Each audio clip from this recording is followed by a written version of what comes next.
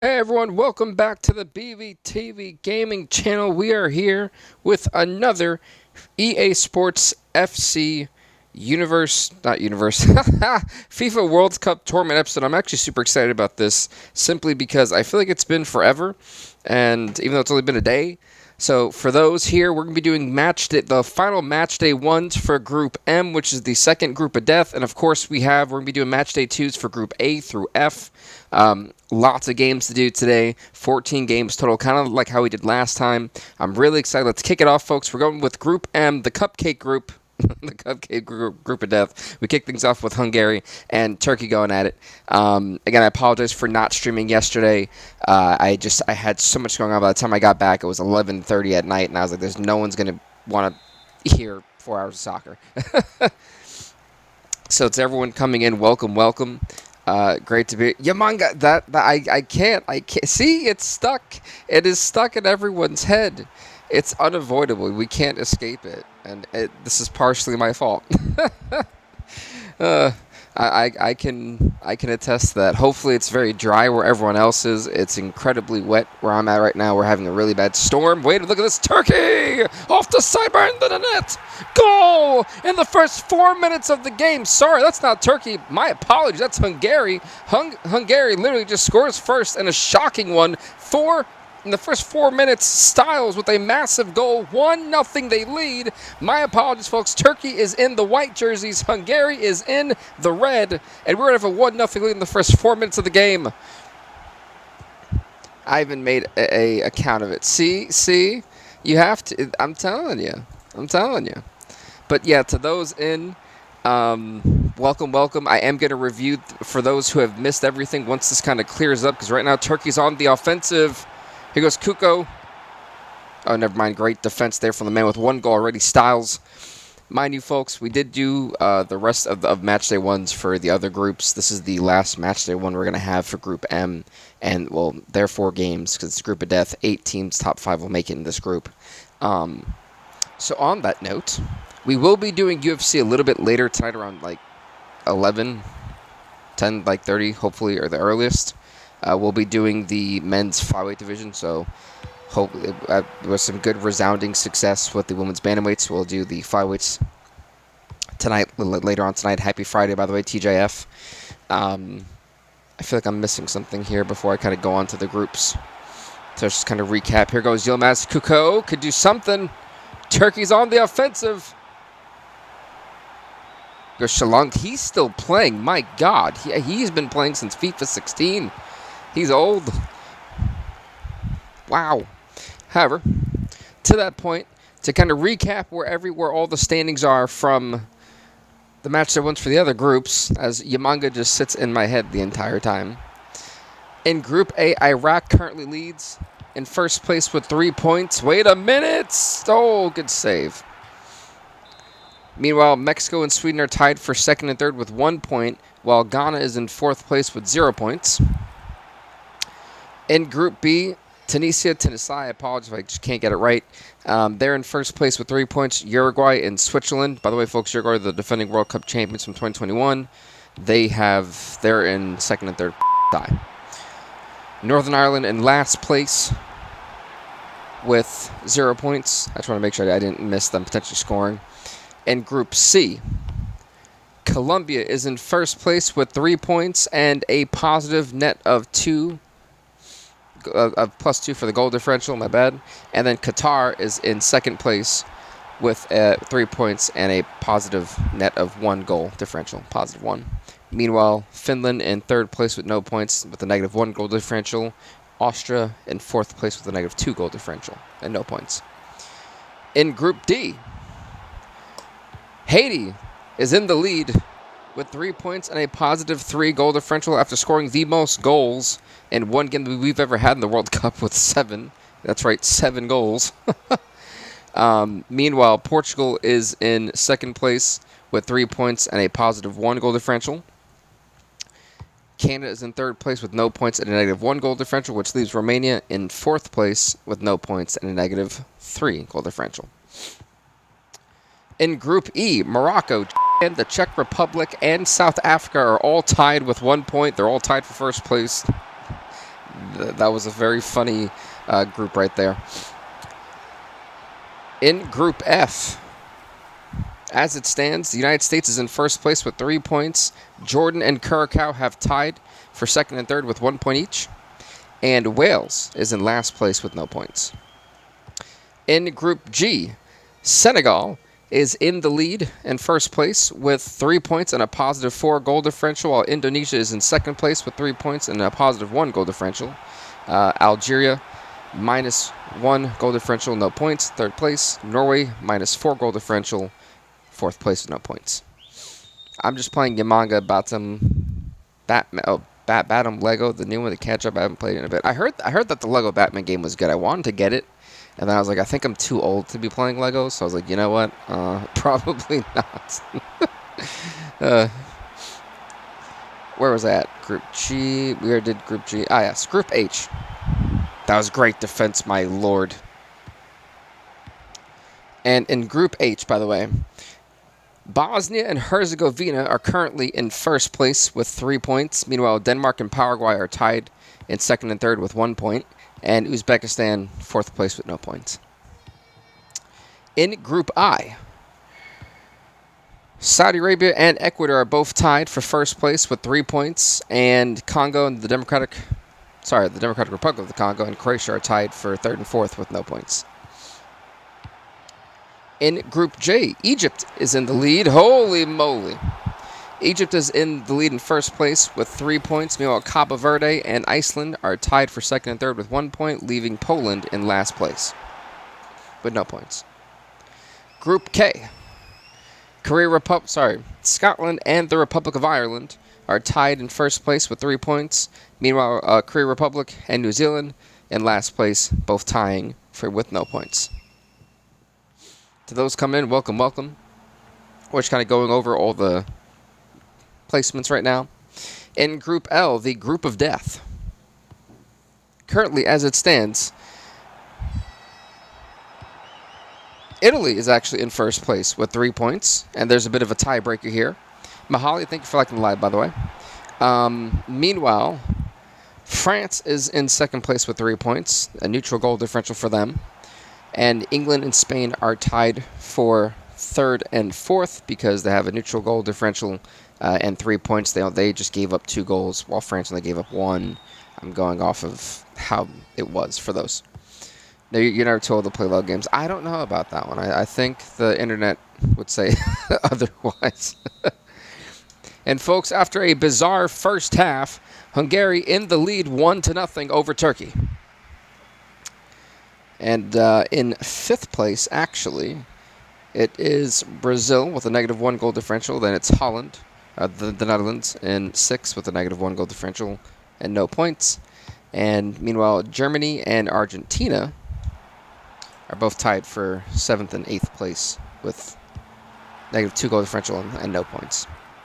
Which takes us to Group M, the cupcake group of death. In this group, it's Australia, Belgium, Hungary, Iran, Panama, Turkey, Ukraine, and Ivory Coast. Top 5 of this group will make it to the knockout stages for the round of 32. In match day 1 for this group, it is obviously Hungary versus Turkey. We've got Ukraine versus Ivory Coast, Belgium versus Iran, and Australia versus Panama. Also, we'll be going through Group A through F as well after this for match day 2 to officially start. We'll be seeing in Group A Mexico versus Ghana, Sweden versus Iraq. And Group B, it's going to be Uruguay versus Tunisia, Switzerland versus Northern Ireland. In Group C, it'll be Colombia versus Finland, Austria versus Qatar. And Group D, it'll be Portugal, Romania, Canada, and Haiti. Group E, it'll be Morocco versus the Czech Republic and Japan versus South Africa. Group F will be USA versus Jordan, Wales versus Curacao. And that'll be all the games we'll be kind of going over in this one. So a lot of soccer action. Hopefully everyone's Friday night's been pretty good so far. TJF.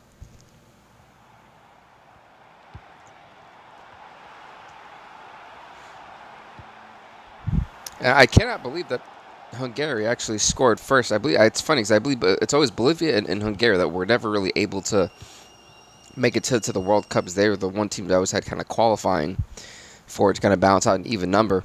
Yet here, both of them are. Well, at least one of them. Here's Shalanglu. He could try. He's got the space. No, gets saved by the goalkeeper. And if you're the goalkeeper from Hungary, you've got a very tight lead. You do not want to have this one go back to a stalemate. But that header is nowhere to be found. Goodness me. Said if my internet does ever cut out or like the power goes off, that's probably because we're getting hit by lightning. It is a wild night to try to stream. I will be honest. Here goes Hungary pushing up the field. Shazbazi to Shangvai. Shangvai, the shot, easy save for the goalkeeper. I'm definitely going to butcher some of the names. I do apologize in advance. And Turkey with possession. Shalanglu now to Koku. To Yüksek, now to Yilmaz. There's a couple of names I'm remembering from several years ago. And I'm like, how are these guys still playing? They were very much aging back then. So how are they, still hanging in there 10 years later?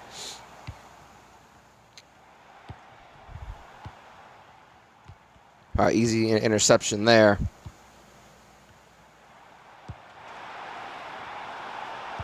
The shot, oh.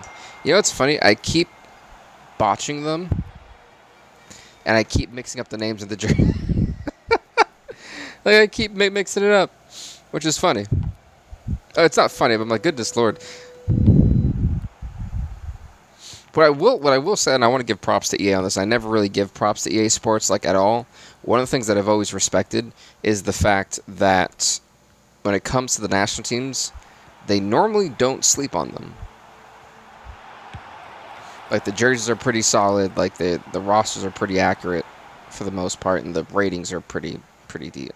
I was surprised that some of these teams this year had boosted ratings. Because I remember Ireland was not even close to being in the 70s. Here goes, Turkey awarded the corner. I keep forgetting that they're on the red. Where was that going? If I would say he needs to grab that. If he should have grabbed that instead of punching it. That was not the wise decision. You just allowed another corner. Again, for Hungary to come out with a 1-0 victory has to be considered somewhat of an upset. I generally speaking, given Hungary's track record, winning against Turkey would be insanely shocking. I mean, look, it's 134 passes for Turkey, 94 accuracy for Hungary, 115, 93% accuracy. This is some really great passing happening in this game. Again, it's all about getting off with the right momentum, especially in these matches. You only got 3 games to try to qualify, and you don't want to leave it down to the final one, because anything can happen. I mean, look at Haiti and Romania. Freaking 11 goals were scored in one game.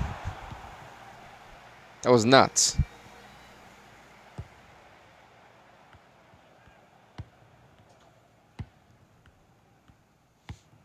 There goes Hungary with possession, just at this point, stalling for time. And I don't blame them. If you can drain the clock now, that's the best way to do it. Do not give Turkey a chance to try to score an equalizer. Drain the clock as much as you can, or try to add to it.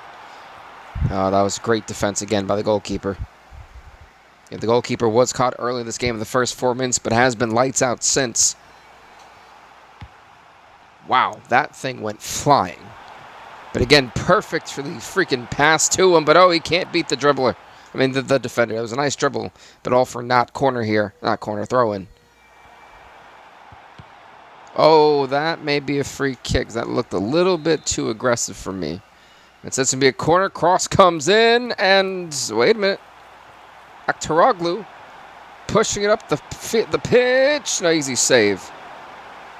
Debu's doing a great job so far. That is the goalkeeper for Hungary doing a fantastic job to this point.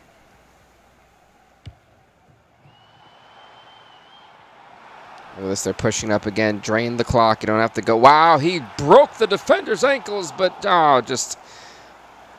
great idea. The execution could have been a lot better. But again, I think that was a bit of a mistake.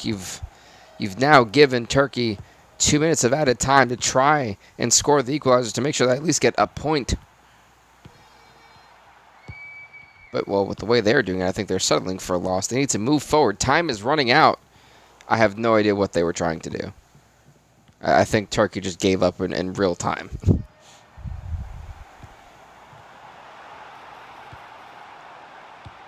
This is trying to add on insult to injury. This is a corner here for Hungary. I mean, they really don't need it, but yeah, that was going to be that. Hungary picks up a huge 3 points with a 1-0 victory over Turkey. Again, for me, this has got to be an upset of such. I think that's a very valid claim to make because this was not supposed to be an easy night for them, and they prevail in this one. Next up, folks, it's going to be Ukraine versus Ivory Coast. That's up next. A solid and highly contested 1-0 victory there for Hungary. Next up, here we go. And I don't know why I can't just keep it on like AI versus AI. I don't know why I always have to do this for this game, but I'm it is what it is. And so what did I say? It was gonna be Ukraine versus Ivory Coast. Interesting. I think this is their first exception in the game actually. I don't think they've been in our tournaments before. This is like their debut. I mean, for a lot of these teams, it's their debut. I really do hope that that next year they keep all these teams. I mean, I highly doubt it, or at least keep the licensed one, which is like, I think 55 of them, they said, or 54. There you go. I'm not even sure what that is. Stadium Bolin Foul. Yeah, that thing. Like my name, Yamanga. You changed it to Yamanga. Yeah. See, it's the way he says. I think it's WrestleMania 24. It's the GM versus GM moment. In the announcing thing. If you can just like type in William Regal Yamanga WrestleMania, he says it with such like aggression, and I'm like, oh, okay, William, I see what you mean. Well, folks, Ukraine and Ivory Coast. Kick it off here. Ivory Coast in the white, Ukraine in the yellow. Uh-oh. Well, I'm not sure that was... I'm a bit confused on what he was aiming for there, but a bit of a wasteful starting possession for Ivory Coast. A bit confused on that one, I must admit. Salafu, hey, welcome, man. Welcome, and thank you for following the live. I do appreciate it. We're on the road to 1K follows. Honestly, if you guys do enjoy the FIFA content, I mean, we're gonna have a Club World Cup. I don't know if I'll have time to do it for this game before it gets old. And if we do, I'd love to start that up and maybe do like a 128 team tournament. And I don't know about doing a bunch of groups of 4, maybe groups of 8. Kind of like how we do with the group of death. Instead of like maybe 3 matches, it could be 5. I'm not too sure. I'd have to kind of weigh it out. Or not 5, but there's 18. Well, I guess you would have to do 7 technically. But we'll figure it out. Oh, so close. Oh, it was blocked off a defender. That makes sense. By the way, handballs are still a thing, by the way, guys. I haven't gotten rid of it. We haven't had any calls just yet. There was a lot of handballs. Uh-oh. I think I may have spoke too soon.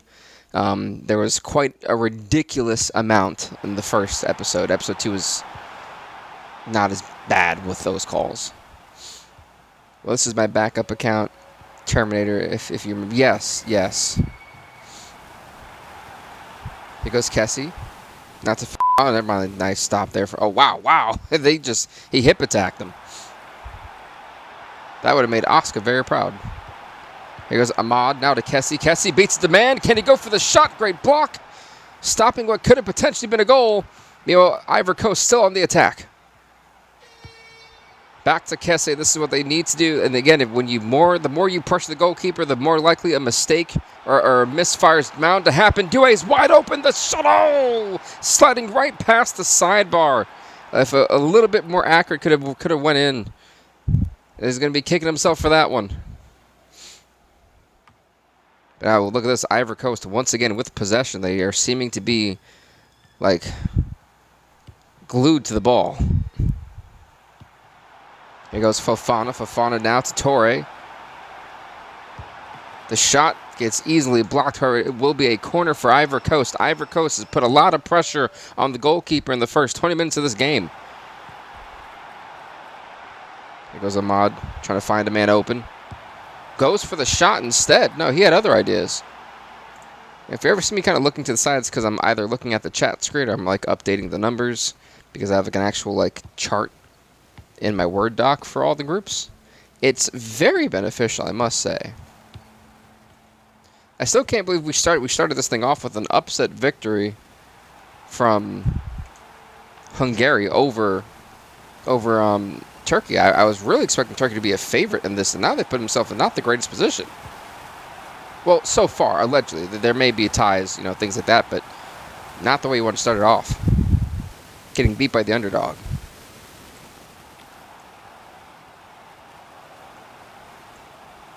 Three points for them. Uh-oh. What, a yellow card? What for? Hold on, let's see this.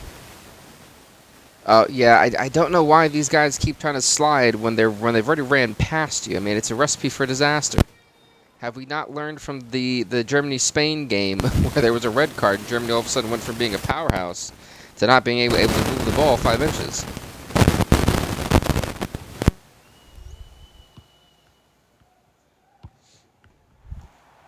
This Ukraine finally on the offensive. Here goes Dovvik. Oh, great save by the goalkeeper. Corner here for Ukraine. They are now on the attack. Cross comes in, and Fofana had no issue with that one. Here you go. Oh, there's two Fofanas. Hold on. That's going to be confusing. Here goes Torre.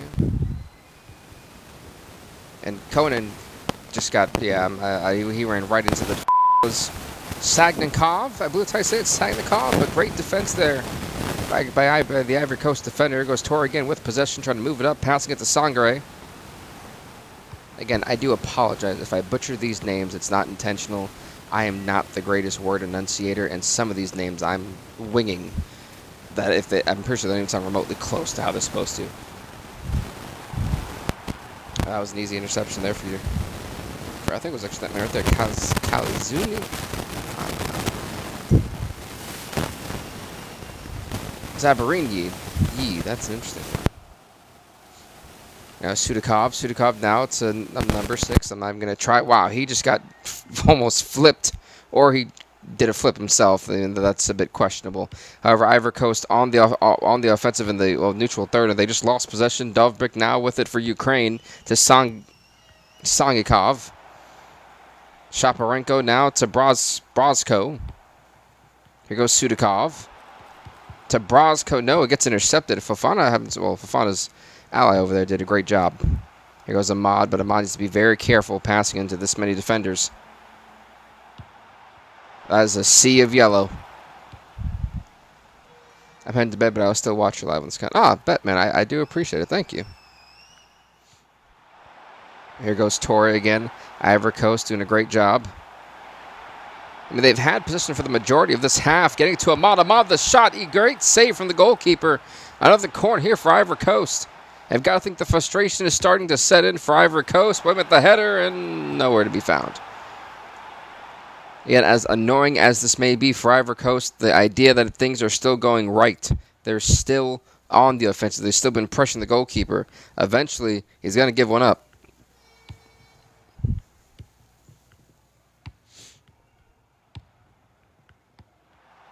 Wow, I mean, Torre's been amazing over there, especially for an attacker like that. It's just a winger at this point. He's done a great job defensively. Here goes Torre. He's got a guy, but I think he's trying to take the shot himself. Good save from the goalkeeper.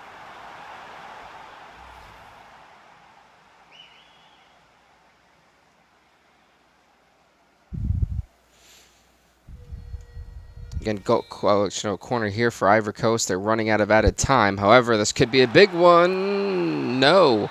And that's how we end the first half so far. We're at a deadlock. But in going into the second half, at least the strategy for both of these teams, I've got to think that for Ivory Coast, offensively, you're doing the best you can. Things have been going well offensively, just haven't translated to goals.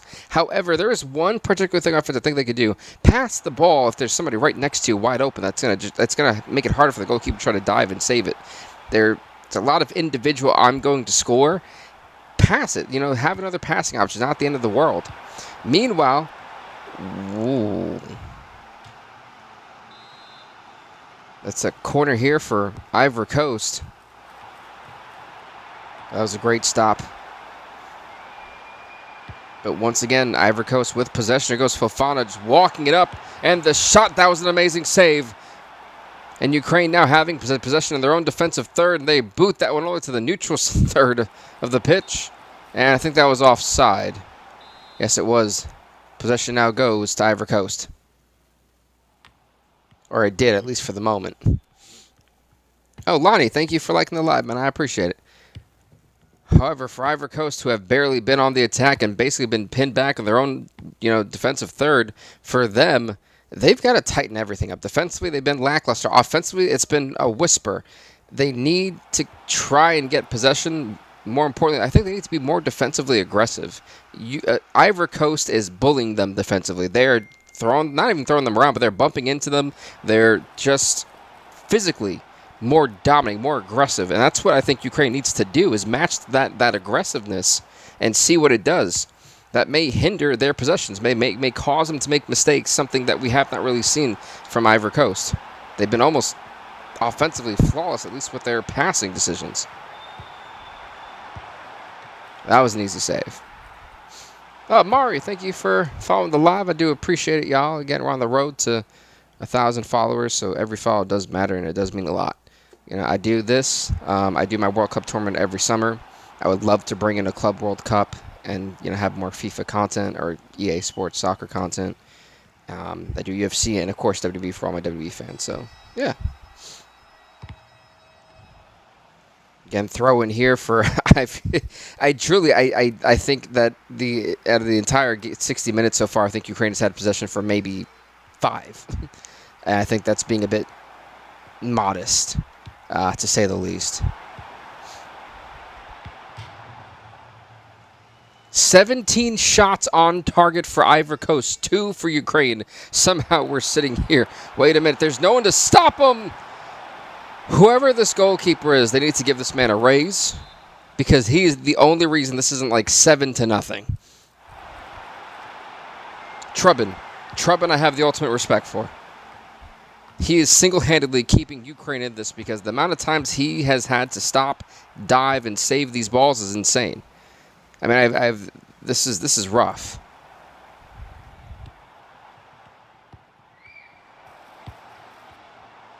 Here goes Malinovsky. See, that's a bit of an easier name to say.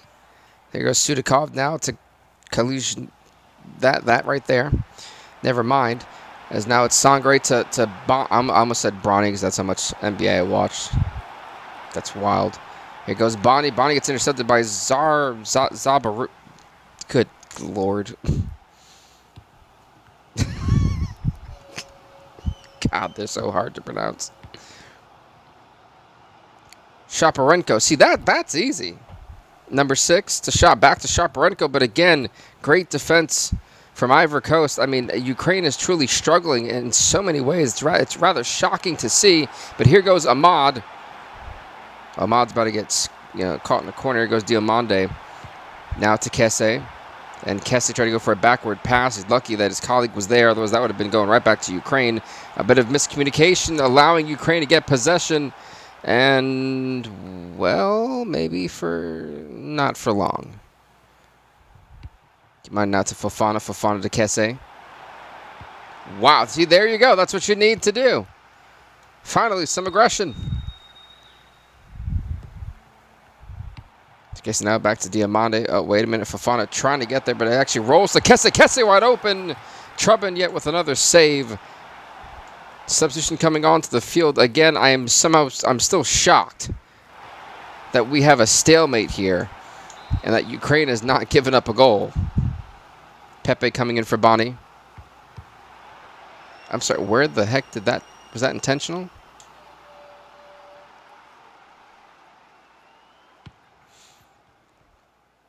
Oh, then why did they tell us it was 17 before? Is that just for the half it was? I'm a bit confused on that one. My profile picture is Yamanga with his manager holding the ice towel, as it should be. As it should be, because Yamanga is just the GOAT at this point. He's the greatest wrestler of all time. Here's Khan de Kesse. Okay, so now back to Khan. Khan's got to be very careful. He's got to avoid that. Oh, wow, it's just a sea of yellow. Ukraine is starting to really tighten up inside their own defensive third, try to help out their goalkeeper. It's much needed, but again, great freaking defensive IQ passing awareness, as once again, Ivory Coast has possession. Fofana out to Pepe. Pepe's in a he's not in a good spot. Oh, well, that wasn't their best decision. To the person who just followed, I actually I don't know how to read those symbols, but thank you for following.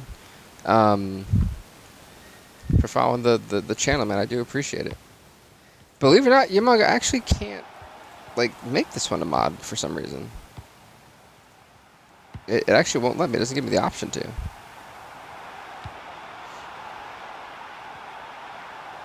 There's Diamant trying to push it up, but I don't know if the goalkeeper got a hand on that. I think they did. Yeah, a corner here.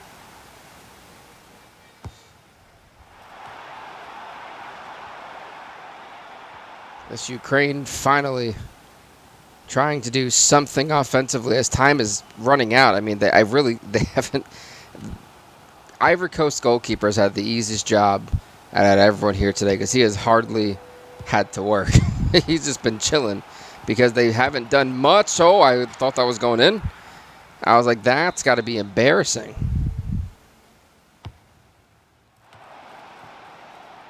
Conan trying to get it. He does get it to stop Ukraine's momentum for now, at least temporarily. Gets the Diamante 2 minutes of added time. If Ivory Coast wants to keep the clock rolling, try to score an equalizer. I mean, well, the tiebreaker. Wait a minute, Fofana. Fofana's right there. To Kesse. Oh!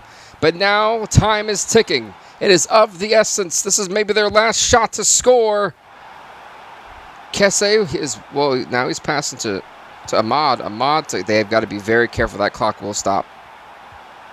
Wow. Ukraine is going to try to hold on for dear life as they tie with Ivory Coast. And a shocking performance. The MVP of this game has got to be Turbin, the guy who was the goalkeeper for Ukraine. Because without that guy, this would have been a just demolishment of a game. Ukraine, Ivory Coast with a massive draw. 1 point for each of them. Folks, next up, it is going to be Belgium versus Iran. That is up next, yeah. It's wild to think. I felt like Belgium was a powerhouse 8 years ago, and they kind of. I don't think they fell off. I think they just kind of got a lot of their stars. Got a lot older. It's a bit of an older and aging team. It seems like. At least that's what like the world was making it seem. I could be completely wrong, but you know, they're one of my favorite teams to still root for. I feel like they just upped this rating recently because they were not that highly rated. That's wild. All right, let's see. Iran. I don't know why. I feel like I'm just like very slow today. I don't. You know, it's probably the old age of 25 catching up to me. Like, yeah, you're done. The greatest years were over.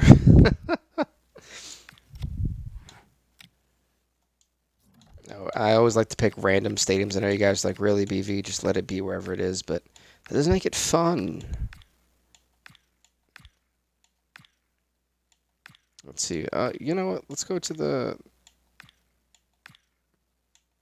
There you go. Ramon Sanchez. That. So why is it so hot in my apartment? My goodness. Give me 1 second, y'all. I gotta touch this AC real quick because it is beyond like steaming hot for no reason. And I am tired of that. So yeah, a massive draw that we just seen between Ukraine and the Ivory Coast. I truly was not expecting that level of a draw. I thought Ivory Coast was going to walk away with at least 3 goals with the way they constantly were pressuring the goalkeeper.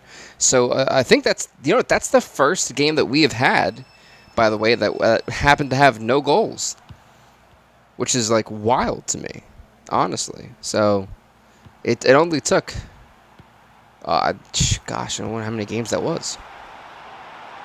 Well, here goes Iran. Oh. All right, folks. Iran in the white. Belgium in the red. Up next for Group M, it will be Australia versus Panama, and that will be the final match of Group 1 before we go on to, of Match Day 1 before we go on to Match Day 2, which is pretty cool. That now, folks, here is Trossard. Now to Thiti. To De Copier. Yofi Tillemans is still here. Kevin De Bruyne pushing it up, and I was about to say, for some reason, it seemed like the person who's defending him was afraid to actually do some defense. Here's De Bruyne now for Belgium, pushing it up, and Rajanad was right there to stop him. Here's Mantra now to Shakarami, I believe that's how you say it, to Nasipur. Wow, still keeping it. Here goes Pierre Falak to Farzani, but no. I brought my energy drink just for this occasion.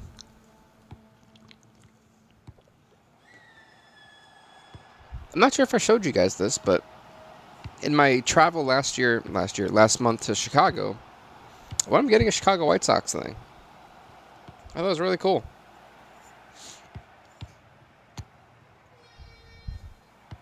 And honestly, let me say this. Belgium should run away with this group. I really want, I mean that with my fullest heart.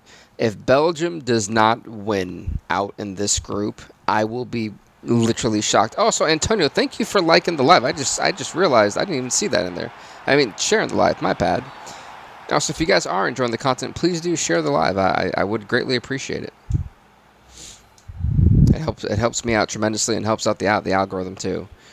So I would greatly appreciate it. Wait a minute, there was a handball that I didn't see. Hold on, there's a handball.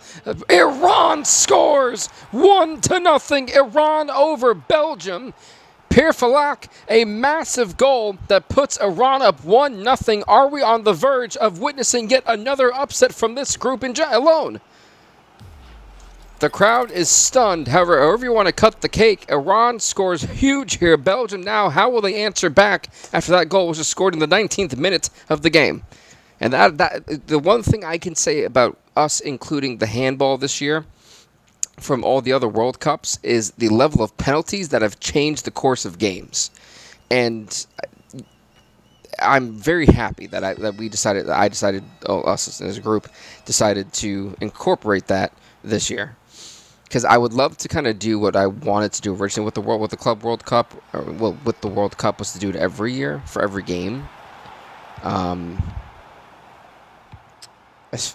Fingers crossed that they keep that many teams in it, because if they want to include 6 teams again, I'd love that.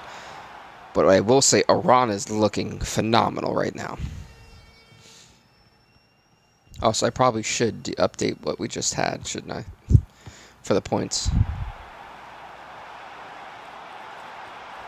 Look at this. They're going for goal number 2, an easy stop there for the goalkeeper.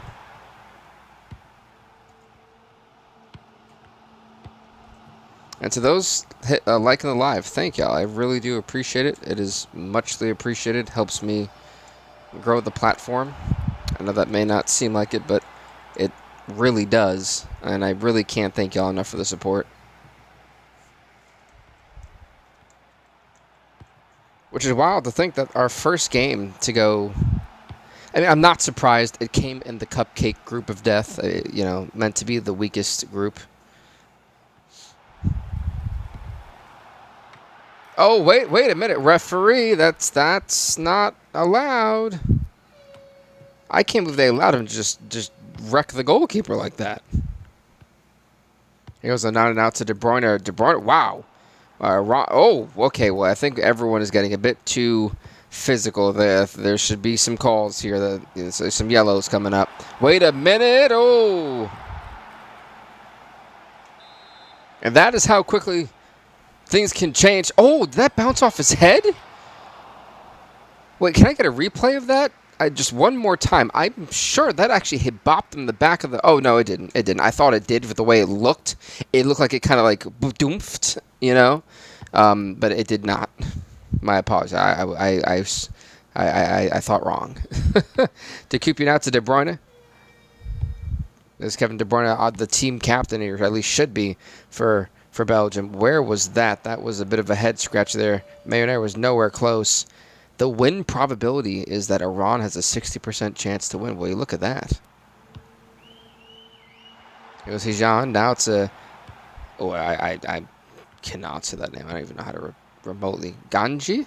I don't know. Ganji... Jehen? I think. There goes Trossard. Trossard pushing up the pitch. He's got a guy open. Oh, I don't know about that one. A bit of a misfire, but can Doku get there in time? He is to save it. Oh, nodded out to De Bruyne. De Bruyne maybe in... Oh, he beats his man. De Bruyne's got a guy. He passes it. Goal! We are tied 1 apiece in the 41st minute of the match. Belgium, Iran tied 1-1 to Ketelare with a massive tying goal in this one right before the half. Belgium's got to be loving it right now. What seemed to be imminent danger, we're back to a stalemate 1-1. How will Iran respond is the million-dollar question. There's that to Ganjane. Ganjane. That's actually, okay. Hyjin. Ganjane now. Now to Ray and Jad. My bad. I'm getting better with these names. Oh. Goal kick here for Belgium. Again, for Belgium, if you push it up and you keep going forward, there's going to be added time on the clock. Pushing up makes it a lot harder for, Iran, especially if they can score a goal. You go into the half with a lead. It's going to lead to a lot of confidence. Goes on, they're taking a bit too much time. Yeah, they took too much time. Well, folks, we got a tie game going into the half, 1-1. Let's see how the second half goes and go to our keys, what both teams could do in the second half better. And so as Iran kicks it off for the second half, I mean, for Iran, the handball kind of graced them with that goal to even put them up. I mean, they lost it shortly after. However, the thing is, offensively, there's some promise here. They have attacked the goalkeeper a little bit. Courtois has been known to give up in big moments. So if I'm Iran, be a little bit more aggressive offensively. Go for broke. But still make sure you're not leaving yourself open to very speedy counterattacks. Then that will literally cripple them because Iran cannot handle or keep up with the offensive power that Belgium has. So that's my kind of thing for them. However, looking at Belgium, you gave up a goal due to handball. Sloppy defense, what I'm going to consider that. Tighten up. Tighten up. You clearly have the offensive acumen. You showed it what masterclass of passing looks like. Focus on that. Build it up. Take some time. Or, if you've got a good chance on a 2v1 on the counterattack, take advantage of it. Speedy does work sometimes. We've seen how De Bruyne passed to Ketelare, and all of a sudden, there was a goal. Belgium has options. They just need to capitalize on them. Well, I mean, I understand what De Bruyne tried to do, which to no avail. Nasipor. Well, they lose possession. Now it's Doku with possession for Belgium. Now to De Bruyne. To Ketelare, who is literally wide open. The great wide open takes the shot and not even remotely accurate. Goal kick here for Iran.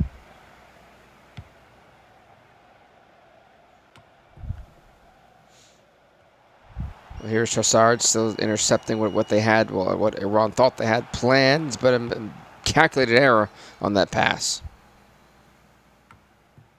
Wow, Belgium still has it. De Bruyne to Trossard. Trossard, they're getting basically lost possession for like a millisecond. De Coupier to De Bruyne. To Onana. Back to De Bruyne. Great block there from the defender. However, it's still Belgium's ball. Again, great passing. That is really what's going to help Belgium in this one. Well, if, De Bruyne doesn't give it up. Holy mackerel, where is that?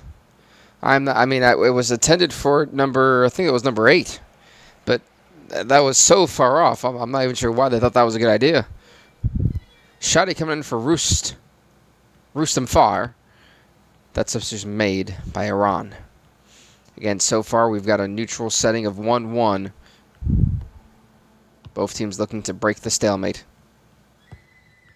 Here goes Tillmans back to De Bruyne. De Bruyne gets intercepted. Now it's Ganjane. Oh, never mind. Free kick being awarded. Are they going to try to cross it or go for the pass? I mean, I bet. Whoa.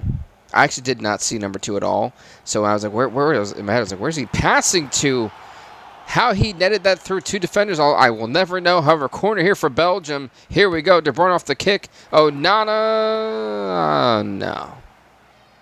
Goal kick here for Iran. I got to admit, Iran defensively is holding their own. Give props where they're due. I've got some impressed.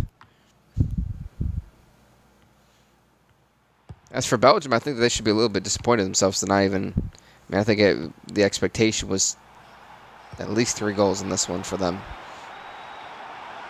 Is running it up. Oh, my God. Wow, Courtois got lucky because I'm not sure what that man was. I would have kept just trying to kick it in there. There's a cooping out to Tillmans. Tillmans now back to De Bruyne. That was nuts. 74% possession for Belgium in the last 15 minutes. Here goes De Bruyne. Wide open. No. Missing wildly. Another substitution. Oh, wow. Another substitution for Iran. Bomdad Nejad coming in for Farzanan. Can any of these names be easy to enunciate? Bomdad Nejad. There you go. Well, he got intercepted anyway. Belgium once again with possession. Here goes Trossard. Trossard's kind of stuck here with 3 defenders. Iran back with possession, trying to really do something with it, trying to break the stalemate. Can't they have guys to do so? Oh, never mind. Belgium has done really good defensively to this point in the second half. Here's the man with the goal already. Ketelar. To Onana. To De Bruyne. Ketelar. To Trossard, but a good save there from the goalkeeper. Corner here for Belgium. I think Belgium, the frustration's got to be setting in.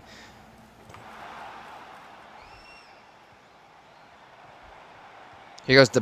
God, I forgot he was still playing. Wow, that was an easy save for the goalkeeper.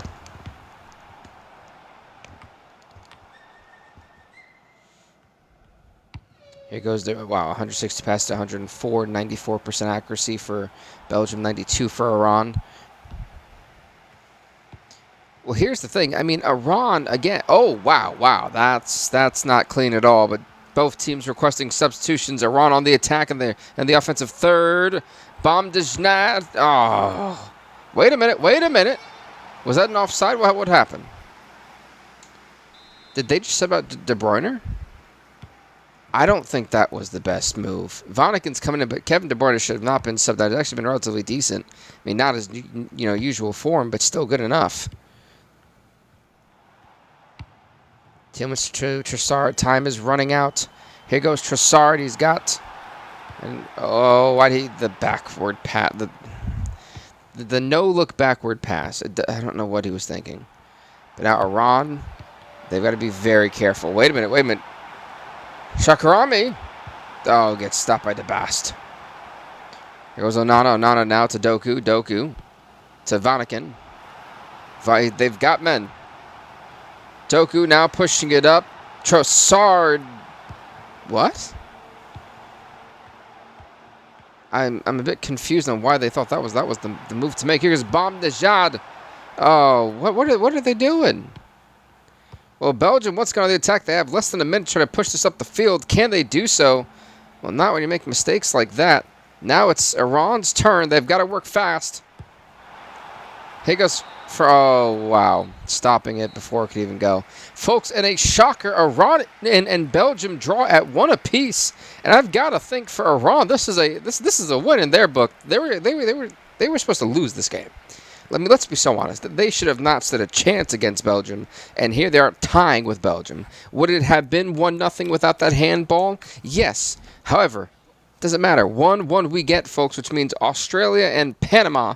That right there, that is up next. Sorry, I don't know why it took so long to press the button.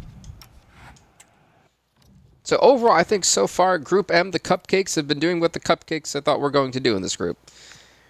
However, still some upsets. I mean, Hungary beating Turkey, Iran tying with Belgium. Somehow Ukraine keeping a draw at 0-0 to when they literally had, what was it, over 20 shots on target from Ivory Coast. I mean, it was nuts. A very unpredictable group it has been, though. Australia, Panama, it's coming up next, by the way. Where is Australia? What is their rating? Oh, well, you know what? That's not awful. They've been rated worse before, so I'm sure they'll look at that as an improvement. Well, it's actually a very evenly matched game. Nice. Okay. I like that. I wasn't expecting it to be. I don't think we've been to Stadium Olympic, so we will be for this one. Here we go, folks. Australia, by the way, in the yellow. Panama in the white. And following that last one, make sure I put the score on there. Sometimes I do forget, I will admit. As I kind of just update the numbers for the last two games, because I did forget to do it for Turkey. My apologies. Goals 4-0 for Turkey. Wait a minute. Here goes Metcalf. Oh, never mind. Great defending there from Andrade. Throwing here, though, for Australia. Australia. What a name. What a last name. Italiano. To O'Neal. O'Neal to Ocon, but nothing. Hopefully my Wi-Fi was good. That's strange. I think the Wi-Fi just fixed itself. So my apologies about that, folks. It was a weird, glitch really quickly. Uh-oh. To Martinez. Here goes Panama. They could do something here. Murillo. Oh, they've got to be very careful. I mean, I understood the idea, but I think they could have tried to wait for something else to open up. They may have felt a little bit pressured there. Yeah, I can't really fault them for that one. Wow. Metcalf is breezing by defenders, or at least trying to. The shot, great save by the goalkeeper. Corner here for Australia.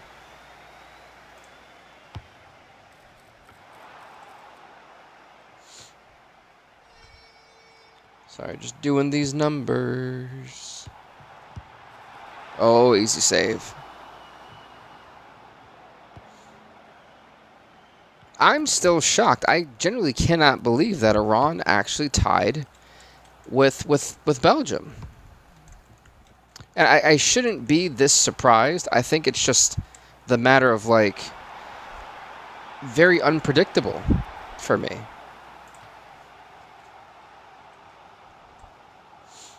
So as I'm doing the numbers for this group, it's actually looking really solid because at this point, it's still anyone's thing after this. I mean, there's only one team that's actually won. We've had 2 draws at this point. And with this game, depending on if there is a winner, that still leaves 3 extra spots to where, with the loss that Turkey took, they're still very well in this. It's not one of those situations to where it's like both teams won or, 3 of the 4 or 4 of the whatever won, and you're like, wait a minute, that's not leaving much room. Draws aren't going to cut it at that point. There's still a lot of wiggle room. I think it's once match day 2 kind of sets, you start seeing how the tables are formatting, then there's going to be a lot of panic.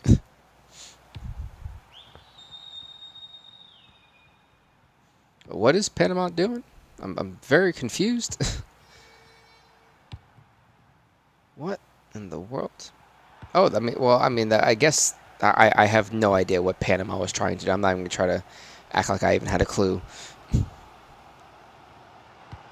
Here goes Boss now to Torre. Torre trying to push it up. The shot, great save from the goalkeeper. Aaron Kunda now, the cross coming in, but no one there. Wow, he kicked it right back to Italiano. Here goes Metcalf, but Metcalf's only got one guy with him. A lot of defenders. Here goes O'Neal. O'Neal's got to be very careful. Trying to pass it. I don't know if his intention was to get a corner, but there is a corner now. Corner given to Australia. Here goes Metcalf. Metcalf. Whoa, okay. Oh, that was... I mean, again, the idea was great, but he was not in position. I'm not sure what that guy tried to do right there. It wasn't the brightest thing I've seen. Now it's Panama on the attack in the neutral third. Godoy to Martinez. Martinez now to Murillo. Murillo getting it to Carrasquilla. To Godoy. They're kind of playing with it here in the neutral third, trying to go to the attacking front. Here goes Diaz. Diaz the shot, but no one to be found. Goal kick for Australia. And folks, hopefully you guys are enjoying the content. Like I said, later tonight, it will be UFC as well. So, just a heads up.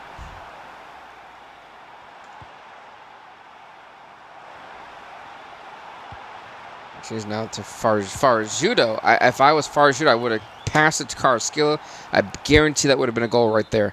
The way Carrasquilla was coming in, that was a golden opportunity. Yeah, easy one for the goalkeeper to catch. And again, if you're Panama, technically, the likelihood of you, I think some teams would be counting Panama out in this one. I think this game is actually very even. Here goes Metcalf, though, pushing it up. Metcalf, the shot, it bounces, and goal! Australia takes the lead, 1-0 in the 33rd minute of the match. Metcalf putting Australia up on the board to start their World Cup campaign. The stalemate has been broken for now. How will Panama respond?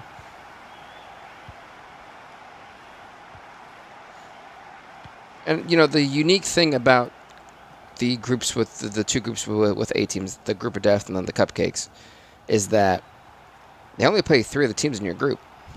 It's a lot of hoping that, you know, something opens up, especially if... Wait a minute, here goes Ocon. Wait a minute. I'm not sure how you say that name. But I don't know why Ocon didn't just shoot it. He was right there. I don't think that one needed an extra pass. Corner here for Australia.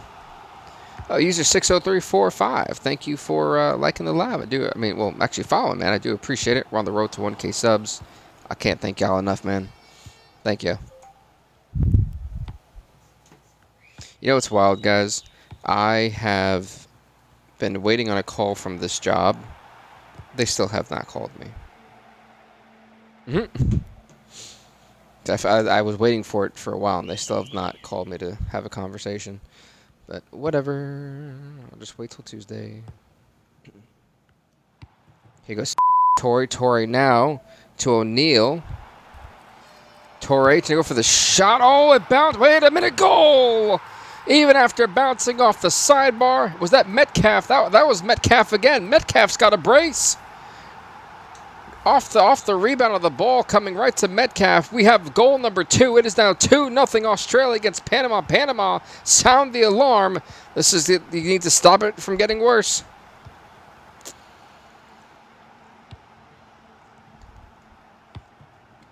O'Neal to Ocon. Wow, I trust Australia has possession again.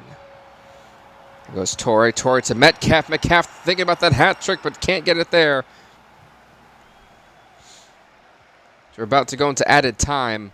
We got 1 minute of added time before we're going to the half. Here goes Carrasquilla. This is a much-needed opportunity. Panama could really try to at least trim down the deficit. The shot, no.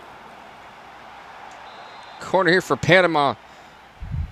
Kick comes in very far away, though. And I think that is, that's going to be the end of the first half. 2-0 Australia. How will Panama respond going to the second half before we give our report on what they could do better? Panama kicking off the second half, and since they're kicking off the second half, well, defensively, as we've seen, there's in the armor. Defensively, they need to tighten up. This is where I also talk about aggressiveness. There is none for Panama. They need to get aggressive. They need to start trying to force mistakes. Stop leaving so much room for Australia to kind of do whatever they want and try to... You got to stop having them have so much possession. Make it uncomfortable. Something they haven't done. Now, look at this. Diaz, though. Carrasquilla now. Oh, so close to the net, but just so far. As for Australia, keep doing what you're doing. Everything is working. You know, you could tighten up some passes offensively, but you've already scored 2 goals. Expand on the lead or keep it. You know, focus on defense. Either or. Don't stop. It was Panama, though, trying to backward pass to Diaz. Diaz got nobody, though. Yeah, there was a sea of yellow. Or is that like orange? I think. Yeah, that looks orange. Yeah.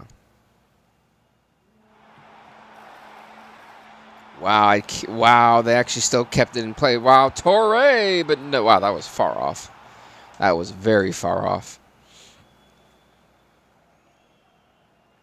And corner hit kick here for Panama. Panama, though, since the start of the second half, has been a little bit more offensively aggressive, which is good.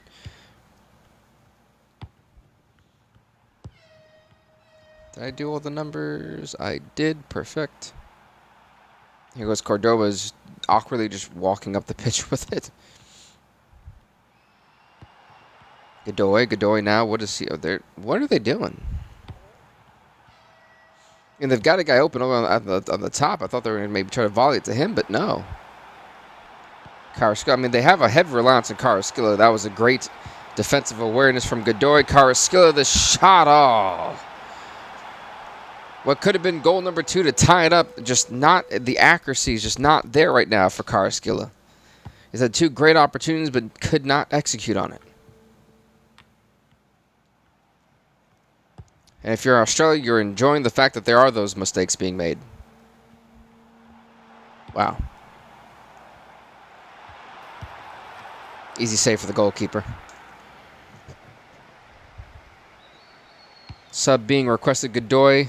Now to Murillo. Murillo now to Harvey again, but I mean, I don't feel like passing's been the biggest problem for Panama. I just think that they just don't know how to create space. It's stalled movement. And I know that sounds confusing, but they get a pass, there's something good, and then it's like this pause. They're waiting for the next thing to do. And Farajito had a shot, but again, I mean, good save by the goalkeeper. It really wasn't that challenging. I wouldn't sub out Farajito, but, you know, to each their own. Wow. Talk about getting bullied right now. That's exactly what we just seen.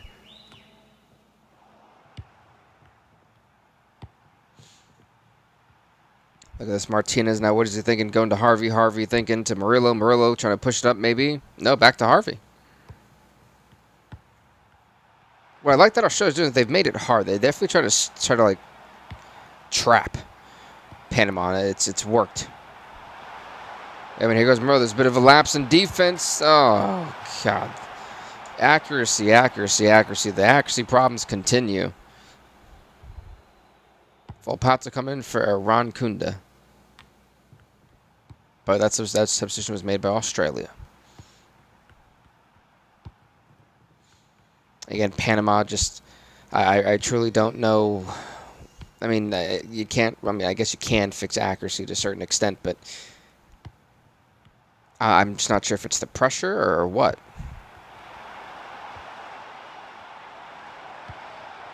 Real wide open. Again, just nowhere close.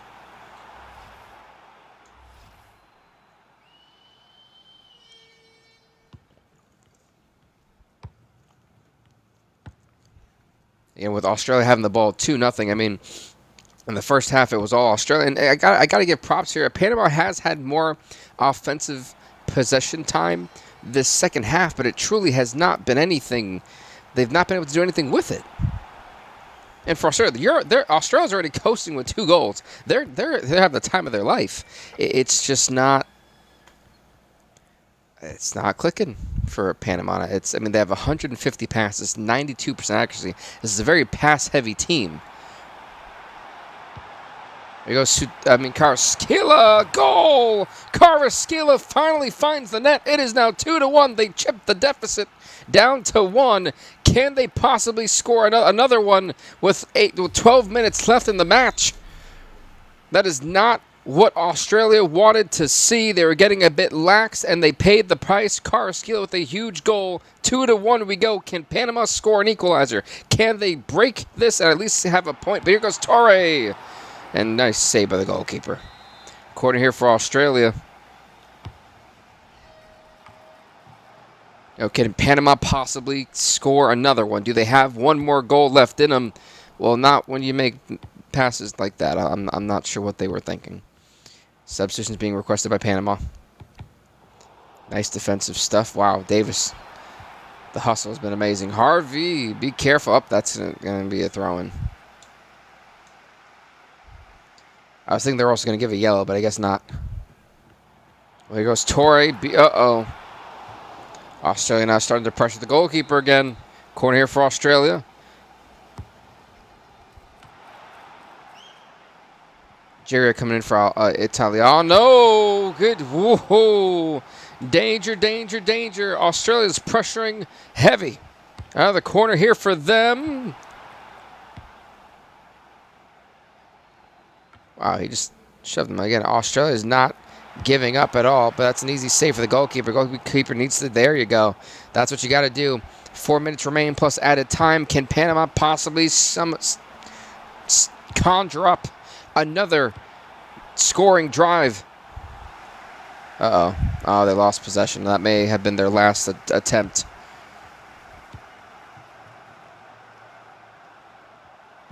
Wow. They made sure to get the ball away from Metcalf. The man with 2 goals already a brace. Here goes Godoy to Londano. Londano, I wouldn't.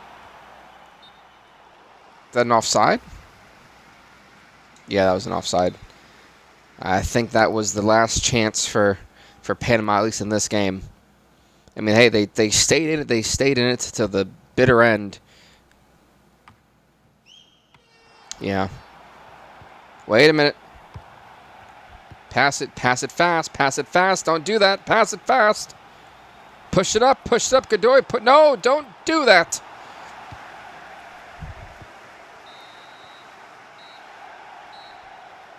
Boneheaded passing at the end in the last 10 minutes of that one.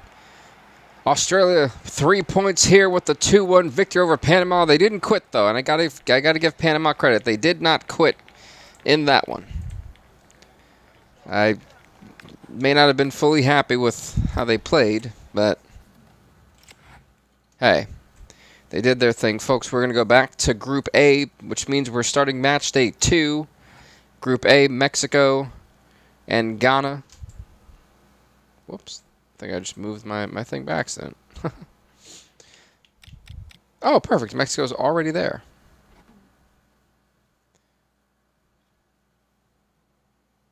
Oh, so we'll switch. Let's see. Actually, I'm gonna have Ghana have a home game in this one. Hold on, because they technically haven't had one. With the way it's looking, they want to give Mexico like all of them. So we're not gonna do that.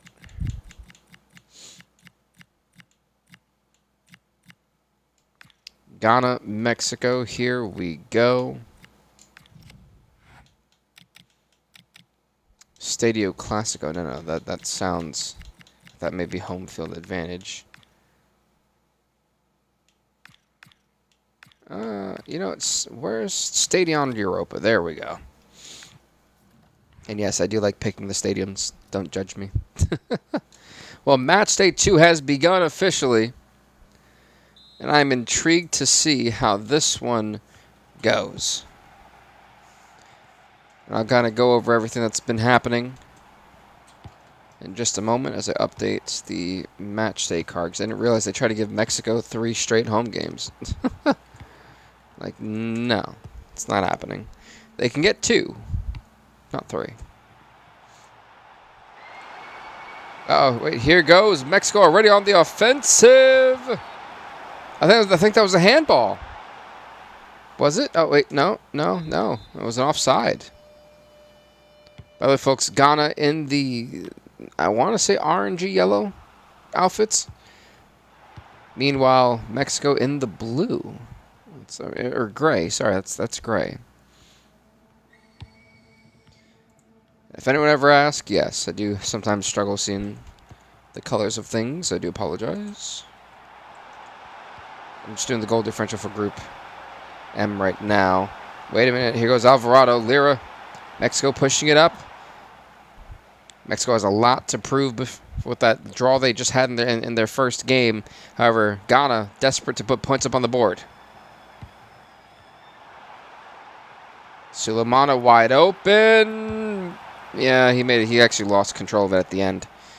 Not great. Oh, Nguyen, thanks for following, man. I do appreciate it. We're on the road to 1K follows, so thank you, man.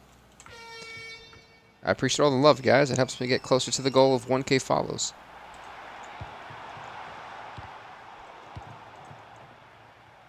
So I'm just updating the group, and I kind of review kind of Group M real quick before I go on to Group A.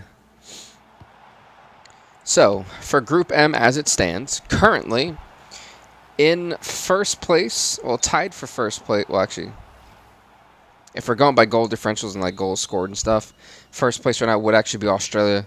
They scored 2 goals and they gave up 1. They're in first place. And then Belgium, sorry, not Belgium, Hungary, actually reversed. Like Hungary would be in first place. They didn't give up any goals, and they have 3 points. Then it's Australia in second place, in third place with 3 points. Tied for, wow, I could even finish speaking. Okay. Well, Mexico just scored in convincing fashion the 16th minute. There wasn't even a sound effect. There was nothing. What the heck? However, as I was saying, tied for third through, what, third through seventh. My apologies. Belgium, Iran, Ukraine, and Ivory Coast with 1 point each. And in last place is... Oh, I made a mistake. Did I? Am I challenged right now or something?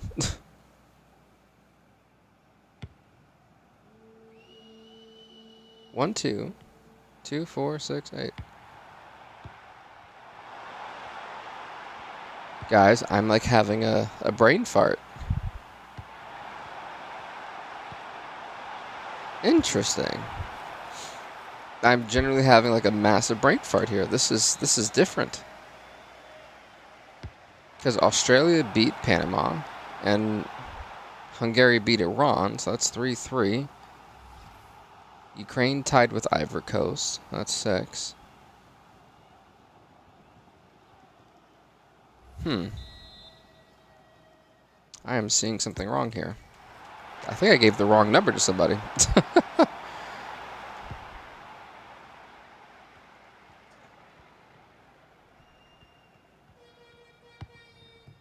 That's what it was.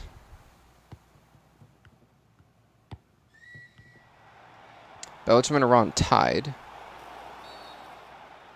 So that's accurate. Ukraine and Ivory Coast tied, so that's accurate. Australia and Hungary won their games. So first and second are Australia, Hungary. Third, fourth, fifth, and sixth. That's what it was. I said through seventh. Sorry. 3 through 6. And a 4-way tie is Ukraine, Ivory Coast, Iran, and Belgium. My apologies, folks. I literally had a derb moment. I was like, I did my math right. And then Panama and Turkey are in last place. 7th and 8th. My apologies, folks. That was my mistake because I was a dodo for a moment. And I can be honest and admit I was a dodo right there. I was like, what? What is happening? Either way, Mexico definitely with a massive chip on their shoulder here in Group A. As we know, Iraq is in first place coming into match day 2 with 3 points. Meanwhile, Mexico and Sweden had tied in their game in match day 1. And, well, Ghana is coming in with a loss. Sulemana, it was a great stop by the goalkeeper. However, it did not go out of play, which means it's still in effect for Ghana. Ghana desperately knows that they need a win here. The shot and nowhere to be found. Goal kick for Mexico. Mexico wants to take this one bad. However, I think Ghana wants it a little bit more. They've got it to stay alive, to stay in it, and not have a last-second, desperate hope. A win here is crucial. Or at the very least, a point at that. Sweden and Mexico had tied in the opening game of the World Cup 3-3 for us. And I just realized that the literal games are going on right now. There we go. That's what they needed. Williams ties this thing up with a goal in the 35th minute. A desperate goal that they desperately needed. Can they score another one before the end of the half to take a lead? We are back to a stalemate 1-1, and that is not what Mexico wanted.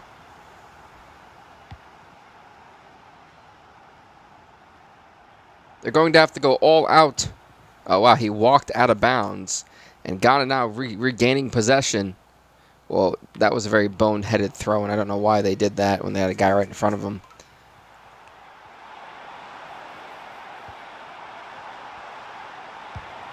Wow, just like that. Goal number 2 for Mexico. They'd answer back within 3 minutes.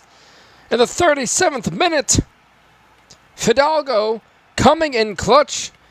The second goal for Mexico to give them back the lead. Can Ghana now respond? This is really not what they wanted. However, it's not over just yet. They've got plenty of time, but you definitely want to go in. Oh, the mistakes are happening. I think the pressure may finally be starting to get to Ghana.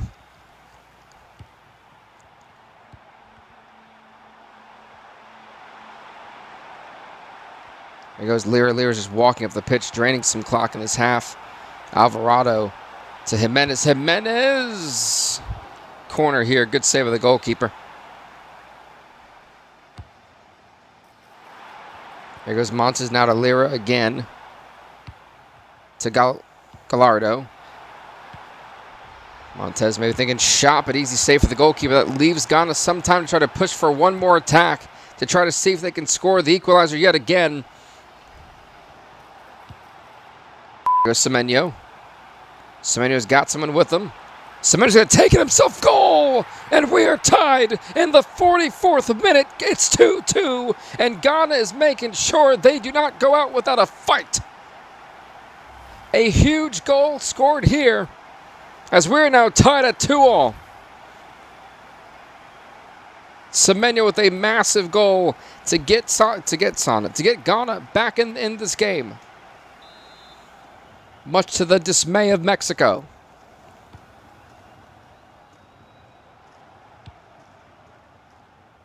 Now, can Mexico come up with a counterattack? They've got 2 minutes of added time. And for Ghana, you just got to hold on. Can they hold on to the half? They've got to be very careful here as well, not to make any critical mistakes. That's going to be sailing out of there, folks. We go into the second half tied 2 apiece. We've got a game. You know, talking about what both sides can do better, I'll say this immediately. Defense. It was not there in that second half. I mean, let's just call it for what it was. It was not there. However, offensively, both of these teams are on fire. Let's see who keeps that momentum going into it. The key for Ghana is to try to strike and score early. You've been coming back from behind the entire game so far in that first half. Take a lead. See if it's possible. But also, don't make any risky decisions. Okay, I'm not sure what that was. Aerial gymnastics. Like, why would we think that was a good idea? A goal kick there for Mexico. That was not the smartest way to have your possession end. Williams, though, that was a great interception. Now it's Ghana on the attack. They got to be very careful. Ayew trying to fight his man. Good save. Corner here for Ghana.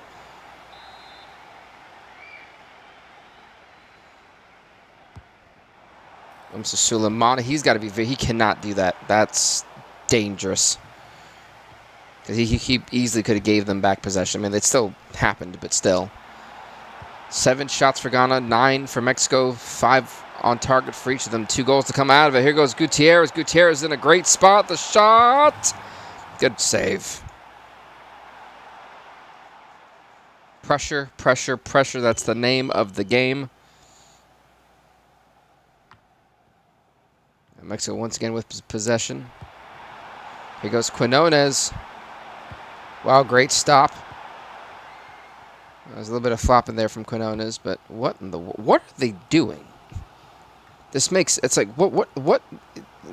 It doesn't make sense. Mexico benefiting from the horrendous decisions by Ghana right now. Great block. This is what Ghana needs to do, is sharpen defensively. That's exactly what they're, oh my lord. I'm not sure if Ghana's trying to lose this game now or what, but they've coming out of the half, they're just making boneheaded decisions. And they're very lucky, my lord, off the sidebar not once but twice.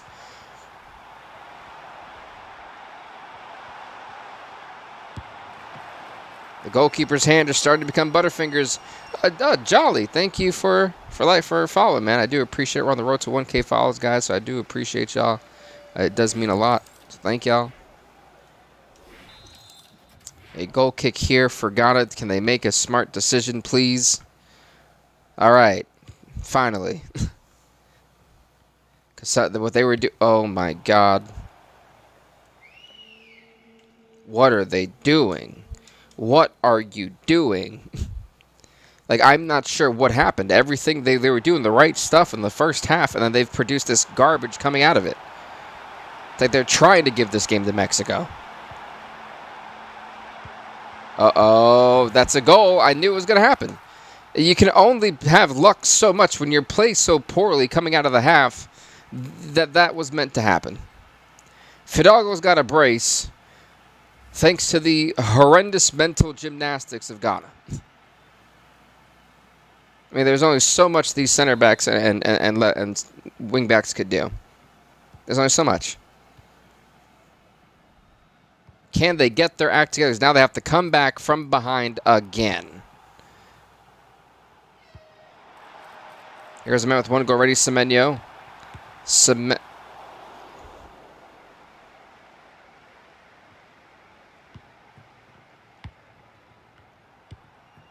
I have no idea what they're.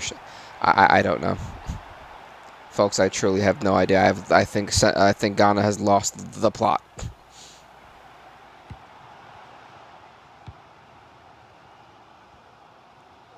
I'm kind of curious to see what they do from here. Here goes Sulemana, pushing it up, getting it to Fata. Fata, woo! Oh, so close. Honestly, it's getting tighter and tighter, that window. Ghana's constantly had to come back so many times. To do it again is going to be really rough as time is starting to tick away. And this is when we get to that 70th minute where that pressure starts to set in. Ghana knows a second loss is ultimately not what they need.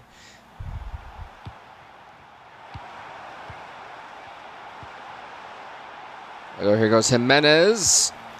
Uh-oh. The goalkeeper's got to really tighten up on catching these balls. It was Akpu to Mensah. Mensah's kind of looking backward at this point. It's not really looking forward. We've got to be very careful. They've already walked it out of bounds and almost been in danger that several times in this game alone. Yellow card for Party. Vasquez getting subbed out, by the way, for Mexico. And now a throw in here for Mexico. Wait, what? Was that because of the yellow card infraction? Mexico may be looking for goal. Oh, God, I think it just hit him in the face. Urenki's getting subbed out for Ghana.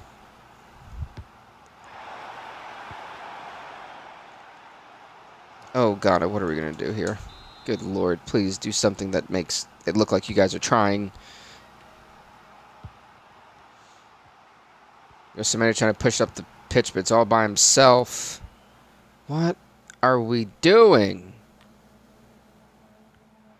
Oh, my God. I'm telling you, they're trying to lose this game.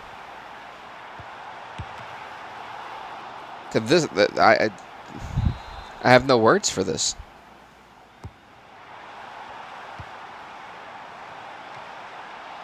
Ghana's got literally 8 minutes to try to score 2 goals. They want 3 points, or at least to score 1. Oh, for God's sake.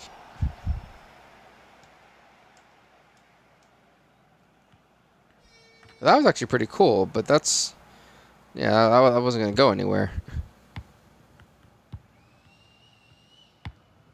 Okay, Mexico, if I'm Mexico, just drain the clock. Ghana gave you the win here. There's no doubt about that. And in this second half, Ghana played horrendously awful.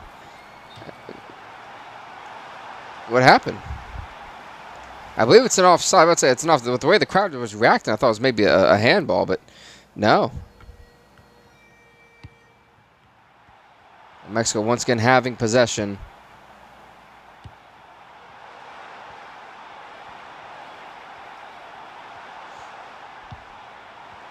Oh, here goes Fidel. Oh, my lord. They just steamrolled him.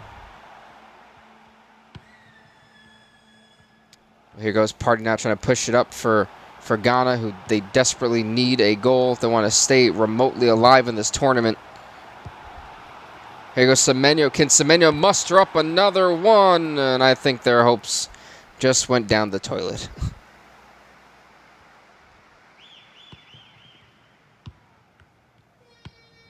That Mexico is going to pick up their first points in the World Cup tournament. 3 points from them on a win here against Ghana. Ghana right now, it's not looking... Actually, they've lost 2. They're actually going to be essentially, depending on what happens with Sweden, well, 3 points if Sweden beats... If Sweden... Well, no, I don't know how they're going to... I think it's actually impossible for them to move forward. I'm thinking about it now, and I'm like, I don't think that there's a shot that they have it.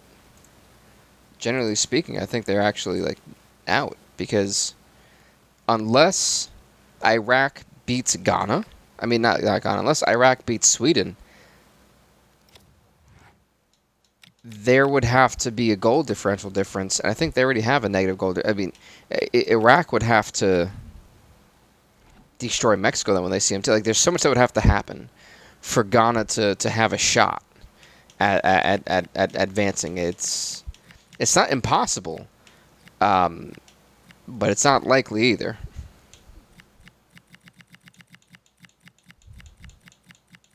You know, it's unfortunate. Ghana came into that second half and let's be, call a spade a spade. They blew it. They gave it away. Wald Stadion, one of my favorite stadiums to play in. Next up, folks, Sweden, who now knows this is kind of a must-win situation, and for Iraq, if they were to get a win here, they're guaranteed to go on to the next round.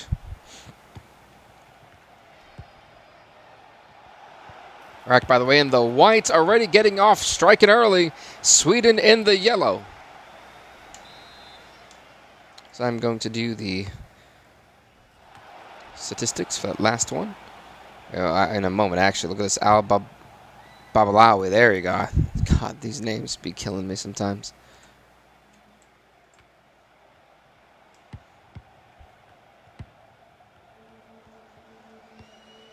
Let's see. Sweden now on the attack. Ayari to Karlstrom. Karlstrom to Svensson. The Sweden pushing it up early.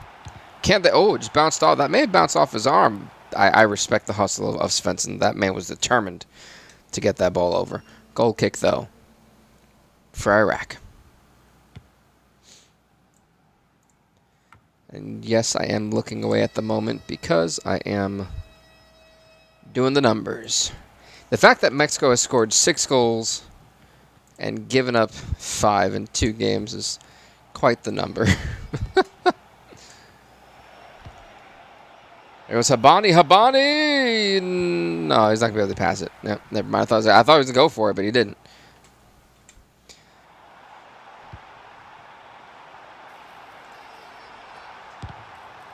Yeah, nothing there for... the way this crowd is racked, sometimes I'm like, oh my goodness, are they actually going to do something? Yeah, folks, right now, Ghana has a -2 goal differential. I'm not sure there is a way that they could... I mean, again, it's not possible. I mean, but Iraq would have to beat...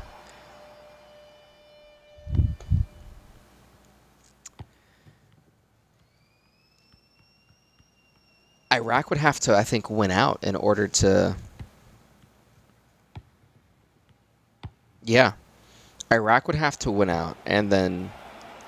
which would be beating Mexico. That is a wild scenario. I mean, it could happen, but that is such a slim reality of happening. Ghana is technically not out of this thing. Well, that depends on how this one goes.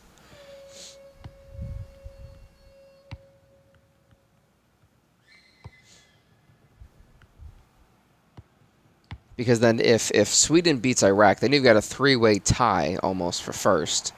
But then it comes down to goal differential, which is really interesting because, right now, as it stands, Ghana is still in last place, is in last place with no points. Mexico currently, after 2 games, is technically in first place with 4.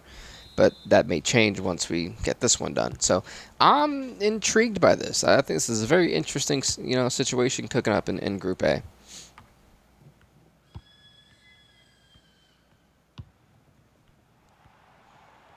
There goes Karlstrom. Karlstrom now trying to find Svensson, the man himself, and he gets intercepted. Al-Jazari now passing it to Al-Bibilawi to Al-Furtani. Furtani had a big role last time we seen him. Here goes Maslawi. Maslawi thinking the shot. Great defense by Johansson, but wait a minute. That's a penalty. That is a penalty and a yellow card for Lager Bielik. Yeah. So we've got a penalty opportunity for Iran to potentially take a lead. Can they? Al-Furtani up for the shot. Can he? Will he? Goal! Iraq takes a 1-0 lead against Sweden thanks to the handball penalty opportunity. Al-Furtani gives Iraq the lead for right now. Is a potential yet another upset in the works for Iraq. Can they hold on to their first place placement? That would be nuts. Can you imagine if that's what does them in? That means Sweden would not only have a draw, but then a loss to Iraq, which then would literally keep would literally keep Ghana in the tournament, at least for now. Because then at that point, Ghana would have to beat Sweden in their next match, and would have to at least have a 2-goal differential to have it a neutral setting.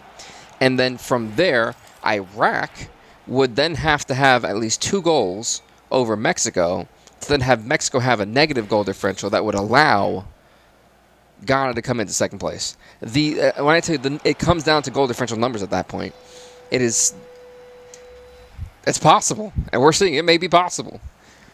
Francisco, thank you for following, man. I do appreciate it. We're on the road to 1K follows, so I do appreciate all the love, man. Thank you, guys.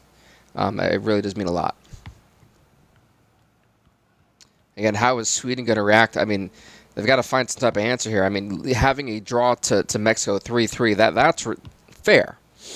And I said this before, the last time we've seen them, this is a different team. I think this is an even better team than before in the past couple of years. So I was expecting big things from the shot. Good save. Corner here for Sweden.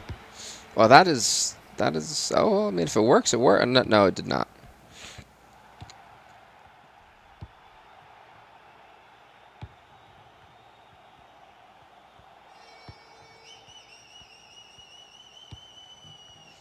He goes, oh, wait, what happened? Oh, a yellow card, I think, for who? Lindelof? Oh, no, not Svensson. That was the one guy I was impressed with for his determination. Okay, here goes Furtani. Here goes Masani. Can Masani stop? Oh, never mind. Goalkeeper having great awareness there. Maslawi to Masani, but that may be a miss. No, Masani was actually able to keep that. I'm very impressed. Here's Bablawi. No, Bablawi. Sorry. Not Bablawi. That's crazy. I think they both kind of got in the way of each other. I think both of them had the same idea. Here goes Furtani. Could go for it again. The second shot goal. Iraq takes a 2-0 lead against Sweden.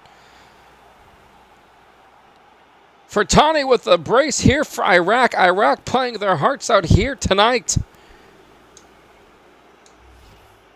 If Iraq beats Sweden, Sweden's stuck with 1 point. That changes the game. To them, the possibilities are endless. That would still mean Mexico, obviously with 3 points, still has a good shot. That would mean Sweden still has a shot. And that would also mean that Ghana is still in this thing. Because right now, Sweden has 1 point. If Sweden loses here, and then Mexico loses to Iraq in match day 3, but then Sweden beats Ghana, they're in.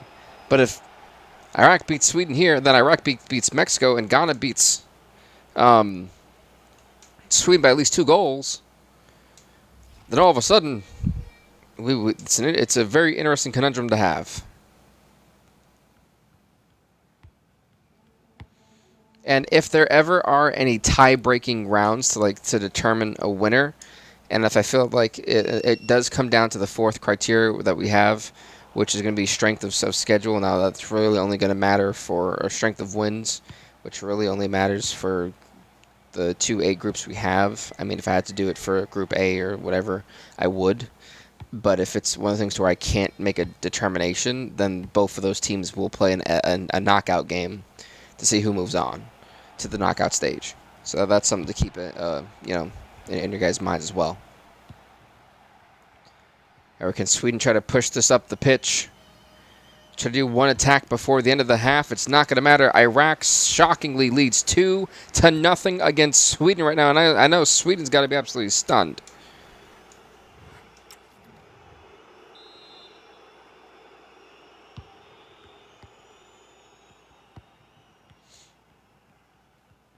Again, Sweden with possession to kick off the second half. We look at the second half report and what they could do better.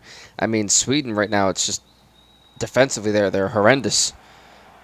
Mistakes, mental lapse, but look at that. Just like that, hold the phone because Sweden freaking trims the deficit with a massive goal in the 47th minute. It is 2-1. Iraq still leads, but the lead has gotten a little bit thinner, which is not what Iraq wants.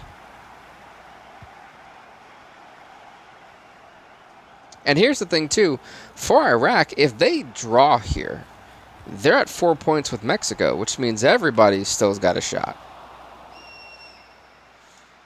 Because then Sweden's got 2 points. Iraq would have 4. Mexico would have 4. So it becomes really, really interesting. Here goes Bernhardsson now to Gyökeres. Oh, look at this. Sweden's really turning up the freaking radar right now. The Heat. Great stop there from Egypt. A throw in here for, not for Egypt, goodness gracious, for Iraq. Wow, how did they butcher that? That was... Are they going to do what Ghana did in the second half? Is that what I'm about to see a repeat of?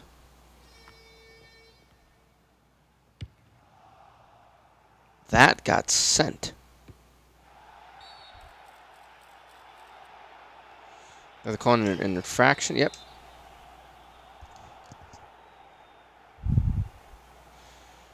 I'm about to say he's taking forever on that one. Here's Goodmanson to Svensson, the man with the yellow card already. Svensson trying to get it to Ayari. Goal, and we're tied. We are tied with a goal in the 55th minute. It's 2 apiece. Does Sweden have what it takes to get another one in?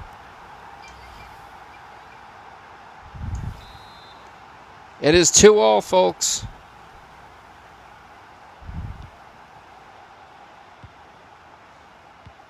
And in just 10 minutes in this one, we have a tie game. I mean, in the second half, I should say.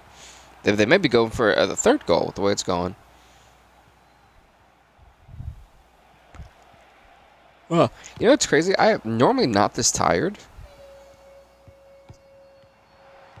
But I've been struggling. Time for the energy drink.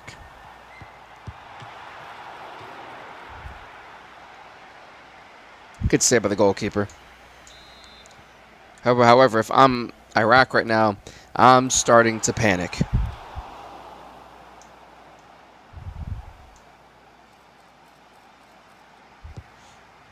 This Isaac coming in for Gyökeres. That substitution made by Sweden. 8 shots for Iraq, 5 on target. 9 for Sweden, 5 on target. Both share 2 goals apiece. Here goes Moslawi. Moslawi pushing up for Iraq, their first time today. The shot, oh! Close. And for Tani's coming out, I disagree with that decision. In 2 games, he's been incredibly crucial for Iraq, and then you take him out. This early in the game, too, it's still within the 63rd minute. Right now, can Iraq play great defense for the remainder of this half? Something that they have struggled to do since the start of the half, I should say. But Sweden right now, they've fixed all those mistakes they made in the first half, and they're looking as lethal as ever. There's Bergvall back to Svensson. Substitutions being requested here by Iraq. Oh, they're kicking it out. Substitution definitely coming in now. Al-Brajari coming in for Bayrani. Uh-oh. Uh-oh. That's a handball, isn't it? Yep. Yep, from the looks on the faces. Uh-oh. Isak. Can he take the lead for Sweden? This would be huge. This would be the first time they have the lead here. Isak going up, pushing up. Can he? Goal! And Sweden takes the lead for the first time today. It is 3-2. Sweden coming back from a wild deficit. And now we've got a game. We have got an ultimate game. A massive goal. Sweden takes the lead for the first time. Check it out, folks. Excellent execution. The goalkeeper didn't know where to go. Right down the middle.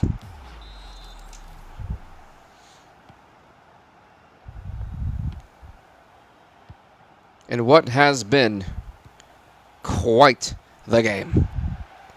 Iraq, do they have another goal in them? Or was their 2 goals just a miracle at this point? Oh! Goalkeeper narrowly avoided disaster and was giving that up right after they scored. Here goes Sweden pushing it up.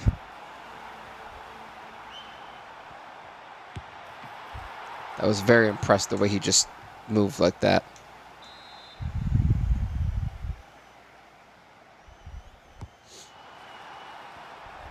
Oh, that's another corner here for Sweden. And now for Sweden, all you got to do is hold on to your lead. Obviously, easier said than done, but that is the name of the game. Folks, up next, it's going to be Group B, which we will see Uruguay, Tunisia, and Switzerland and Northern Ireland. And again, folks, I will be doing the UFC 6 men's flyweight division later tonight as well. It'll be kind of a later stream, like 10:45, 10:50, for those wondering. It will probably take us into midnight. I can't admit that. The shot hole. That could have been goal number 4. Could have been a brace for Isaac. Or Isak, however we say it. And Iraq running out of time to try and score an equalizer. Do they have one more left? Or were those 2 goals all they had in them?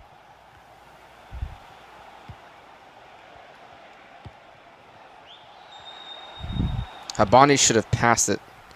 Again, there's a lot of greed in some of these teams where guys want to be the man and there's no need to be. It's a team game. Wow. Ivory's just this may be goal number 4. Great save. Corner here for Iraq. I mean, not for Iraq, for Sweden. Sorry. Mental lapse.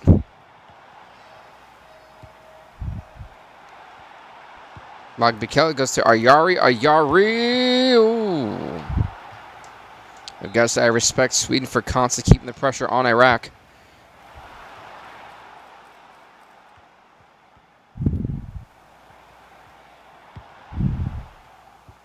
Well, here's the thing. If there is not a tie, Ghana's eliminated. Because then the most they get is 3 points, but then Sweden and Mexico would have 4. So if they can't figure it out, Ghana's just planning to try to play spoilers for somebody, which would be Sweden, the next match. And then that puts Iraq in a bad spot. Because now they're in 3rd place. Here's Ubadi. Oh.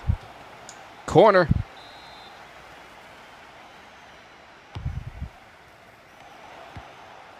Wow, they sent that thing flying. I think that's going to go right back to Iraq. Or no, there was a mistake. Wait, no. Wow, they got lucky. Talk about fortune favors. All right, he got knotted up there. There was nothing he could do. Oh, God, they both headbutted. I think they almost headbutted each other. But 4 minutes of added time in this one. That's one of the longest ones we've had. And a lot of drama to this point. Here goes Habani. He's going to go for it, isn't it? Yep. Oh, wait, I think it bounced off of him. Oh, they got lucky. The drama. That was a horrendous header. But, folks, with that, Sweden comes back to win this one 3-2. They tie with Mexico, the team they had a draw with, which means Ghana at this point after match day 2 has been eliminated. They still have to play their game because they can play spoilers for Sweden. If Iraq does tie or beat Mexico, that would put them up, and that would kind of, and then if Sweden loses to Ghana and the next match day 3, then that would come down to goal differential due to a tie or potentially another tie-breaking game between them. So, wild. Wild, wild, wild. Switzerland, Northern Ireland. It's up next. Wild game 3-2. I mean, the Group A just loves to have high-scoring games. That's been their trademark.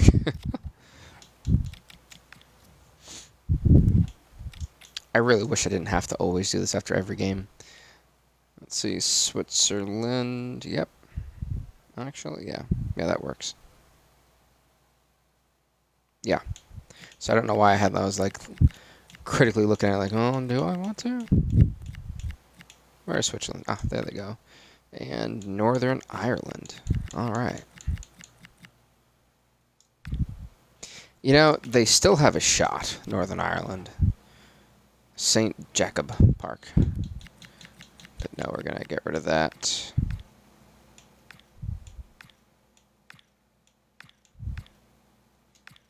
Perfect. Neutral playing field. That's the goal. To always have like a neutral setting. Folks, Switzerland, Northern Ireland. Kickoff match day 2 for Group B. You know, the fun thing about what we just witnessed is that Group A is still hanging in the balance, even with, wow, in the first 2 minutes we almost had a goal that fast. Mind you, folks, Switzerland's in the red, Northern Ireland in the white. Uh-oh. So we got to be careful. If someone falls the wrong way, that could be a penalty. I'll do the stats here really quickly for that the last match we just seen. Because in that way we can conclude what we just witnessed. And it's so crazy to think that everyone's got a chance right now. That's also what I love about the group stage, is the fact that it is unpredictable.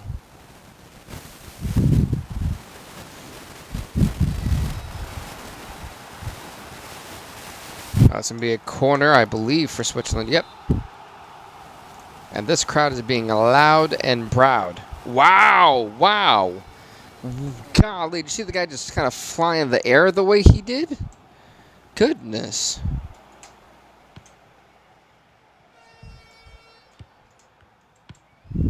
And folks, just to go over the match day 2 group standings as they sit.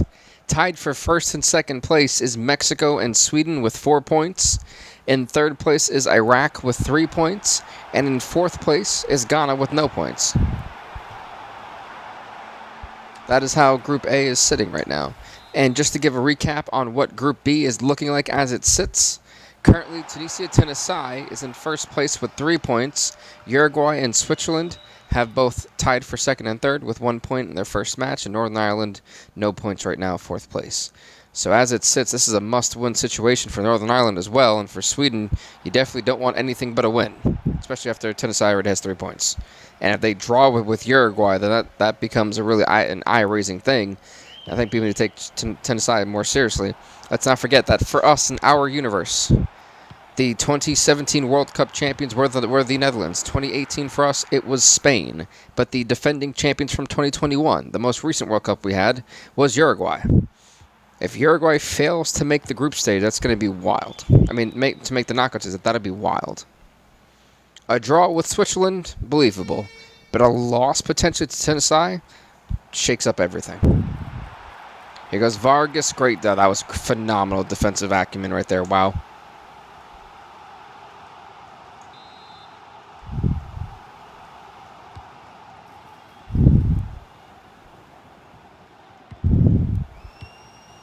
This Fruller, now it's Ndoye, but he gets great defense from Northern Ireland trying to hang on. Because you got to think, if Northern Ireland can pull a tie with Switzerland, that they would kind of still be in this, especially if Tunisia beats or ties with Uruguay. It's anyone's, at that point.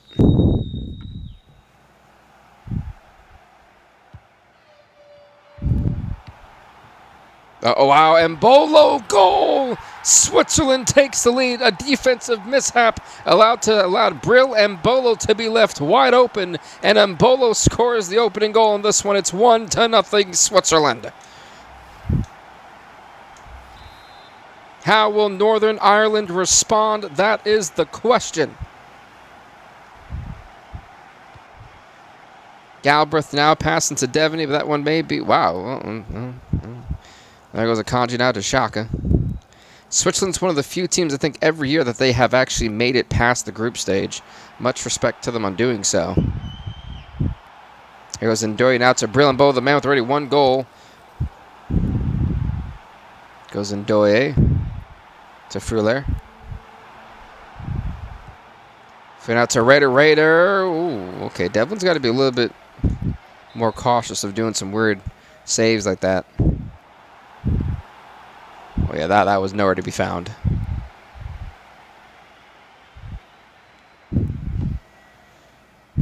Launching that one halfway. Here goes Galbraith to Price to Charles. Northern Ireland on the attack, pushing up the pitch. To Charles, and that's going to be the end of Northern Ireland's attack for now. I believe it was Group B who had very few goals scored. Ndoye now to Ryder. Good save from Spencer. And even if there is that frustration, there's got to be that kind of coming back down. I said, well, folks, we've done match day 1 for Group M, and then for match day 2, we'll be doing A through F.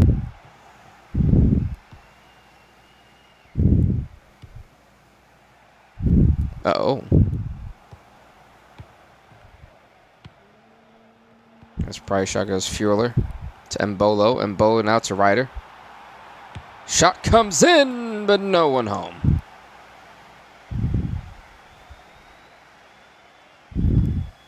Well, that one just got punted out of there. And now Switzerland can go right back to the attack. Wow. That did not take long to pass to Embolo. You've got him right there. Oh, no.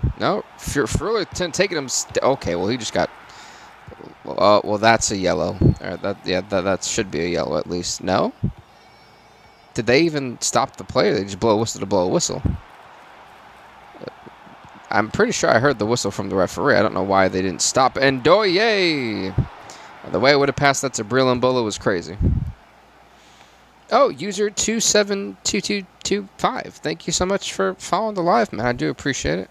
We're on the road to 1K follows, so I really, again, can't thank y'all enough for the support, guys. I really do appreciate it.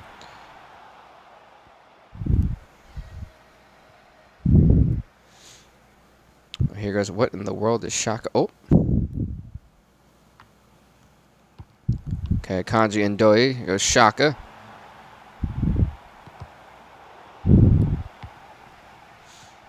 Again, now it's Northern Ireland with possession. They could really do something here. Galbraith. Spencer. Back to Galbraith. Now it's Charles. McNair. Oh.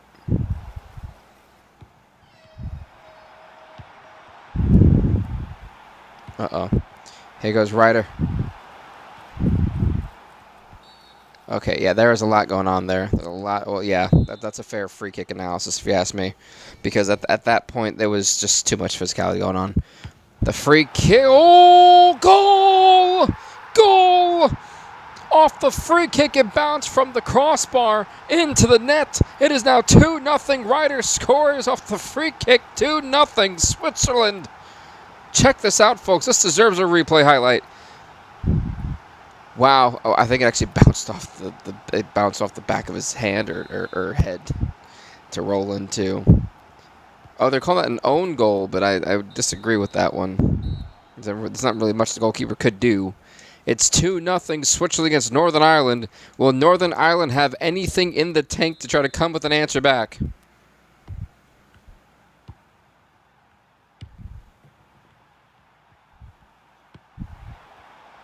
There's Marshall, and again, going into those second half reports at this point. Oh boy, Galbraith. I understand what he was trying to do. The execution was kind of horrible. However, Northern Ireland, I mean, defensively, they were doing good in the first 15, 20 minutes, and then they kind of fell apart after that. And they need to get back to being more physical, be more aggressive. Tighten up the mistakes where you're given too much space and you're just not being able to handle guys coming off the dribble.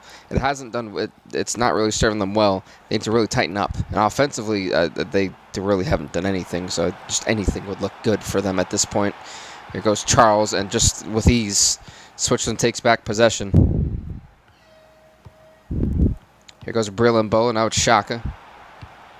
To Ndoye. Ndoye's wide open and nowhere to be found. Start passing it off to your teammates. Just saying. Ryder coming out. Sau coming in. That substitution made by Switzerland. And on that note, too, for Switzerland, I mean, everything did go right for them. Just keep doing what you're doing. That was my second half. I mean, they've been on top shape right now. So, well done. Northern Ireland did not score any goals the last time they lost to Tunisia in match day 1. Will they do so here again?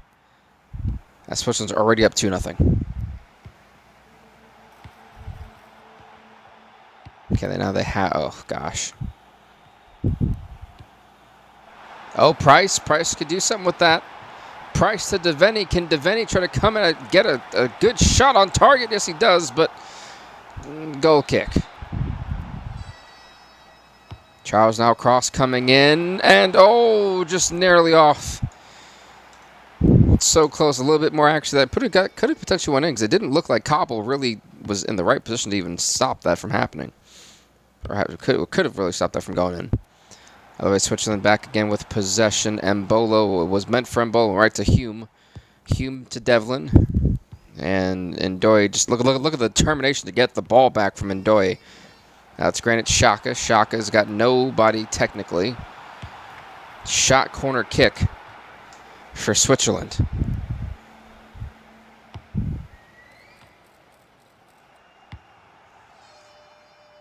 Well, that one's going to... Yeah, I mean, that was kind of left-right for Switzerland.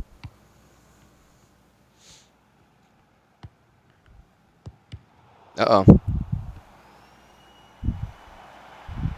Here goes Freuler. The shot, and the easy save for Charles. Again, Switzerland would love to have these nice 3 points locked up and secured with this 2-goal lead. That would put them to 4 points. And puts them in a good sitting for match day 3.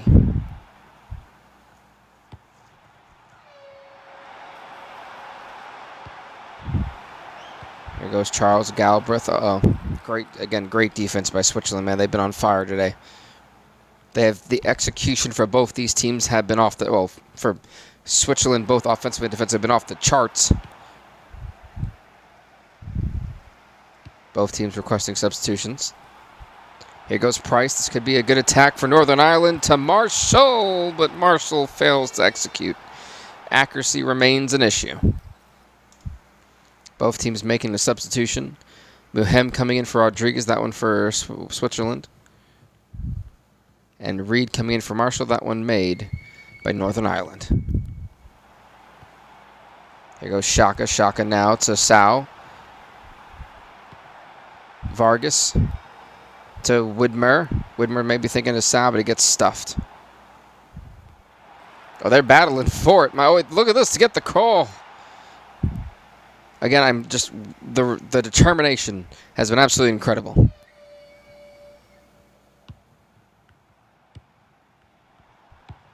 Shacking out to Brillenbo, the man who's already got 1 goal today, a lot more active than he was in the last game. Here goes Charles. Charles now to Reed. What is Reed thinking? If you can get past his man, no, getting it to Galbraith. You got to be careful. Here goes Price. Price gets blocked. He just saved himself from getting kicked in the face. Well, I guess the soccer ball to his face, actually. 140 passes for Switzerland, 87% actually, 92 for Northern Ireland, 90% accuracy.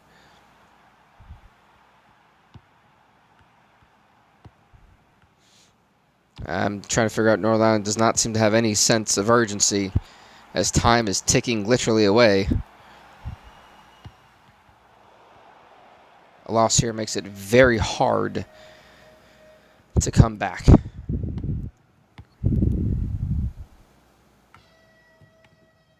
Uh-oh. Fruller now has possession, trying to push it up. Can he? Will he shoot? No, he gets it to Sau. Sau to Fruller. Fruller to Mbola. Mbola gets blocked.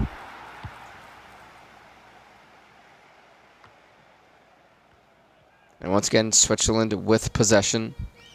And a dominant 2-0 lead so far. Here goes Charles. Charles now to Price. Price to Galbraith. And he gets just sandwiched between 2 defenders. Mong, thank you for following, man. I do appreciate it. Thank you so much. We're on the road to 1K follows, so, you know, I really do appreciate the love, guys. I can't thank y'all enough. Normally during the summers, I try to do World Cup tournaments throughout the season, and EA had 60 teams, so I wanted to do it. I really look forward to doing a Club World Cup if I have time. That would be phenomenal.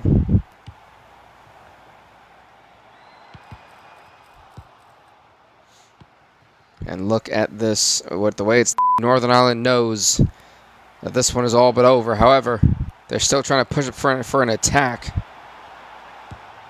And I don't know why they thought that was a good idea. That was not their best effort.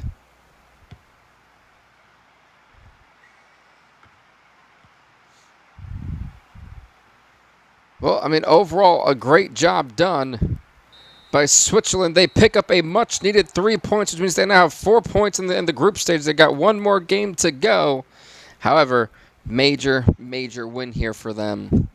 Next up, folks, it is going to be Tunisia, Uruguay. Mind you, folks, Tunisia right now has 3 points already from their victory over Northern Ireland in match day 1. Uruguay tied with Switzerland 1 point.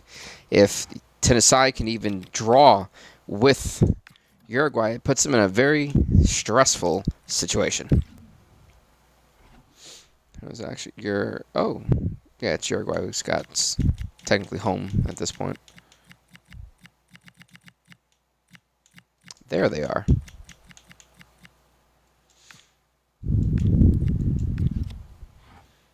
El Grandisio. No. We are going to put this in neutral footing at the Dusseldorf Arena. Here we go, folks.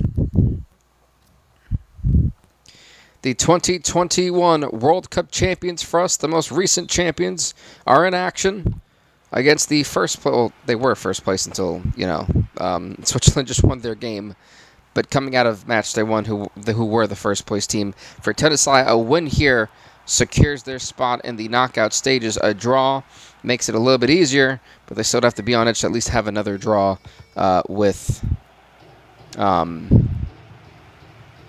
next opponent. So a win here essentially makes life very hard for Uruguay. However, if there is a team that could handle this, it would be Tunisia. I mean, Uruguay, though, I can't see them not making it, to the knockout stage. They've done such a great job. I mean, they were the defending champions. I don't think we've ever had in a World Cup the defending champions not make it past at least the group stage.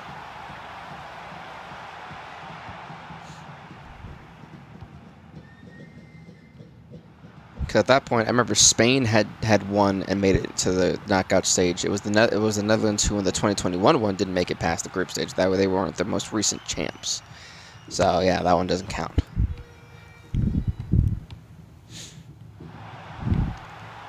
Well, look at this. It's a handball. By the way, folks, Tunisia in the red, Uruguay in the blue. Massaturi! No. Corner here for Tunisia. What will they do? That's the million-dollar question.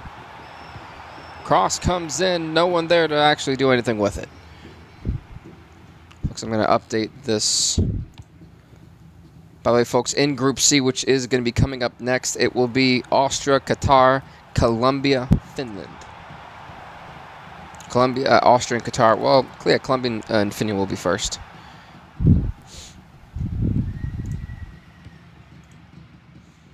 So I've got to update the records on that last one. It's going to be just one moment as I got the statistics to do.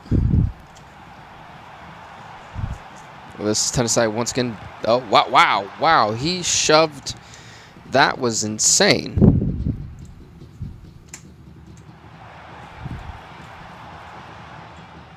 Now Uruguay with possession. Sorry, folks, I'm not ignoring the thing. I'm just updating these numbers. It's wild to think that Northern Ireland has yet to score a single goal, which there's always one team who normally struggles to get any offense going, and it looks to be that may be Northern Ireland this year, which is wild. I feel like they've always scored to be first. Uh-oh.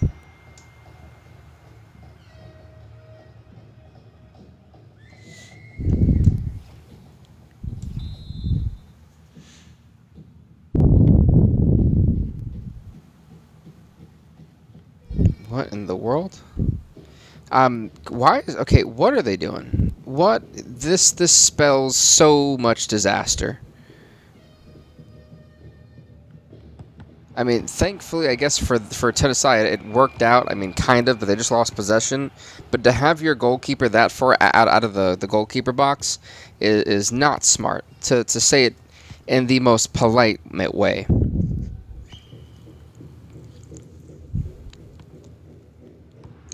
Oh, this Uruguay pushing it up. Here goes Rodriguez. Rodriguez, he's got. Oh, well, I thought he was going to go back to Aspiricueta, but I guess not. There's Valverde coming with the cross to Arrasqueta.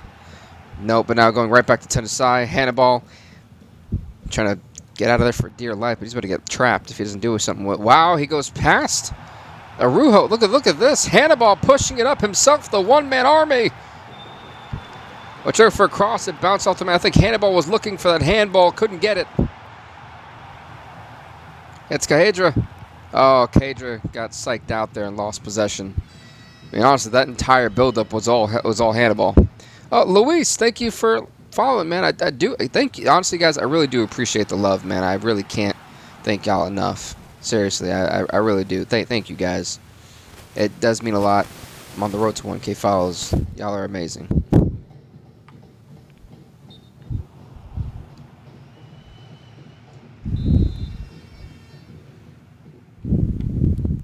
Wow, that thing got booted out of there.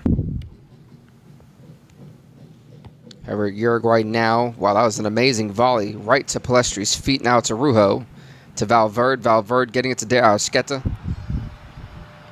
Arrasqueta now to Palestri. Palestri's got a chance, but I don't think the goalkeeper touched it. That was way off. Goal kick here for Tunisia. I expected Tunisia to put up some type of fight. We're seeing that here. Here goes De Arrasqueta, but there's 3 defenders. That was a nice block. Goes Abdi now to Braun. Oh, there's another Braun. There was one earlier. Slimani now getting that to Garbi, avoiding giving up possession, at least for the moment. And they gave it right up to Oliveira. Garbi didn't even try.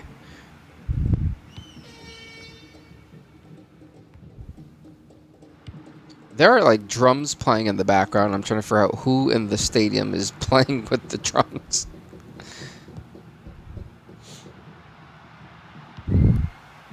Here goes Arrasqueta now to Palestri. Varela, they've got some. Well, there's a chance to fit it in. Oliveira, can he? Oh, he's waiting for someone else to get open. Gets to Ugarte. Ugarte now there. Skitzer. Corner here for Uruguay in a dangerous spot.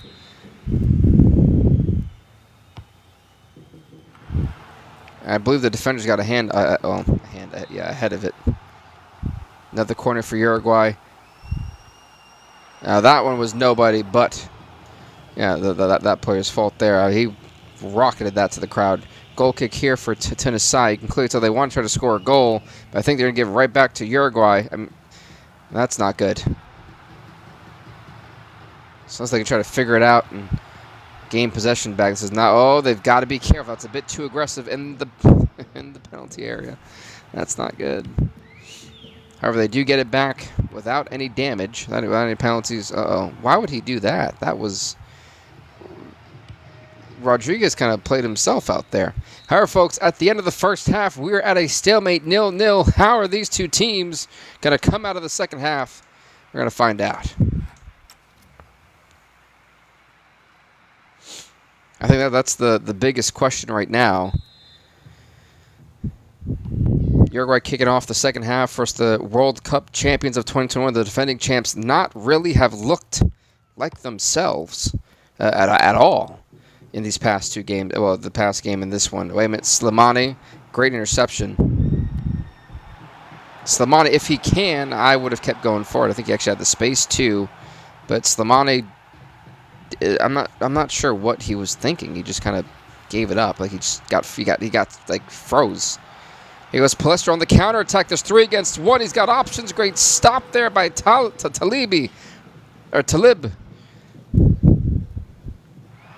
Every Uruguay with the throw in here, and now they've got guys. There's Valverde now to Palestri. Back to Valverde. Valverde gets open, sees Sketsa. Great stop there from Braun. Braun getting it to Hannibal. Hannibal to Garby. Hannibal has it once again. Here goes Garby. Garby gave it up with ease last time. Here's Kadra. Back to Talby. And Braun. Braun just got stopped there. It's going to be one-on-one. This is the nightmare that they did not want. There are Sketa! Wow. Wow. I truly cannot believe all that we had just witnessed in that one stand. How there was not a penalty, I don't know, but a free kick here for Uruguay. I mean, defensive determination, but also dangerously coming close to giving Uruguay that penalty kick. Getting out to Valeri. To Garby. Garby has not been the most impressive when it comes to holding. Yeah, there's certain guys on Tunisia's team that cannot hold the ball for water at this point.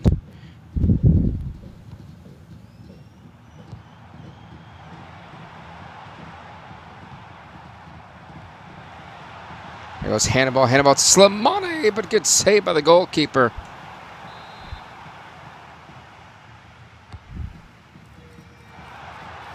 Where is that? Oh, it doesn't really matter. Both teams requesting to make a substitution. The next dead ball will allow those subs to come in. The thing is, if you're Uruguay, you've got to be stunned at the fact that there's been a block for this long. Wait a minute. That's it. That's going to be it. The goal is in. 1-0. Uruguay takes the lead. I seen the 3-man attack coming in. It was all but... that was all she wrote there. Tunisia now down 1-0. Will they have a response?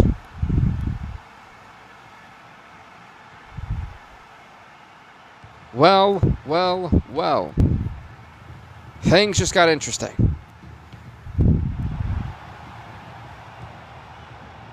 That's actually going to be a corner here for Tunisia. Those subs finally coming in. Arujo coming in for Palestri. That's sub for Uruguay. Meanwhile, for Tunisia, Saad coming in for Slimani. Now it's Nunez having only Braun next to him. And already beating Braun, at least for now. Cross comes in. Where is everybody else? And a second goal from Uruguay, 2-0. As where were the defenders? Uruguay scoring in fast-paced, consecutive fast-paced opportunities in the counterattack. Uruguay has found the break of Tunisia, and it was countered to speedy counterattack play. 2-0. This is not what Tunisia wanted.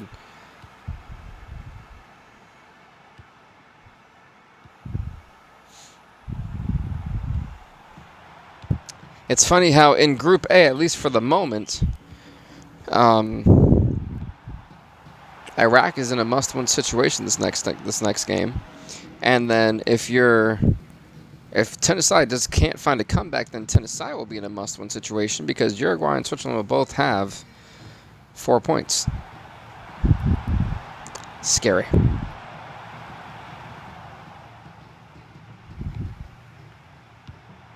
Chad just Shiri, I just ran him out of there. Corner here for Tunisia.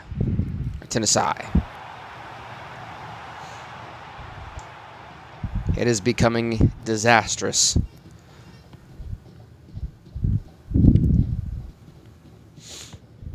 And to those still coming in, welcome, by the way. Here's Rodriguez pushing it up for Uruguay. At 170 passes for Uruguay, 95% actually, 103 for Tunisia, 88%.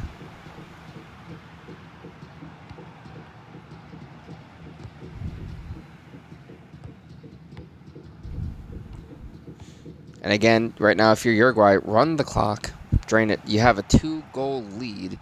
There is no point in running the risk of making a boneheaded mistake. Collect the 3 points. Put your focus on placement after that. This Daryl Sketa.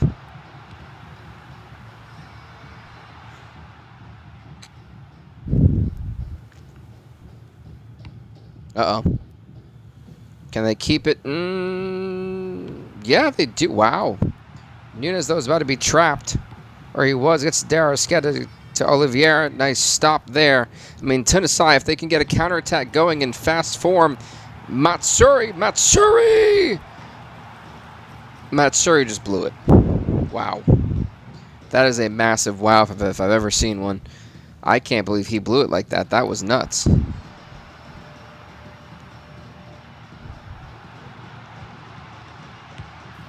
Oh.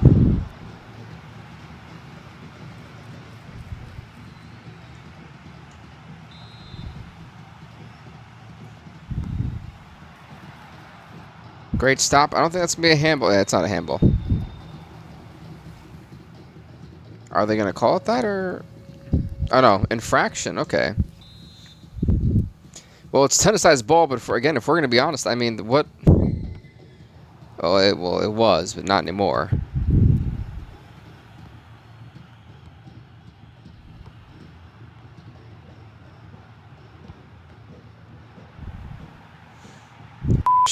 Shakir. Now to Saad. Can Tunisia at least get 1 goal?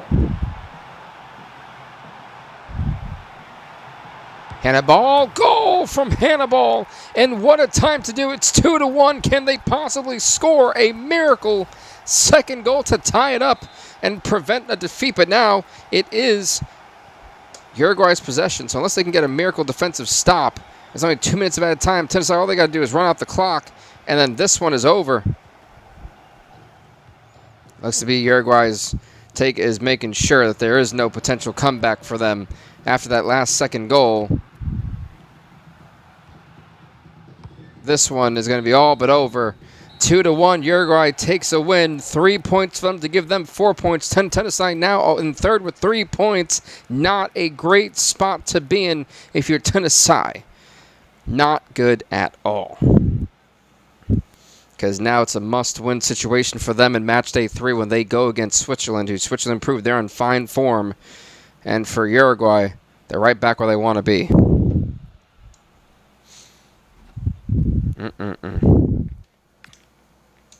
Yeah, as for Northern Ireland, I don't think Northern Ireland has a shot, so I didn't even mention them. Next up, folks, Group C, Austria, Finland, Colombia, Qatar. That is this group, Colombia and Finland. Get it started for Group C.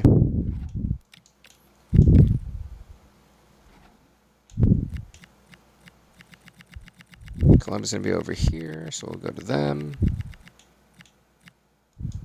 And then Finland, if I could find them. Aha, got them. I don't know where they are. And we're not going to go to Odremo. No.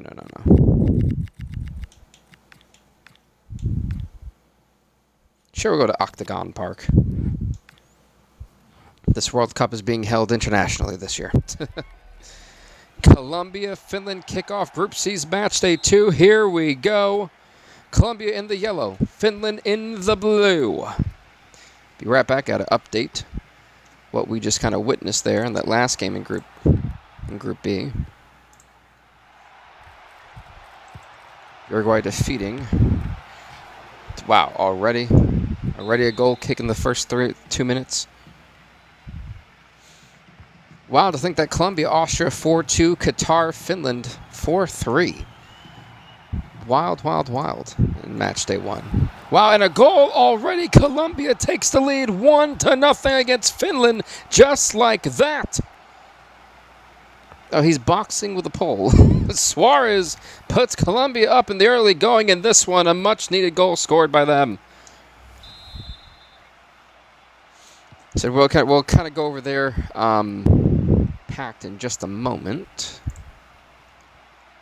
So we can everyone can kind of get a view of what's been going on with them.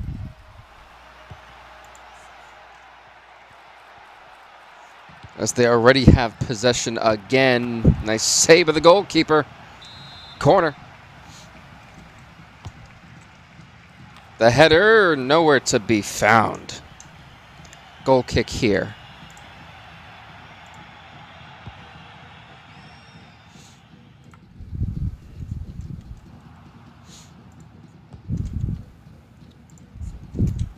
All right, so I just updated the standings as it is for Tunisia right now.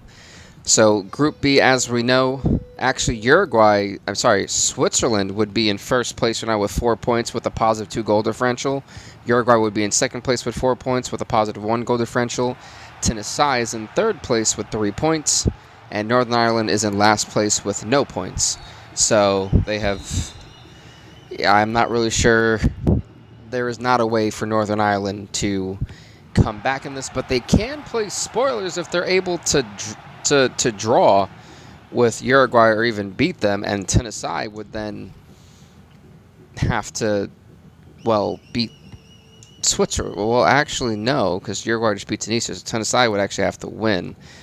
Because if I'm not mistaken, the way I had it was... Oh, no. Wow, that's crazy. I don't know why I put that as more important. I thought I put head-to-head as the most important one, but I actually put goal differential as the most important criteria, which would then mean that that's crazy. Wow. I think that's the first time I've done that by accident. So that would make it very controversial. But it is what it is. So yeah, Group A and B are shaping up to be quite interesting, where the teams that have been already eliminated can still play spoiler in match day 3. It goes Walton! No. Mind you, folks, just to remind everyone what it's like in Group A right now. Group C. Jesus. Is that after match day 1, Colombia is in first place with 3 points and a positive goal differential of 2. In second place is Qatar, who has 3 points and a positive goal differential of 1. Finland, third place with no points, -1 goal differential. Austria, fourth place, -2 goal differential. So must-win situations for everyone right now.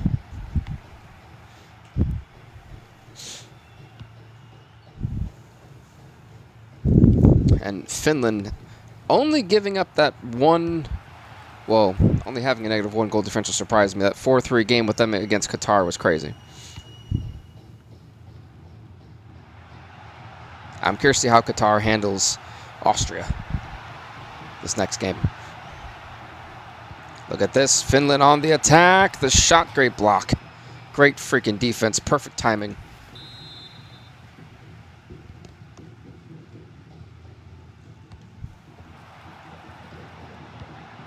My apologies, folks. Was drinking my energy drink. And Colombia already with that 1-0 lead. Finland, the wildest thing about Finland was in that 4-3 game that they lost to Qatar. Oh, wait a minute. Oh, never mind. Wait, was there a hand? I think there was a handball. Hold on. Hold on. It's looking like there was. Can I get a replay, please? Where did it hit?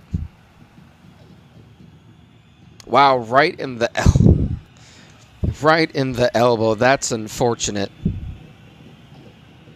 Folks, the penalty kick given to Diaz. Can he? Good save by Hrdecki. And Colombia cannot extend the lead. Means a corner here now for Colombia. Could not capitalize on the handball penalty given. Goes Diaz. Wow, that bounced off of. Wait, here goes Suarez. Great save by Hrdecki. Wow, has got to be very careful. That ball should have been out of play. Don't know why they let that come in. That should have been a corner for Colombia. Goes Kiranen. Now to Pojampalo. Pojampalo's got to be very careful. He's in a sea of yellow.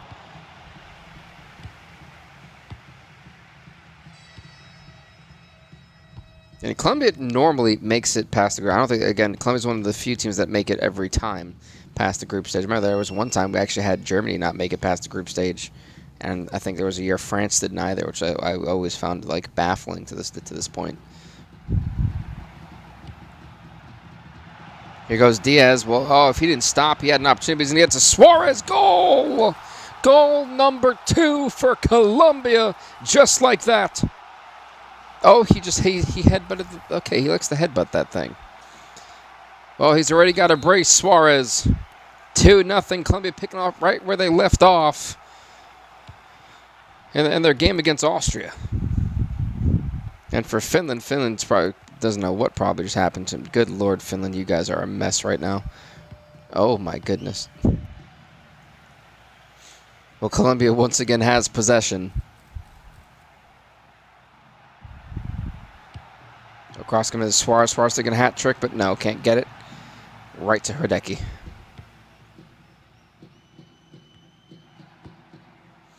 Goes now as Colombia just continues to keep possession no matter what. Takes the shot, but he should have just passed it. Goal kick. So, folks, a little later tonight, probably around like 10:30, 10:45, we will be having the UFC men's flyweight tournament happening.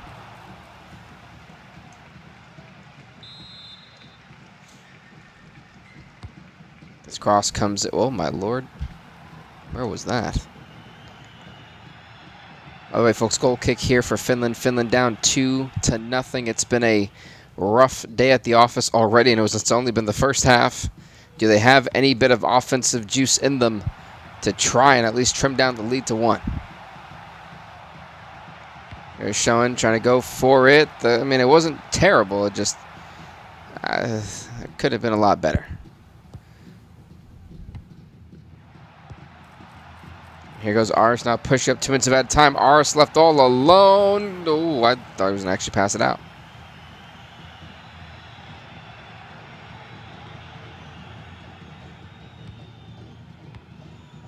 Look at this. Finland has. Oh, they're going to call it. Yeah. Well, maybe not actually.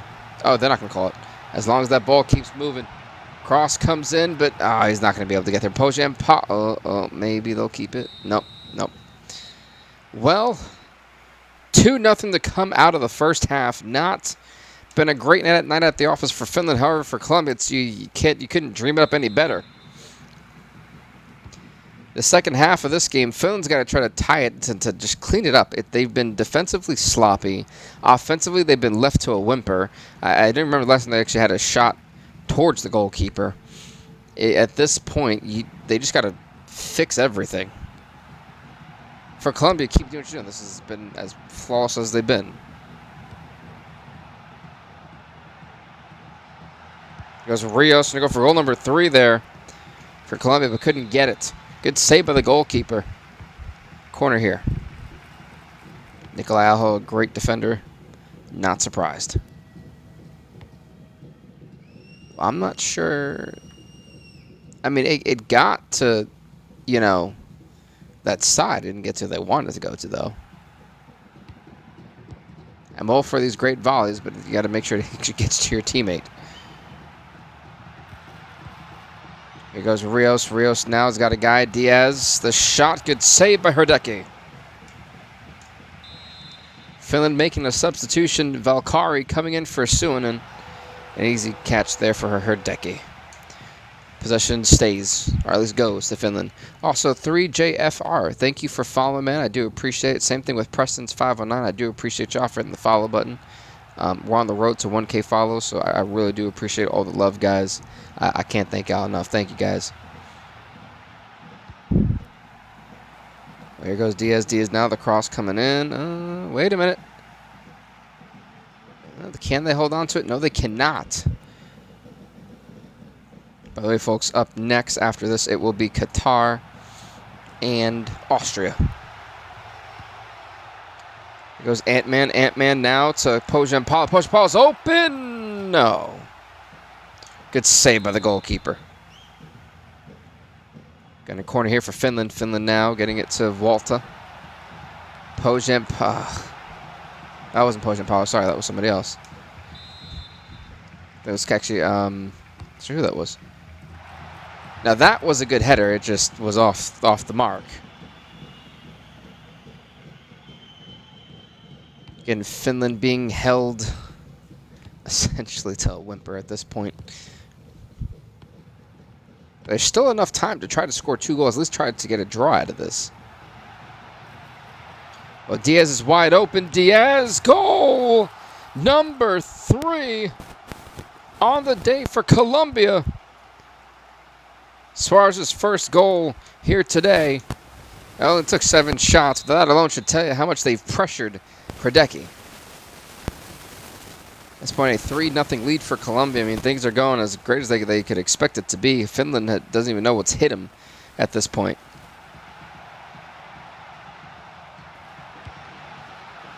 That was a great save. I mean, a great block.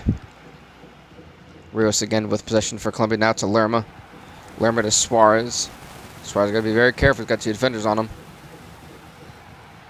To Mojica. Mojica now. Great. Wow, he cut him the heck off. Rios to now. I think that was Arias.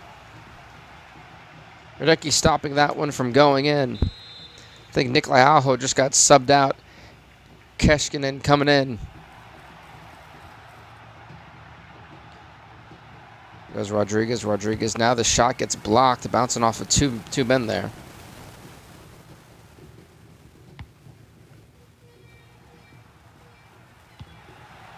And here goes Aris. Aris now pushing it up, trying to see if he's got people with him. He has, but he's not trying to pass it. Here goes Mojica wide open. Goal number 4.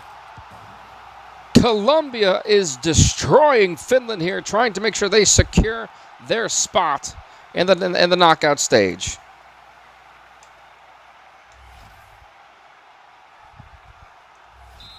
Goodness Lord. I mean, that... wow. If you would have told me 4-0 in this one, I would have laughed a little bit like I am now. But my goodness. I mean... Finland just... I'm not... they're here. They're playing. That's all I can say.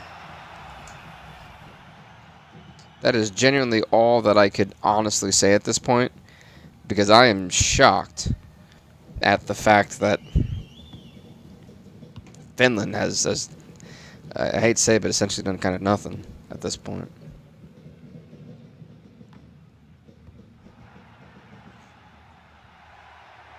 There goes Mojica to Rodriguez. Rodriguez to Suarez. Suarez the shot, but nowhere to be found. It's probably going to be an infraction. Yeah, offside. And Campas coming in for Diaz. Substitution made by Colombia.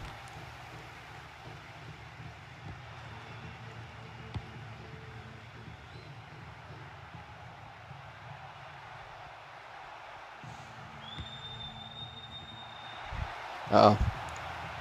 Uh-oh, can they? Oh, no, never mind. I got excited for no reason. 127 passes, 95% accuracy for Colombia. I think it was 98 for Finland. I think it was 88% accuracy. Easy save there for Herdecki. I mean, Finland truly having a hard time. Henryless, thank you for following, man. I do appreciate it. Thank you, thank you. We're on the road to 1K follows, man, so I do appreciate all the love. Thank you guys. Again, I can't thank y'all enough, for real.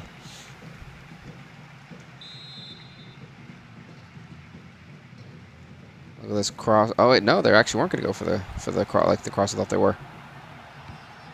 Oh, why did he punch it away? He could have just grabbed it. Here's Campos. The manager got subbed in. Suarez. Goal number 5. 5-0. Colombia destroying Finland here tonight. A hat trick for Suarez in this one.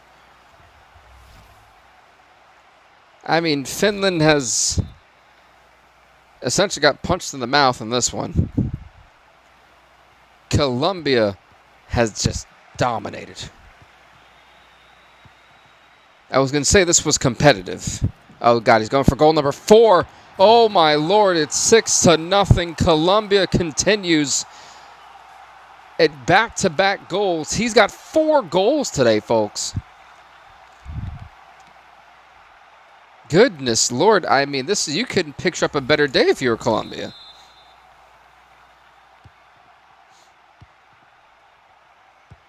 And this is just not what Finland wanted. They don't know what hit them.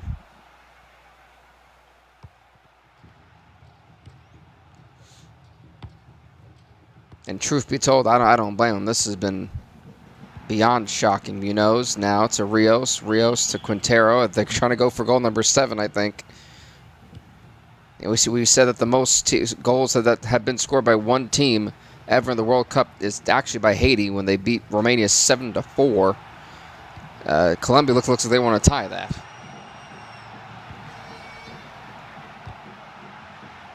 And they have one more chance to tie that record and add their name to it. Here goes Arias running it up the pitch, 3 minutes of added time. No one seems to want to oh, that he took that off the chest.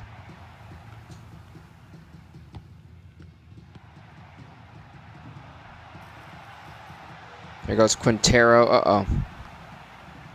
Colombia is fishing for that 7th goal. They are very determined. Please wave the white flag. Thank you. Okay. Goodness me. 6-0. That is the score we just witnessed Colombia pull off against Finland. My Lord have mercy. If there was mercy roll, I probably should have used it right there for Finland, because my Jesus.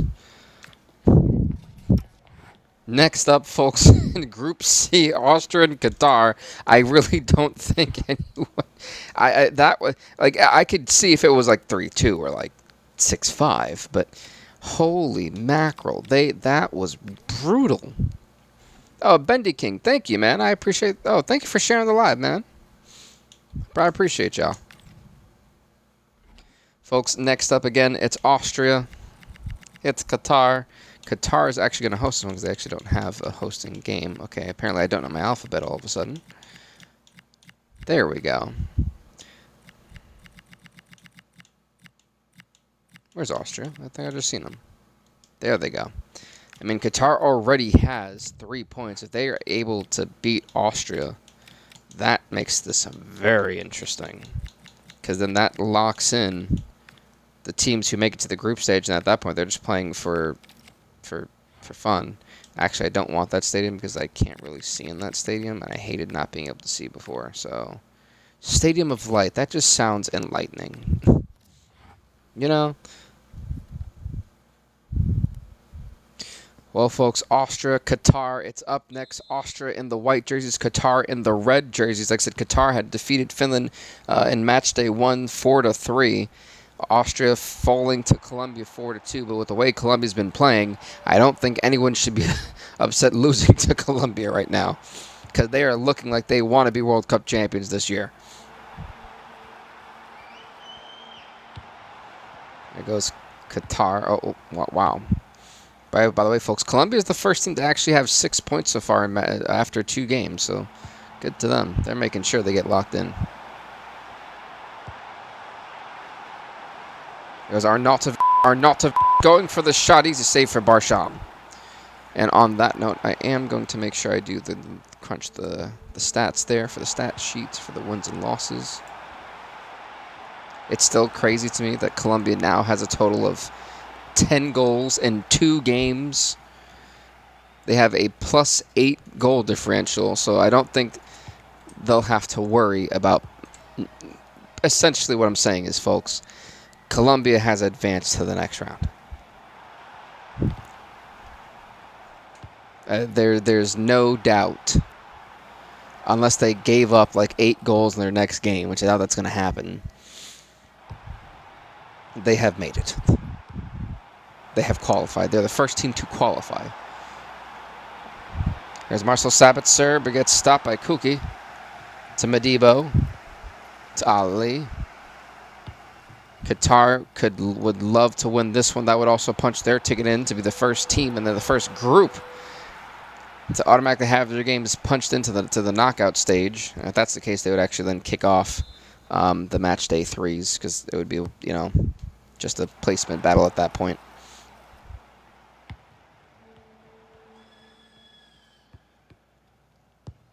However, a Qatar loss does open up Austria's chances to making it to the knockout stages.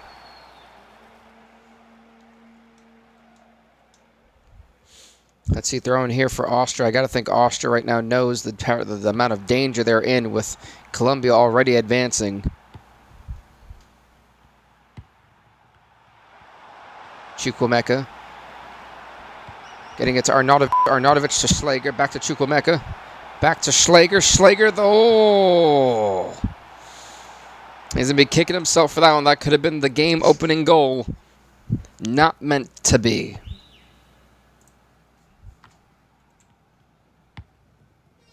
The wild thing is Finland did not score any goals that game, and they've given up a total of 10 goals already in this tournament.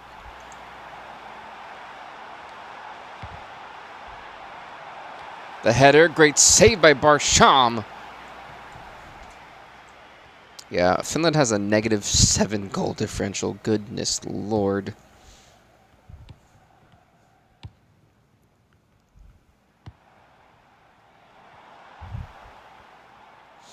It was Budov, now to Albrecht. And that, I think it was teetering on the line.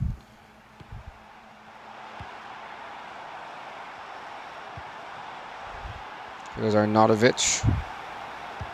And a goal there for Austria. Austria takes a 1-0 lead in the 24th minute of the game. Qatar cannot be happy about that.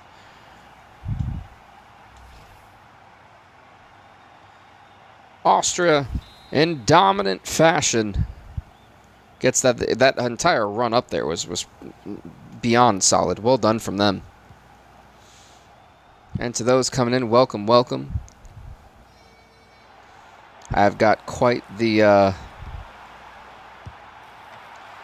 stream going on. I may try to not actually take a break, and once we're done with the FIFA, switch to UFC. But we've got a lot more games to go with FIFA before we're done. We have Group D, N, E, and F. So there's...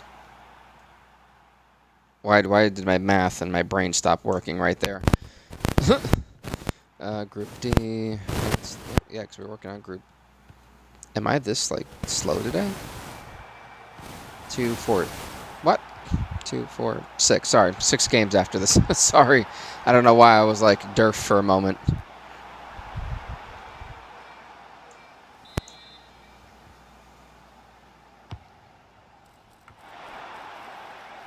Oh, that was smooth. Okay. Well, Austria, again, still on the offensive.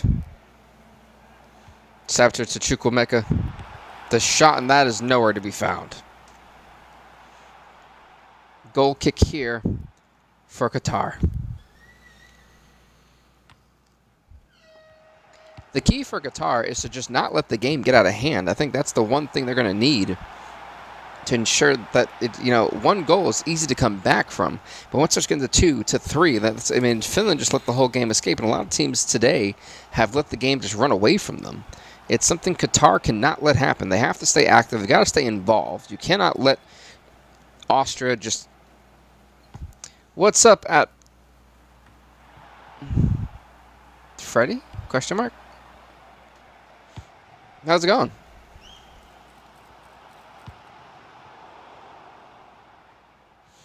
Again, Austria trying to just control possession. Normally, the team that controls possession normally walks out with the victory.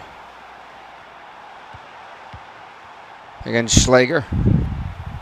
Going for the shot. It bounces off the sidebar. They get saved there, and a wild shot from number 7. Goal kick here for Qatar. That sidebar saving them, at least for now. Goes out break. He just sent that thing flying. Madiba doing a great job keeping it in play for Qatar. Goes Alheidos. It's all break. But now once again back with Austria. Chukwuemeka getting it to Marcel Sabitzer. Sabitzer trying to push it up the field. Kenny. Great interception by Aloui. And Edmilson Jr. now trying to push it up with Qatar to Bodif. To Ali. I hate when they do that. There's no point for it. Just go for a ground pass and call it a break. There goes Albrecht. Albrecht said, be careful. Wow. He got very lucky. Yeah, they're about to lose it. Yep. It's sloppy offensive work. And look at this. It's a 1-on-2. Marcel Sabitzer getting it to Chukwuemeka. The shot off the sidebar doesn't matter. Right into the hands of number 7. And just like that, folks. Oh, it was Arnautovic. Arnautovic has got both goals, so he's got a brace. And that is what happens when you're sloppy offensively. The counterattack play will come to bite you in the rear. And from the looks of it, we got a 2-0 game going into the half. Has Qatar already waved the white flag, or will we see some effort in the second half?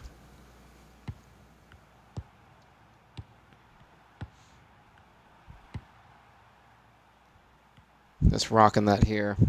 And again, Austria kicking off the second half. And I've got to say, for both sides, when we look at both teams going into the second half, Austria's done a phenomenal job. Counterattacking has been great. They've caught Austria off guard twice. The numbers game has been working in their favor. So it's always been a 2-on-1, 1-on-3. It's not been easy for Qatar at all. Keep doing what you're doing. There he goes off. Fif, the shot. Oh! Close, but not close enough. Great save. Corner here for Qatar. Afif off the cross. That is a very far away cross.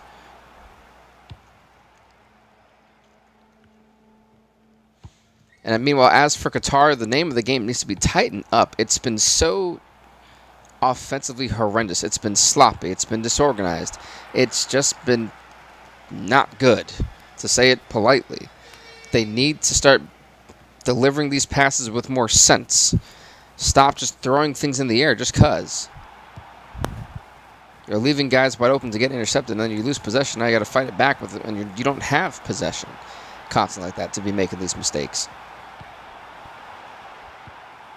Every possession needs to end with a shot on goal. It hasn't got to go in, but you got to at least be targeting the goalkeeper. Offensively, they need to tighten it up, and defensively, they need to find themselves out of these situations where they're constantly being outnumbered on these counterattacks.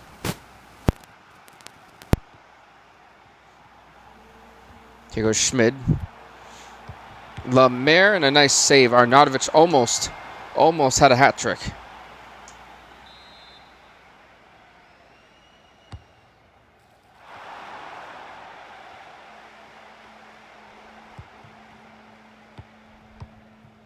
Here's a Bodif. Now to Alheidos. Edmilson Jr. Ali. Nice block.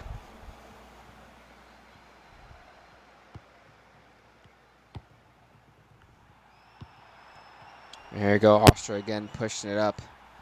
Schmid gets intercepted. Qatar needs to put something on the board and put something on the board fast. Here goes Alheidos. To Aloui. To Bodif. Come on, Qatar. What are you doing? It's just been so... Why are we going for backward, no-look passes? This is what I'm talking about. What they've been doing makes absolutely no sense. None whatsoever.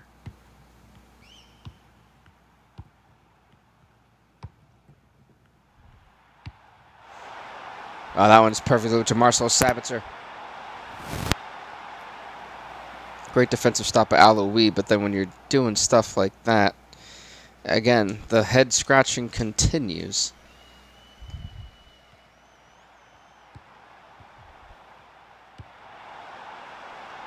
Here goes Fredel. Now to Chukwuemeka. To Arnautovic. The hat trick has been complete. Arnautovic, 3 goals in today's game. 3-0 Austria leads.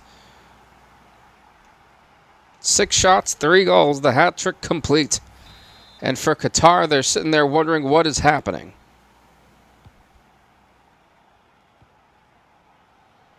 That one just got sent. My goodness. Here goes Alheidos.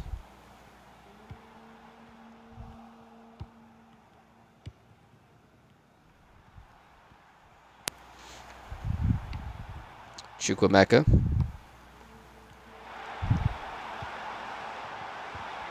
Uh-oh. Not good. Arnautovic thinking goal number 4. Schmid. Uh-oh. Now it's... Uh-oh. There's Pedro Miguel trying to get it to Edmilson Jr. Madibo needs to be careful. What are they doing? It's like there's like the awareness is like gone or something. I don't know what's going on. But Qatar is just making mistake after mistake. Arnautovic, 4 goals. So, folks, there's only been one person. I don't remember who the name was. I'm actually thinking it was Ronaldo for us. I believe it was. It was either him or Thomas Muller. It was one of the two that scored 5 goals in one game. That's been the most we've had. It happened in 2018. And I'm curious, with Arnautovic having 4 goals, there's plenty of time to get a 5th. He is the only person that has scored for Austria, and it's clear that Qatar is not scoring 4 goals in 15 minutes.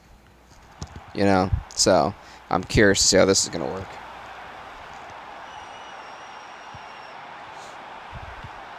Arnautovic, oh, so close. Is Madibo coming out? Yep, Madibo's coming out. Hatim coming in. I don't really think that's going to change anything for Qatar. Oh, my God. Sawald. Goodness Lord.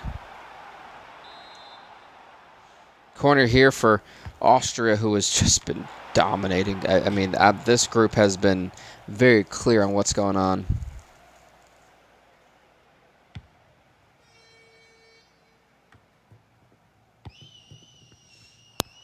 There's Edmilson Jr. Qatar literally can hang their heads on the fact that they at least tried. And trying is a bit of an understatement. However, it could be worse, you know, in all seriousness. Uh-oh.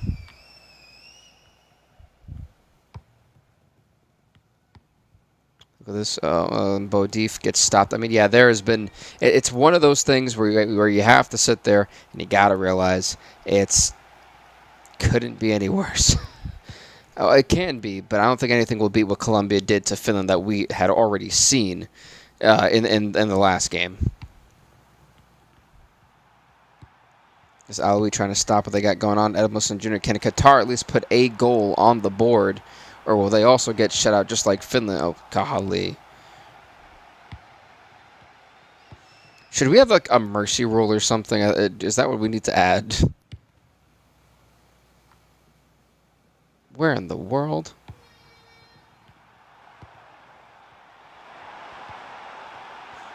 Again, if you're Austria, you're loving the fact that this kind of gave you a new life in this tournament. And it's now left for anyone to get the second place opportunity. You know, so it's going to be interesting. I'll leave the shot. Of course, it would be flying everywhere that wasn't the net. And by the way, folks, up next, it's going to be Group D, which features Portugal, Canada, Romania, and Haiti. In that group, Canada and Haiti will be first. Portugal and Romania will follow. And folks, I can't state it any crazier. 4-0. Austria defeats Qatar in the wildest manner. Good Lord. Talk about devastation. I genuinely am surprised.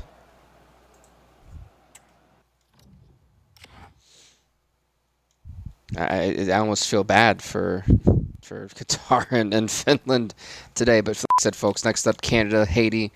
It's up next, going into Group D. Oops. Haiti is this way. Get Canada in here.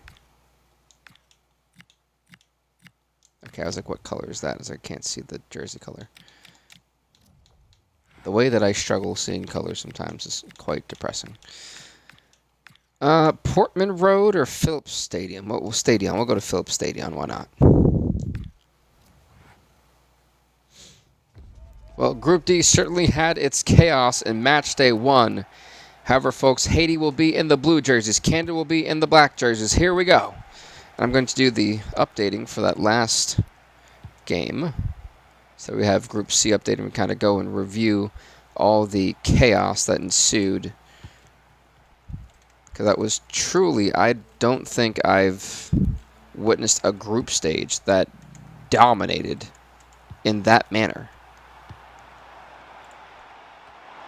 Was Canada pushing it up, though? Uh-oh, never mind. Never mind. Will that be a goal kick? Here we go.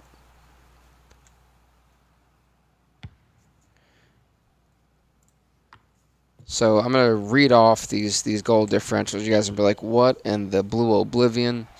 So, to finalize Group C, at least after match day 2, Colombia automatically has advanced. Even if they lose in match day 1, the goal differential and the wins already have gotten them locked in because the most points anyone can get is 6. So they've already done that. Ho, Haiti was in trouble.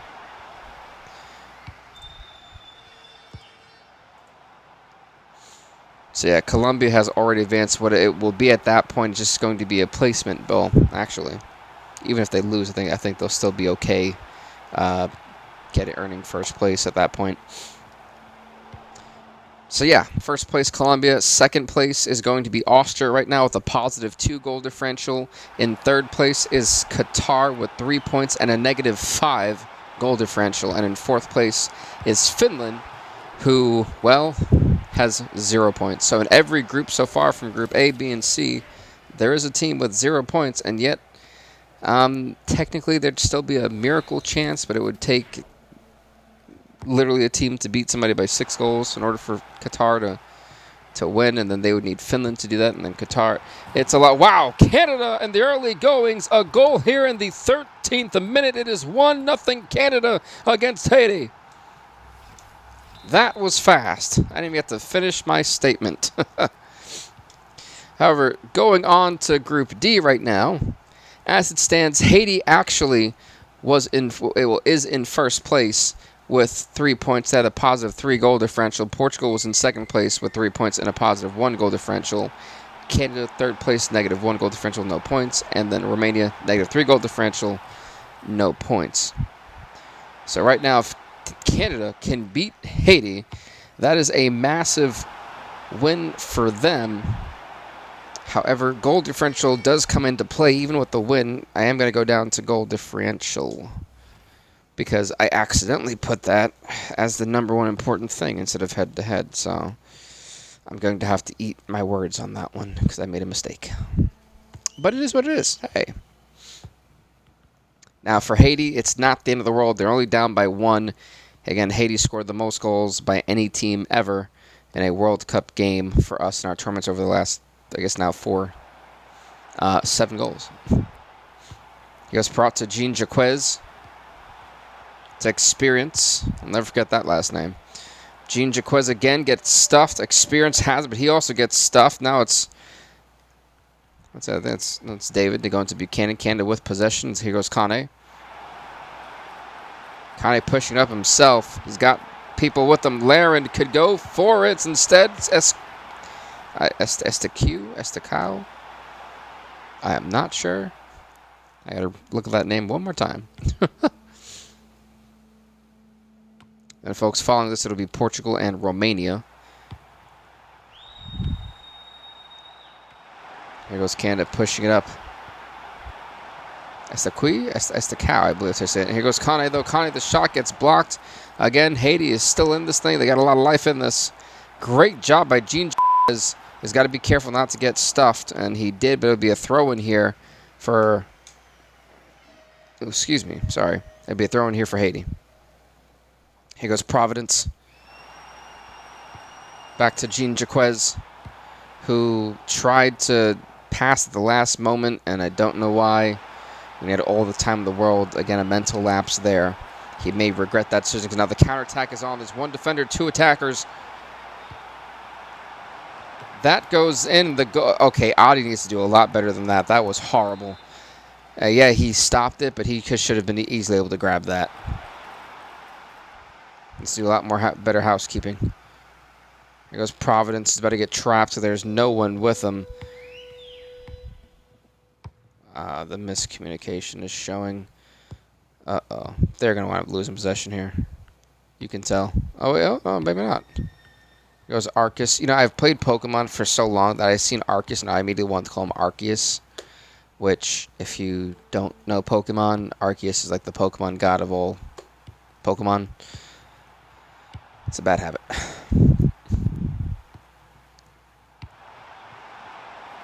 Here goes Laren. Laren pushing up. He's going to be very careful. He's about to lose it. No. They've got guys that they can. Oh, great stop by Jean Jaquez. There goes Pierrot. He turned it around, gets it to Isidore, but there's kind of nobody with them. Isidore's not paying attention. The only two guys who are running up with him. Cross coming in the worst way. Gee, Bellegarde was off. Great idea, poor execution. But yet it was an effort.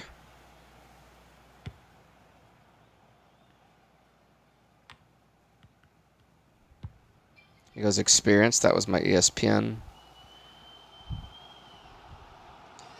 Experience. I don't know what Experience was trying to do. It looked like he forgot that he was playing football for him or soccer for a moment. That's a nasty spot to be in. There's way too many jerseys in a tight corner. There goes Jean Jaquez, who's like stopping, but gets to Experience. Experience now needs to do something with it instead of just letting them take it away.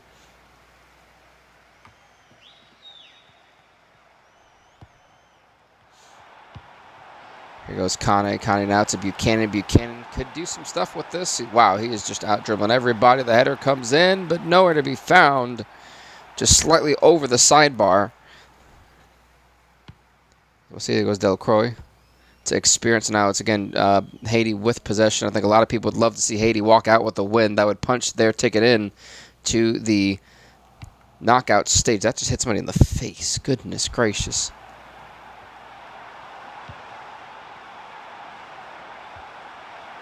Oh, the shot and a second goal for Canada in added time moments here in the 46th minute.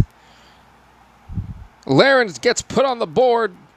It's 2-0 Canada, and this is not what Haiti needed. But it's also kind of what happens when, I've got to admit, Haiti is getting outplayed right now. It's very clear to see.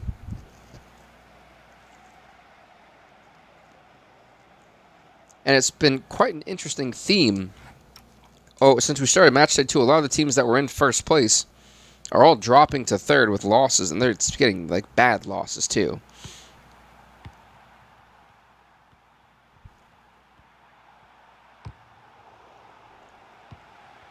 Canada was, with already having a loss, knows that they need to win out to potentially lock in that spot, especially if Portugal does beat Romania, which is possible. I will say this, Portugal struggled against Canada when they went toe-to-toe.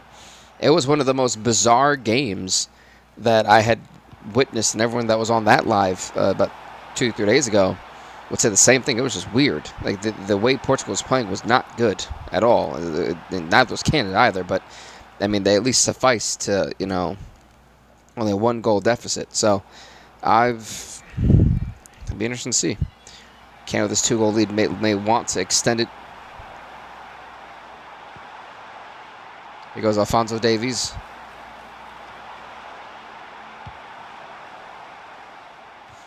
Golly, he just damn near headbutt him in the back. Goodness gracious. Well, this Bellegarde. It's him and the goalkeeper. If he doesn't wait for, oh my goodness, oh, goal! Wait a minute, the goalkeeper who had to recover. It bounced off, I believe it was the crossbar, not the side, but the crossbar, right into the waiting arms of number 17. I mean, take a look, folks. Take a look at this. Talk about great fortune right off dinked right off of it, and the net was wide open. Great capture, 2-1. Haiti has chipped away at the lead in the 54th minute. Can they possibly score the equalizer to tie this thing up? A team that was struggling to that point. Is there potentially life for this team? Dewison, thank you for following, man. I do appreciate it. Thank you. We're on the road to 1K follows, so I do appreciate all the love. If I did butcher the name, guys, I do apologize. I am not good with the name enunciations. English was not my, I do speak English, but English was not my major. I'm a therapy student. Very different. I think Haiti got very lucky. The referee did not call for a potential penalty on that one. However, Haiti does need to stop Canada from moving forward. They need to play tight defense. Here goes David. David, be careful! That should be a goal kick. Double substitutions here for both sides. Duvernay coming in for experience. That substitution made by Haiti. Meanwhile, for Canada, Bombito coming in for Dev Frogel. The what? I am not sure what that name was, and I don't think I'll ever figure that one out. Well, Providence is getting subbed out for Haiti. Joseph coming in, Cross coming in here as well, and they've got to be careful. They have got to be careful. This goalkeeper is getting targeted 5 corners already for Canada. Haiti's got to get this thing out of their own defensive third. They do it here successfully, at least for now. Joseph with possession for Haiti. A slow move. Here goes Jean Jaquez. Now it's a Pierrot. Jean Jaquez again. Now it's Isidore. That may be an offside infraction, but Isidore wide open. Oh, no. The equalizer dinks off the side bar. And an ultimately a gutting mishap for Haiti. That could have tied this thing up 2-2. Canada grateful to still have the lead. Will that mistake haunt Haiti in this one? Here goes Joseph pushing it up. He's got guys with him, but oh God, the accuracy is biting Haiti in the rear. It should be 3-2 right now. I'm going to be completely honest. It should be 3-2 Haiti with the lead, but the mistakes are starting to pile up. There's accuracy issues, trouble in paradise potentially. Here goes Buchanan. Oh, what happened? I think there was an offside infraction. And substitution for Canada coming in. Yep, Haiti with possession. Osorio getting subbed in for Taquia. I really don't know how to enunciate that name while I'm trying. And Haiti gave the ball right back to Canada. Uh-oh. Not too much trouble there. I'm sorry, did he grab his jersey? Hello, referee, did you not see that? Oh, so those coming in, welcome. Again, we're playing this high volley situation. I'm not the biggest fan of it. It hasn't really worked for a lot of teams. Some more harm than good, but here goes Joseph on the attack. He's got to be careful. He's about to get trapped by 2 defenders. I'm not sure who the throw-in is for, actually. Oh, it's for Haiti. Okay. But look at where they're at, though. This is just such a risky spot to be in. I don't like the corner areas, especially over there. And they lose possession, at least for the moment. Joseph gets it back, though. Here goes Jean Jaquez. That was almost a little dirty tackle. Bellegarde to Casimir. Oh, but off the freaking sidebar. right to number, I think it was at 18. It is tied 2 apiece. We have got a tie game in the 78th minute of this one, and the drama has begun. Take a look, folks. Bam, and number 18 right in the perfect spot. To think that both of Haiti's goals have came in off of rebounds. Insane. Hey, quick message. I'll be on. Oh, perfect, Christian. That's actually perfect. I will be on around after midnight, 12:30, because I do have to do UFC right after this. I'm just gonna do them in the same live setting, and I'm not necessarily I'm only 3/4 of the way done with my FIFA stream, but it's gonna be about 4.5 hours today. So I'm at 3 hours and 10 minutes. So 5 more games after this, I think, or like 3 more games, something like that. We're in Group D, right? So let's say 2 EF. So 5 games after this. Yeah. Yeah, I'm staying up quite a while. I have laundry and a bunch of other stuff to do, but I really wanted to get this stream in because this was the type of games that I was waiting for. Teams actually putting up a fight, and that's what we're seeing here. Haiti determined to at least walk away with the point, but they have plenty of time. Can they take a lead? Here goes Isidore, the header, but no. What happened? Is there an infraction? I think it was an offside infraction, was there not? Yeah, there was an offside infraction. Goal kick here for Canada. Canada right now has got to be reeling, having scored 2 goals in the first half and then giving up 2 goals in the second half. It's been a disaster of a second half for Canada. Jean, he gets stripped. Can Canada now on the offensive? The counterattack is in play. The defender moved up. They've only got 2 guys. It's 2-on-1. But Ali with a phenomenal defensive acumen. Haiti's got the possession again. Casimir has it. To Nazan. He's one of the guys who have not barely touched the ball today. Here goes Casimir. Nazan now trying to think probably to Bellegarde. Bellegarde has got to be careful with it. Nice block corner here for Haiti. Time ticking away. The cross comes in. Will there be potential magic in the late stages of this one? Oh, wait a minute. Did he actually get kicked or what happened there? Well, 2 minutes at a time. Can Canada try their damnedest to come back in this thing? Wait a minute. I think that there's a defensive mistake that just got made. Wait a minute. Oh, mistake, and that could have taken the lead. A bit of an accuracy issue there, and once again, 2-2. And folks, in ultimate drama, Haiti comes back to tie this thing up. They take a point, which means Canada now has a point as well. There is still life for both of these teams, not officially locked in anything. However, Canada, that game 3 is going to be vital for every single team, at least for these 2 as it stands. What a game. 2 apiece. Both teams refusing to quit. Canada's probably pissed, but what... Haiti came back from what should have been the end. Wow. Portugal, Romania is up next. Those are the games that I've always sat there and been like, that's what I want to say. Portugal, Romania. In my head, I was like, why am I drawing a blank? Question mark. So Romania is actually going to be on this side this time. Portugal. That's a cool jersey, actually. We're in Walled Stadium. I love Walled Stadium, but I also feel like that shouldn't be where they're at for this game. We've been at Wembley. We haven't gone to the ACCU Stadium, so we're going to go here. I'm not even sure where that is, but it just sounds cool.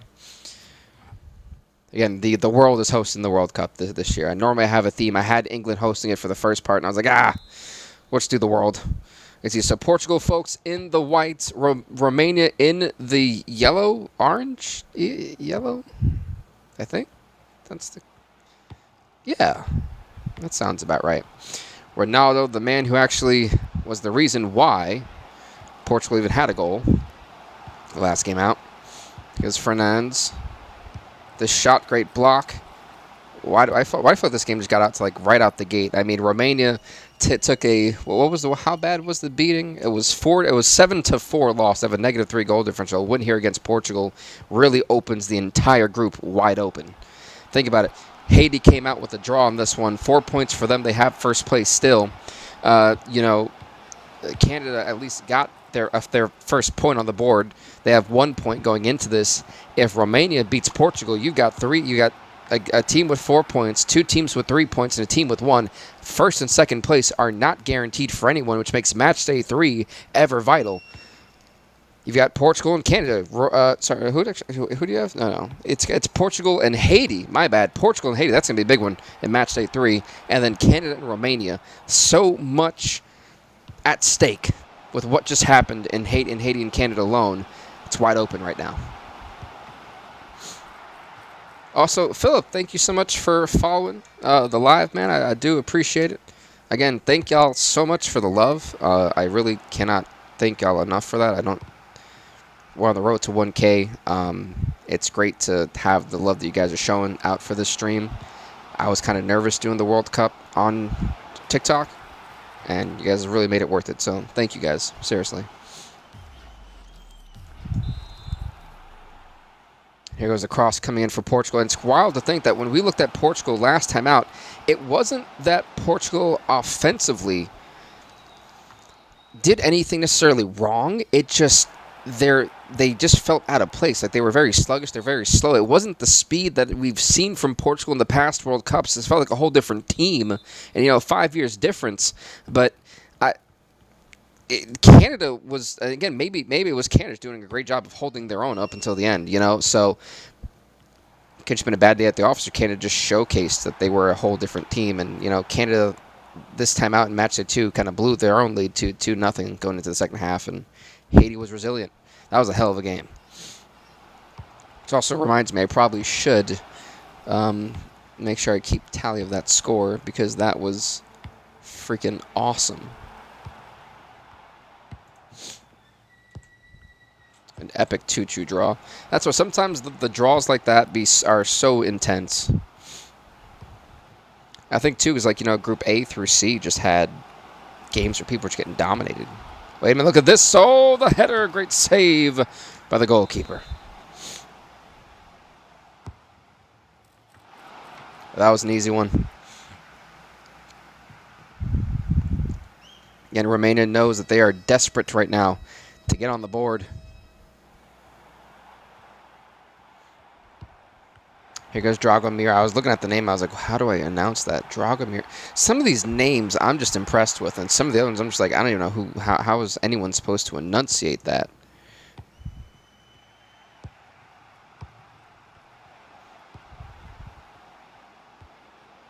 Listen, now it's João Cancelo right to I believe it's going to Neves. Neves is wide open, but no. Corner here for Portugal. So that's 2-2 on the match day. Here's Leao. Leao's got a potential chance to fit it in. I don't think he's going to take it. Yes, he is. Great save again. Romania right now getting pressed very hard. Vitinha off the crossbar. Look at that. And here goes man stopping Leao from doing anything with it. Romania's on the attack. There's only one guy with him, though. How much can he do? It's to Brele heading out to Mihalia. Mihalia, whoa! It was him and the goalkeeper. Great save by the goalkeeper. And now it's Cancelo pushing it to Silva. Silva now back. Oh, nope, he gets intercepted. Oh, here goes Hage. Milka, thank you actually for following. I do appreciate it. Like I said, we're on the road to 1K, so thank you, guys. I'm really grateful for this, honestly. Thank you guys for making a great night, honestly. Dragomir to Hagi. Hagi, trying to go for that reverse back, spinning kick, and that was, that looked like that move belonged in a UFC game, if I'm being honest. Oh, Dragozin is kind of going all the way back to his own defensive third. Now getting it to Hagi. Hagi pushing it to Dragomir. Dragomir to Mihalia. To Birlietta, but I don't think that was... Yeah, that's going to be an offside regardless. Yeah, goal kick there. And, folks, I'm just going to update that last game because I did not do it the last time.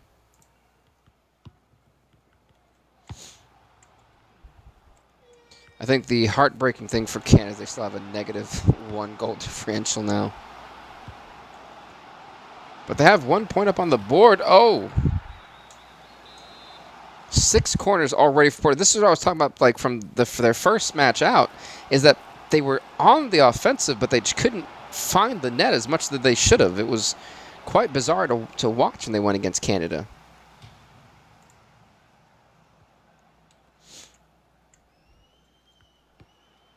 The fact that Haiti has wound up scoring 9 goals and also giving up 6 is bizarre. That was my ESPN. I forgot that I forgot I probably should have. Wait, look at this. Man, no! So one of the things I will be doing is at least over time, periodically, I'll give you guys live updates from the current game as Brazil is playing, and I normally keep my...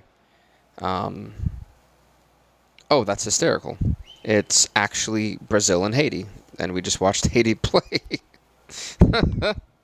Look at that. Gudas, thank you so much for liking the live, man. I appreciate you. So normally I actually don't do this late, but I think that it's, you know, kind of worth it right now. Here goes Silva. Ronaldo, can he do anything? Let's see. He's going to get to Silva again. Silva's trying to find an opening. Goes Neves. Neves probably going to try to find Ronaldo again, if not take the shot himself. He gets an opening, but that was nowhere to be found. At the end of the first half, folks, we are tied 0 apiece. And this goes back to me, you know, the same thing that happened with Portugal against Canada. It's happening here against Romania. Portugal is just, I'm not sure what the issue is. It's just, they're just struggling. I don't know. There's no real easy way to say it. They're struggling. While they have the possession time, they have the constant pressure, something is not working. I don't know if it's the predictability or what have you, but there's I don't know. They've got to be very careful. That could have easily been a penalty because he basically threw his body on top of him.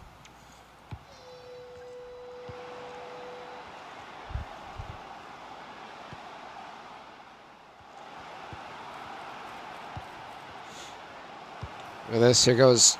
Was that Mendes? Easy save for Radu. Props to Radu. If Romania gets out of here with a win by a miracle or even a draw, Radu is going to be the MVP because he has been on the defensive the majority of this game and has stopped everything that's gone his way. Well, that attack landed just flat on its head there, or on its keister, as they would say.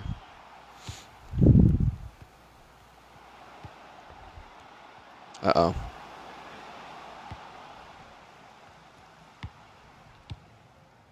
Here goes Hagi. Hagi now over. Trying to pass it to Man. Romania really pushing.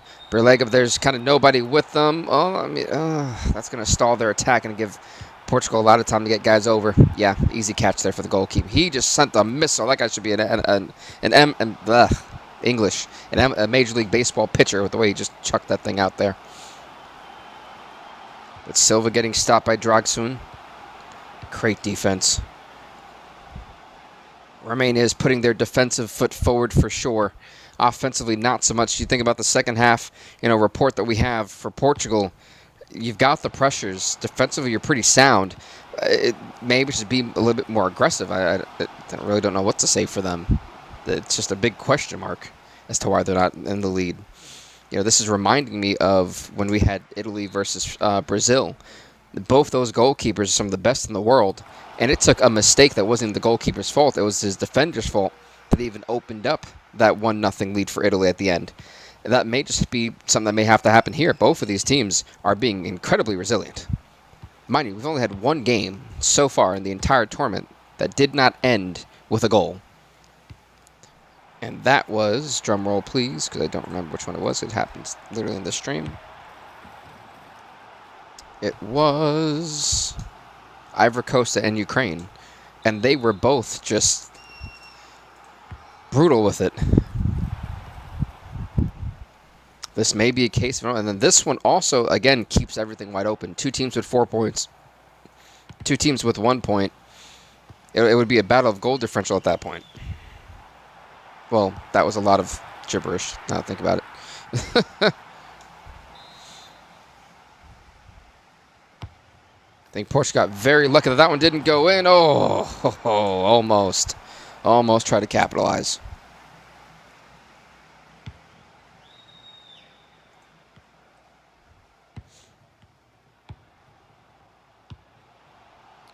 Said, folks, after this one, it is going to be Group E. Again, that man right there, number 1, has been phenomenal today. I don't know how Radu is doing it. I really don't. The man has been targeted so much, and that man has been refusing to fold. Yeah, next will be Group E, the group where everyone has tied in match day 1. So Morocco and Czech Republic and Saudi Arabia all have 1 point each. So hey, that one is going to be wide open regardless of what happens in their match. So Group E is going to be one to really keep an eye on. Yeah, but Group E is going to be next, and then we'll kick that off with... We'll do Morocco and the Czech Republic, and then, yeah. Oh my God! Romania, in a shocking turn of events, takes the lead 1-0 in the 73rd minute. And this one, I cannot believe I'm saying Romania is in the lead 1-0 against Portugal. It is now Portugal's job to answer back if they can. This would be a massive upset victory if it happens. How will Portugal respond? Time is starting to tick away. Cancelo trying to push it forward. Looks to me there's a lot of sense of urgency. They got to be careful. Again, I'll say it again. If Romania walks away with a win, hell, even a draw, the MVP of this game will be that man right there, number 1, Radu, the goalkeeper. 145 passes, 95% accuracy for Portugal, by the way. I'm going to put that up. But now Portugal on the attack. It's no breathing room, though, as Romania trying to give them. This is what they need to tighten up defensively. No breathing room. Now Romania once again with the offensive possession. They got to be very careful with these volleys. However, Man taking a great care of it. Man to Berlietta, but that's, yeah, he should have gave it to the guy coming with momentum. That was a bad idea. Because now they've given Portugal another chance at trying to tie this thing up and at least getting 8 points. Because if Romania can bounce back from the loss to Haiti with a victory over the hardest team they're going to face, which is Portugal. Now you've got you got one team with 4 points, 2 teams with 3 points, and 1 team with 1 point. Everyone's in it.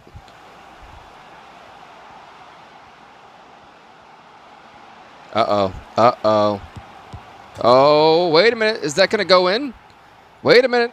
I knew, yep, it was an offside. It was an offside. Also, Sonia, thank you so much for following. I do appreciate it. Same thing, Annie, I do appreciate you guys for following. We're on the road to 1K follows, so thank y'all so much, guys. I thank you. Seriously, I really do appreciate it. And what has been a wild game. I mean, Group D has not disappointed in the drama.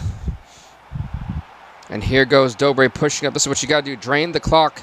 Romania taking the shot. Oh, but nobody was there. Accuracy missing on that one.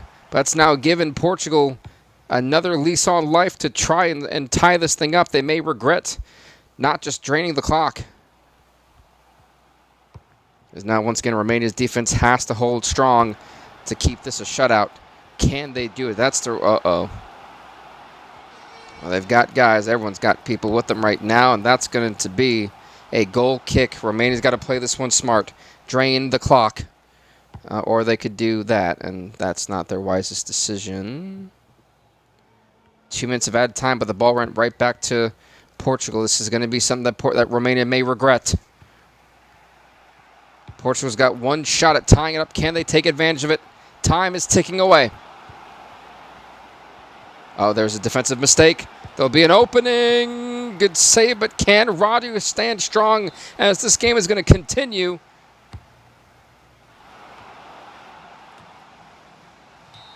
And Romania shuts out Portugal to hold on to a 1-0 lead, an upset victory to give them 3 points on the board. A shocking victory here for Romania over Portugal. I cannot believe I'm saying that. The Group D has gotten a lot more insane. What a win for Romania as they go on to match day 3 in a must-win situation. It is must-win for everyone in this group. Match day 3 is going to feature Canada and Romania for both of those teams if they want to survive. They want to go on to the knockout stage. A must-win situation for Portugal and Haiti. If Portugal wants to advance, they have to beat Haiti. If Haiti wants to advance, they have to at least draw in order to go on to the next stage. It is going to be a very tense and tight group going into match day 3. Wow. Also, for God, Sean, thank you for following. So, thank you also for following. We're on the road to 1K follows, y'all. I do appreciate y'all. Thank y'all very much for the love and support. I really, again, I can't thank y'all enough, guys. Seriously, it's been a great night, and I've been having a blast doing this with you guys. I did not know why I signed up for 14 games of this, but it has been quite the something. Morocco, Czech Republic actually goes over here in this one, and then Morocco's on the other side. Morocco hosted the last game, so it's only fair that Czech gets to do that here. Morocco, where are you at? There we go. This is going to be a very evenly matched game. Stadion and dirt. Now we're going to switch the stadium, but I like to just keep it random. That is, I think we've already been at Stadion Olympic. Where should we go, guys? We're going to go to Stadio Clásicos. I don't think we've been there yet.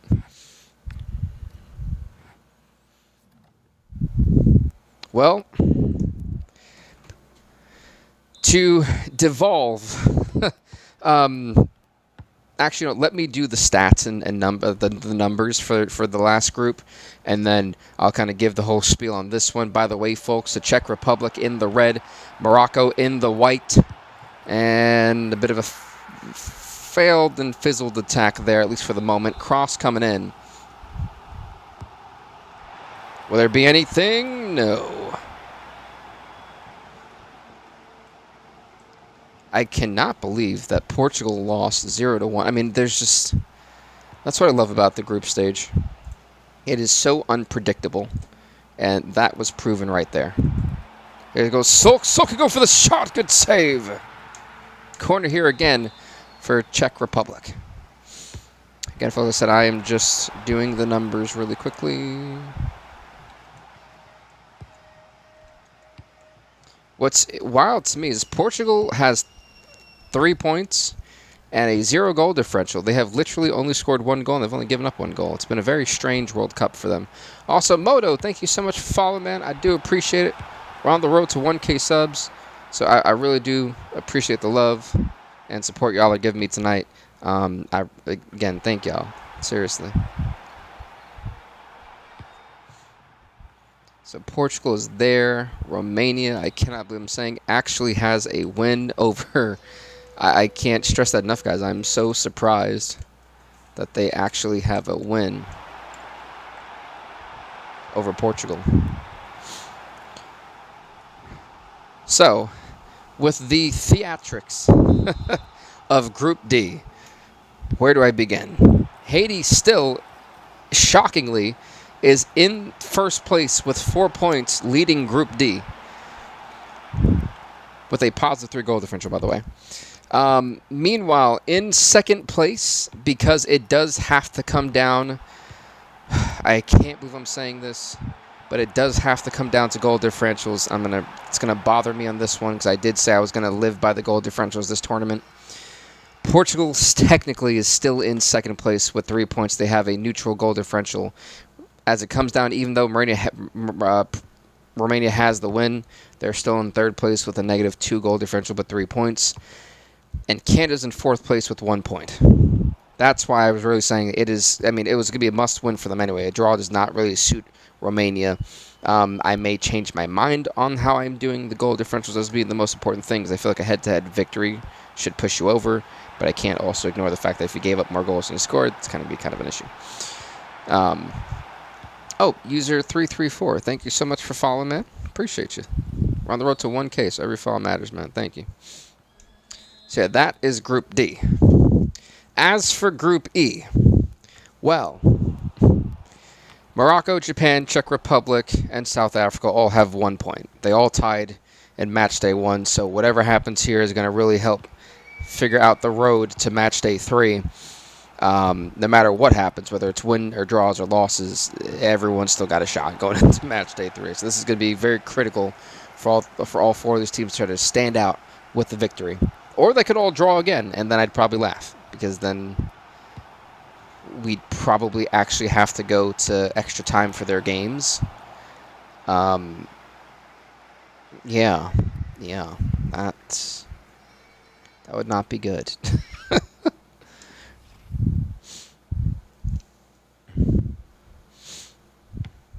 Uh-oh. And honestly, for Czech Republic, again, for all 3 of these teams, I think for all 4 of these teams in this group, having a draw with everyone, I don't think is like the worst thing possible. Although it does kind of put a lot of pressure, because you kind of have to win match day 2, and you want to at least draw again in match day 3. Those you're going to be in a pretty rough spot. Or you could have the drama that we have in match day in Group D right now. Folks, let's see Sabari pushing it up for Morocco. Getting to Elinui. I'm getting better with these enunciations. Armbrat, no. Good save by the goalkeeper.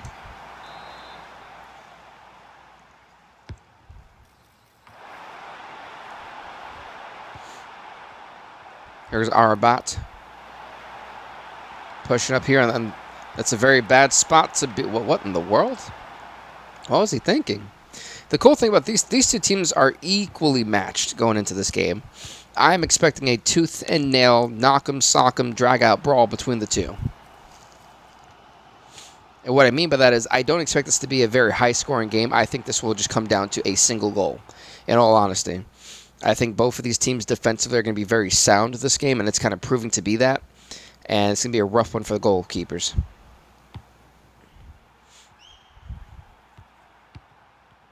There's Riyadh. Now it's Amrabat to Brahim. Hakimi now pushing it up. He's got Brahim going for the cross instead. Nowhere to be really found there. And a very neutral. If we get 2 more draws from this group, I'm going to laugh, because I don't think I've ever had that before.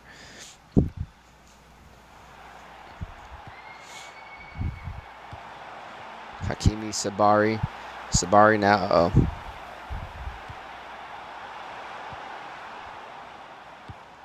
Because then if we get 2 more draws, then the match day 3s will go on to like extra time if there is another draw. And then if it needs to go to penalty kicks, then it will, because we have to have 2 winners at that point to go on to the next stage. Because they even out and be like, what in the world? Again, Morocco trying to at least put something on the board before this half is over. Sabiru! Never mind. Again, the idea was there. The execution, not so much. And there's only so much you can do at that point.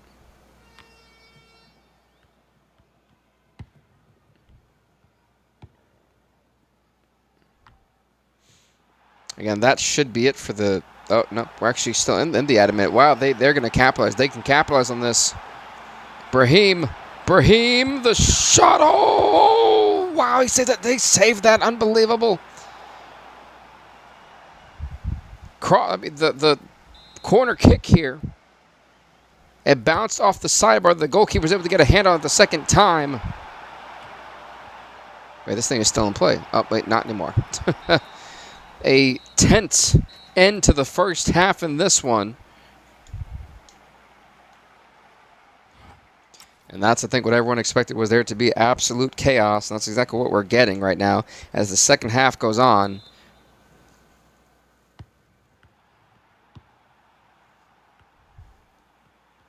Here's the Czech Republic.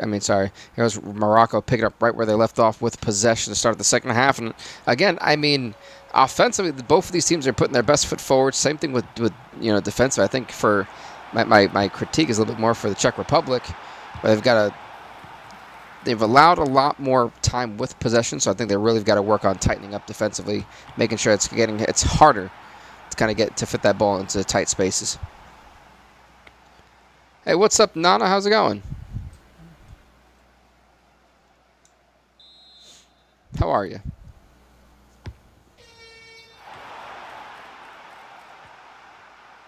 Here's Morocco still with possession. Here goes Diop. Diop now thinking it's a Sabiri. The shot comes in. It's a goal. Morocco puts a goal on the board. It is now 1-0 in the 50th minute. Sabari with a huge goal that puts him up. Morocco definitely enjoying that one. How will the Czech Republic respond after a massive goal being scored here? Will they find an answer? As the stalemate has been broken. It was Pravad. I feel like actually now it's been forever since I've actually seen them with possession. The shot comes in. Easy save there for Banouni. Here's Talbi. To Salahuddin. Elianoui. To Brahim. Wow, my God. Okay, wait a minute. That was a demolition derby we just witnessed. Here was the man with one goal already. Sabari. Pass it to Elianoui. Talbi, wow. Oh. I don't believe whoever that was intended for did not actually realize that both it was Elianoui actually was able to kind of keep possession and was trying to pass it to him. Bit of communication error there. Solk goal, and just like that on the counterattack, the Czech Republic responds with a goal themselves in the 57th minute of this one. We are tied at 1 apiece.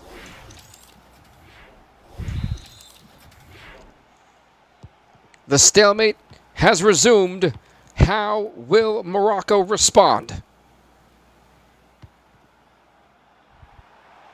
Here's Sabari. Sabari now pushing it up, or trying to. Gets it to Talbi, but they're kind of stuck here. Well, they were. Cross comes in. Wow. The fact that it actually stayed and went right back to Sabari is quite interesting. They allowed that. Wow. Okay.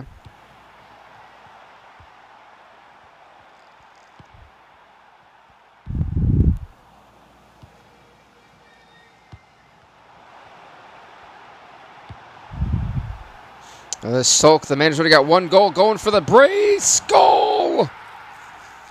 Sulk, just like that, gets a brace. I think, what was it, within that 6 minutes? And just like that, the Czech Republic is up 2-1 against Morocco. This is not what Morocco wanted. The Czech Republic making the most of quick possessions and 2 goals just like that in similar fashion.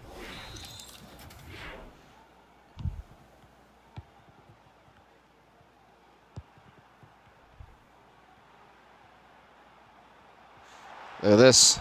El Kaib going for... Oh, that would have been amazing. That would have just countered right back. Like, oh, no, we'll score again, too.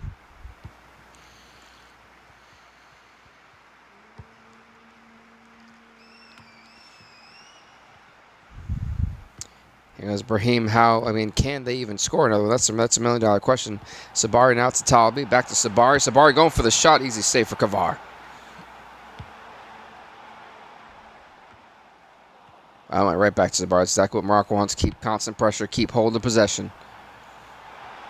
Arabat thinking maybe. Can he pass the defender? Goal, and we are tied 2 apiece. A goal in the 68th minute. In 11 minutes, 3 goals have been scored. And we are at a stalemate again. How will the Czech Republic respond?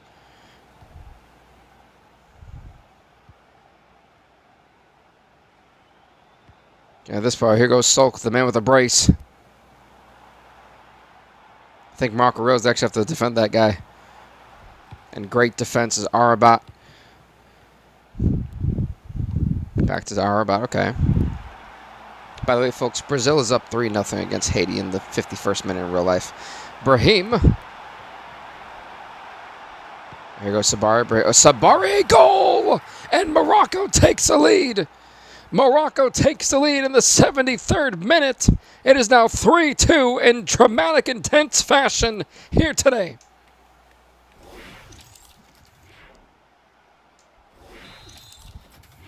Sabari with a brace. What is up, Ronald? How's it going? 3-2 it stands. With Morocco in the lead, that's going to be a yellow card.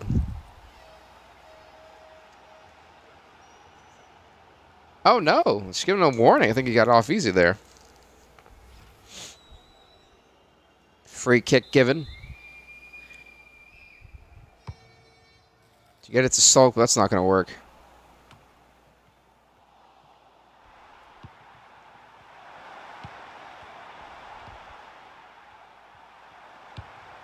Oh, 147 passes. Armor bot. The fact that Morocco has 147 passes is crazy. There's Armor, they're going for goal number 4. No, great stop.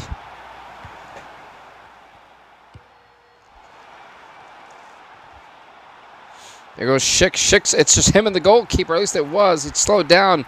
He could have even moved a little bit more forward. Substitution coming in. Saladin coming out. Mazarui coming in. I believe that's how you say it.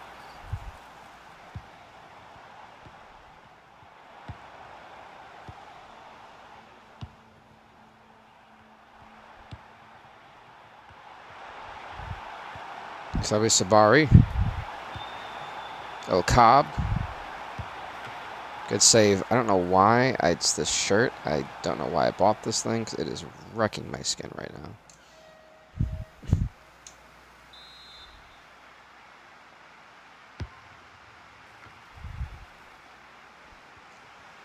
Again, if you're Morocco, keep hold of possession. Take the win. Take the 3 points. Hold out. Here goes Tabe. This has been a hard-fought victory between these two sides.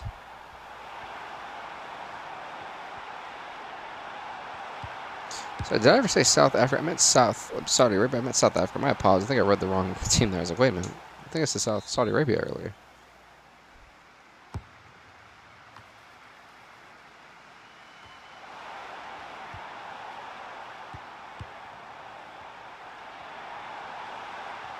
Look at this. Just moving up with ease. Oh, easy save. Okay, I was like, wait a minute. Is the goalkeeper going to, like, ever do anything there? Oh, user 606. Thank you for following the live, man. I do appreciate it. We're on the road to 1K follows, so thank you, man. Appreciate you guys. Yeah, that header went nowhere, by the way. And goal kick here for the Czech Republic. They are running out of time if they want to try and pull off a miracle, as Morocco is just constantly hounding them, taking possession. When you control possession, it makes it hard for your team to do anything. And honestly, the 2 goals that the Czech Republic had were counterattack goals. It was quick and fast-paced. They haven't been able to pull that off. They have got 3 minutes of added time to do something. Can they do it is the question. To at least walk out with a draw and salvage a point. But when you're giving it up like that, that's not likely.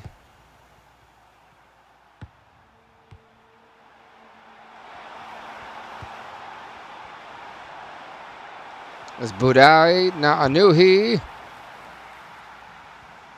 It was Brahim. To Budai, this is not going to matter. Morocco takes the win here, 3-2 against the Czech Republic, to put them up an extra 3 points to a total of 4. Czech Republic obviously devastated. What a game from both sides. Folks, next up, it is going to be Japan and South Africa. That is going to be up next. Here we go. A 3-2 win, a huge game between Morocco and the Czech Republic there. They left everything on the pitch on that one. I really wish I didn't have to constantly do this every game just to move it out. Like, ugh. South Africa, I was like, who's going to be over here? And Japan. Where are they? There you go. South Africa in the yellow, Japan in the white. Probably reiterate that again in a little bit.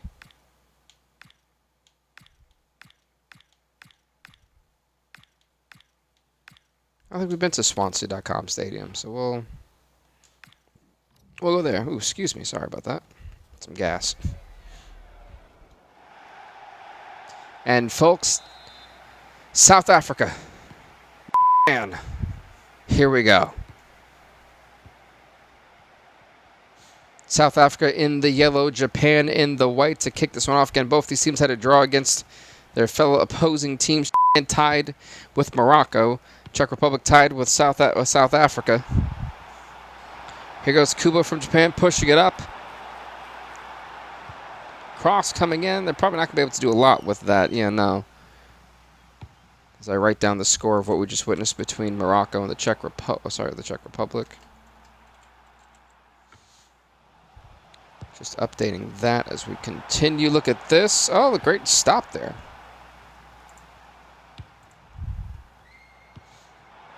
Have done that. Romania and them, they're up to date. Wow. Corner here for South Africa. Already pushing it up onto the pit. Can they? Oh, wait. They've got to be very careful with that. I don't know why teams think that's a good idea to do. Just like teeter on the edge where the ball, if it moves the wrong way, it's gonna be out of bounds. I don't know why people think it's a good idea. And here goes Ito. Cross coming in, the header, but it's gonna be nowhere near. Well, close by, but not close enough. Goal kick. Let's see here. So that's Morocco. 4-3 +1. 4 points. Uh-oh. Zwane's got to be careful. Oh, that was actually a good block there by Watanabe. It's going to be a throw in here for South Africa. Wow, and that went right back to... That was quick. Folks, I'm just quickly updating the group stage.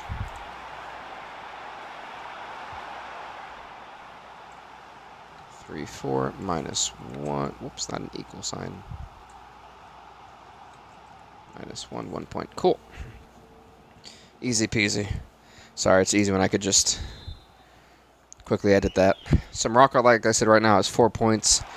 Czech Republic stuck with 1 because of that loss. And if you're the Republic of South Africa and Japan, you desperately need this one. You don't want to have another tie where you kind of keep the Czech Republic back in it.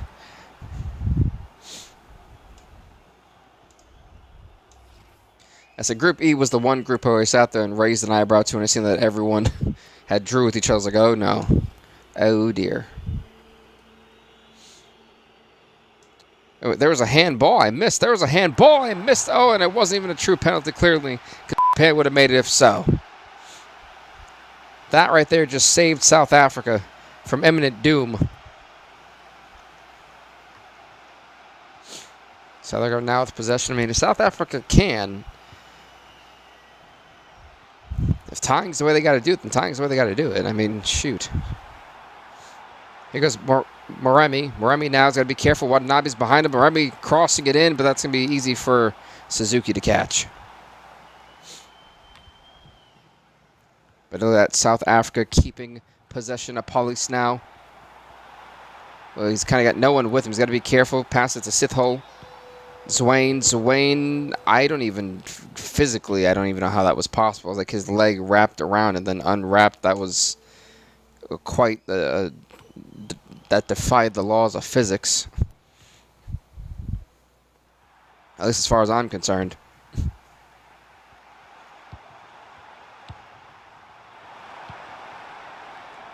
Real Queen, thank you so much for following. I appreciate that. So we're on the road to 1K follows, so I do appreciate y'all. By the way, folks, we have got 3 more games after this. So we've got... Why am I drawing a blank every 5 seconds?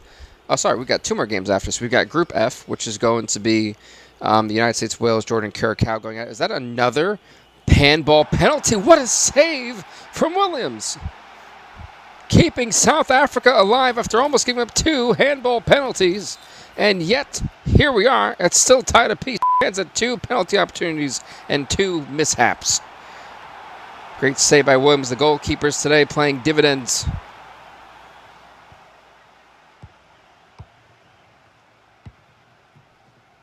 And Japan's got to be absolutely infuriated at the fact that they had 2 go. Oh, that bounced off from throwing here. No, wow, okay. I thought we all seen it bounce off of the player from South Africa, but I guess not.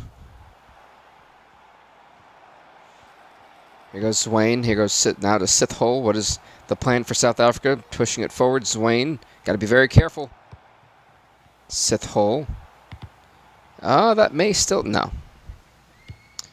Not at all. Here goes Kuba pushing it up for on the counterattack. But defensively, great job from South Africa. Make sure that there is no real gaps here. That was excellently done.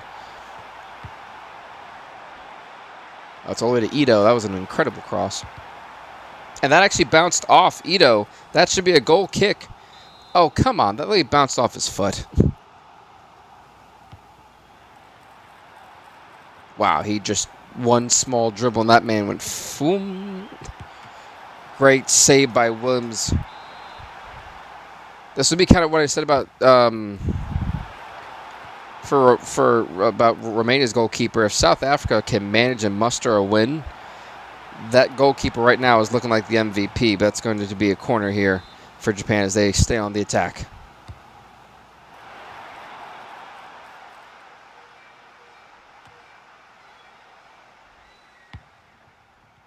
Oh, good job from Maremi. And to those still coming in, welcome, welcome. Wow. Wow, he got clipped.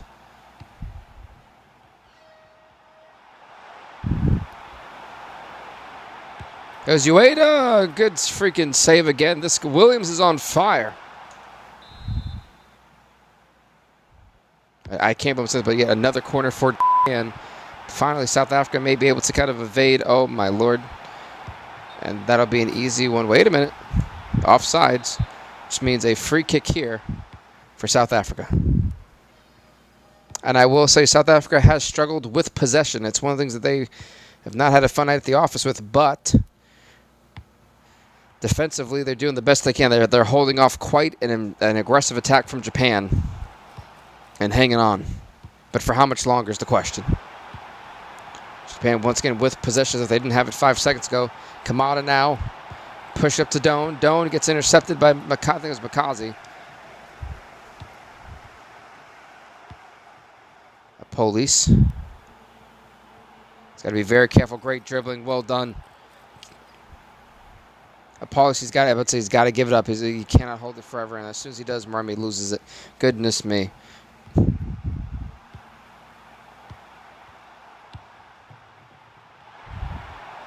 Here goes Kamada. There's going to be a wide opening chance for Sano. But no. Not close enough. Far from the goalkeeper. Goal kick here for South Africa. 2 minutes of added time have been added. Can South Africa put something on the board before the end of this half? Post now to Mokana, but again, they're getting intercepted, and that means Japan has. This is not what South Africa wants. We've seen teams give up a goal right at the end of a half. Can they hold on to the stalemate? Or will Japan break it open? And we have got a 0-0 stalemate going into this one as we're about to give that second half report. Well, starting with the Republic of South Africa, it's very clear they need more time with possession. They cannot constantly be sent back on their heels defensively. At some point, that goalkeeper may break, and you don't want that to happen. You've got to give them some time to relax from constantly diving and going all over the place on a block and a relentless attack from Japan. They have to tighten up defensively. They need more time offensively with the ball to do something. Start setting something up. Go for some more volleys. Just something productive. Meanwhile, for Japan, keep doing what you're doing. Offensively, you have made this goalkeeper's life a living hell. Continue to do so. Meanwhile, defensively, be aggressive. And I stand on that.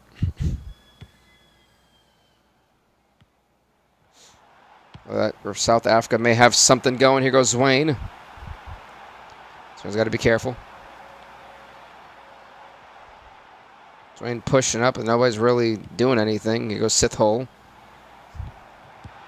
Try to go for it, but Apollis, yeah, that was easily caught by the goalkeeper. Goodness Lord, Saibisi was not playing around on that one. That man threw his. Oh, sorry, that was Madu. Goes the policy. Got to be careful. Intention kick. That should be a corner for South Africa. Cross coming in. Easy save for the goalkeeper. That's right back to South Africa. This is what they need. Time with possession. Time with the ball. Show Japan how it feels to constantly have an attack going. Kenny's got to be very careful with those passes. But also, there's not many people on the offensive here for South Africa, but Suzuki is unbothered.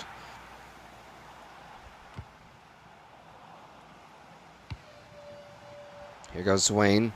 There's not. I mean, look how many defenders there are. Just South Africa needs to bring some more guys forward because that blockade that Japan has is incredibly impressive. But again, these corners are terrible from South Africa. Literally, they're some of the worst that we've seen.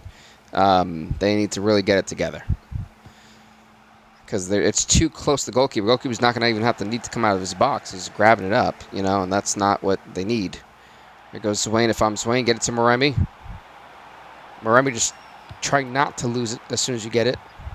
Cross comes in. I'm not sure what that was. Honestly, I don't know if that was meant to be a cross, you're meant to shoot it, or what was going on there. That one left me in a bit of a confusion.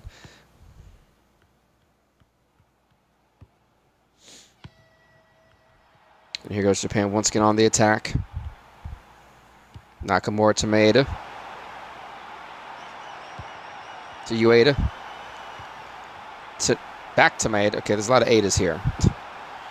But great defense from South Africa, man. I got to say, the defensive prowess of South Africa has been really great today. They've done a great job at trying to stop disasters from happening.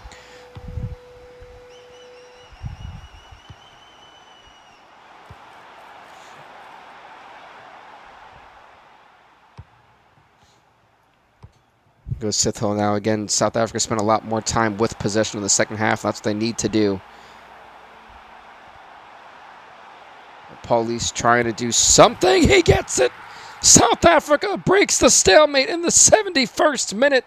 Paulice scores for South Africa, and I would have to think this would be considered an upset if South Africa can hold on to this 1-0 lead to beat Japan. A massive goal has been scored here tonight. Paulice with a huge goal to give them the 1-0 lead over Japan. Can they hold on to it? What will Japan's response be as this match continues? Oh no, the mistake, but great save from Williams, my goodness.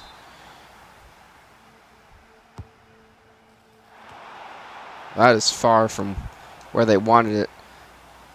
Hello, Real Queen.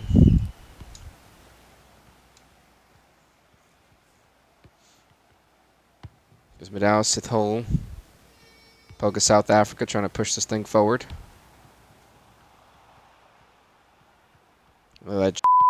Awkwardly stalling for time. I don't know if that's part of the plan or not. Very weird way to go about it. Mind you, folks, the next game is going to be it'll actually be Wales versus Curacao, and another goal for South Africa. Suzuki went forward, made a big tactical error, and South Africa now leads 2-0 against Japan. Massive insurance policy goal in this one, and they're on their feet as they should be. This right here is a massive underdog win if South Africa can get it done. It is 2-0. Can Japan somehow muster a miracle comeback with only 11 minutes plus added time left?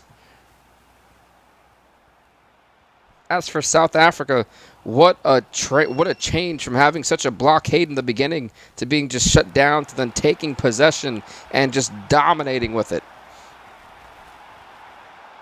Here goes, remember's got to be careful. Now to Zwane, to Mokena, to Foss. Oh, I think that just hit him in the face. Goodness Lord, he blocked it with his face.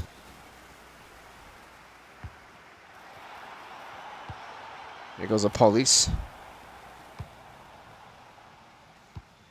Now it's Asano. Getting it to Ueda, trying to make sure they can try to stop this deficit. Can they? Great save from Williams. That man will be the MVP, I promise you, of this game. The man of the match goes to Williams.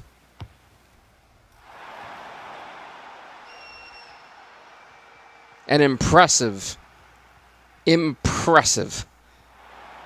performance from that goalkeeper. But yes, actually, up next is going to be the United States and Jordan, and then we'll end it off with Wales and Curacao. So quite epic.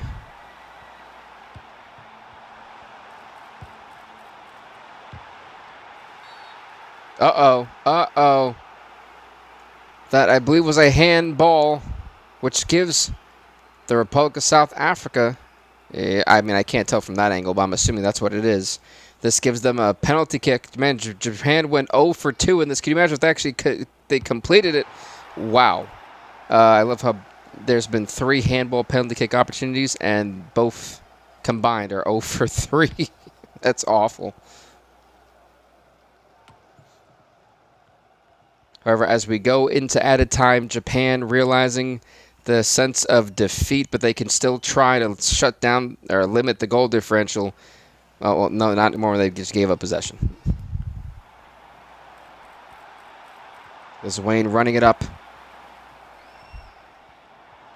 For South Africa, the more goals, honestly, the better. Foster's got a chance. Goal! 3-0 against Japan. Can you believe it? South Africa showing the world that they are here to win it all. 3-0. That's definitely going to help with goal differential, like I mentioned, because as we've seen, Morocco just beat the Czech Republic 3-2. With this victory, that's actually going to put the Republic of South Africa in first place due to goal differential. They'll have my God, they'll actually have a plus, 3 advantage. With that being said, in a shocker, folks, South Africa defeats Japan 3-0 in this one.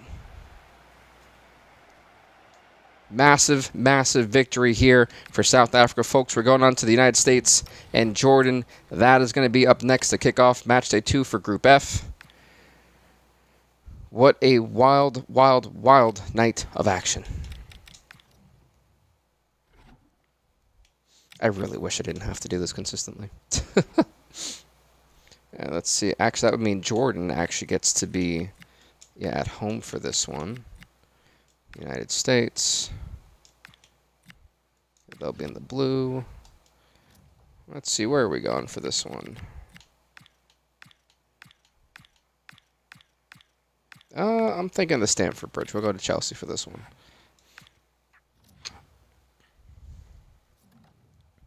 Well, folks, Jordan, the United States to kick off match day 2 for the U.S.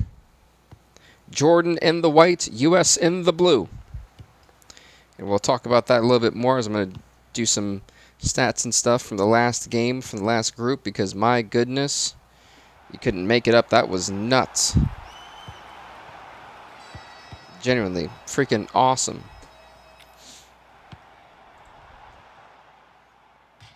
Let's see here, as that's going to be a throw-in for Jordan. As we know, Japan, I cannot believe I'm saying that Japan actually lost and gave up 3 goals to have a -3 goal differential in 1 point. What a bizarre turn of events. It's 1 win for South Africa.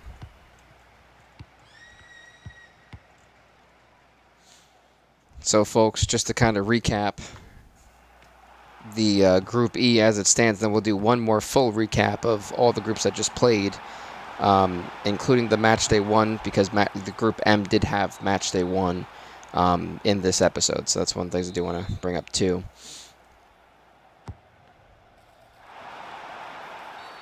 Oh, I think that was a handball. I think that was actually a handball. I think so. Let's see. I cannot see from that angle. They calling it a handball, which means a free penalty kick here for the United States. Pulisic, the wonder boy, can he convert? Christian Pulisic converts which means the U.S. is now up 1-0 in the first 9 minutes of the game off that handball penalty kick opportunity. U.S. 1, Jordan nothing. U.S. coming out to an early lead in this one.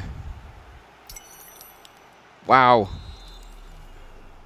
That was quick. That was quick. That is not how Jordan wanted to kick off this match. However, to discuss Group E, in first place, the Republic of South Africa with 4 points and a positive goal differential of 3.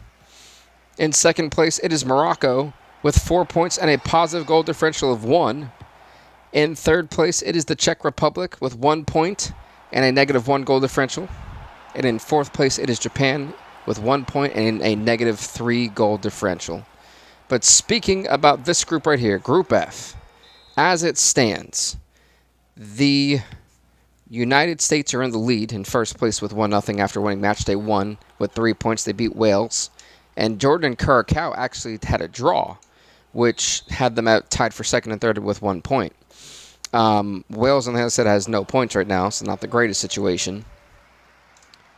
However, they've got Curacao in our final game of this of the FIFA part of the stream or the EA Sports World Cup stream, and then I'm going to keep this live going for anyone who's interested in the UFC men's flyweight division tournament for UFC 6. If anyone is intrigued in that, the header coming in, easy save for the goalkeeper. So I said we got one more game for the soccer part of this, which is going to be Wales and Curacao. And then I'll probably take a quick 1 minute break so I can go to the restroom. And then we'll start UFC. I'll probably start the UFC thing and then quickly run to the bathroom. So for those intrigued in that, we're coming up close to the to the UFC portion. But yeah, over 4 hours already in just soccer, and I would say, man, it's been great, and I can't wait to do the next part of almost. And I cannot wait to do part 2 of part 2 of match day 2 tomorrow too for the World Cup. So stay tuned for that.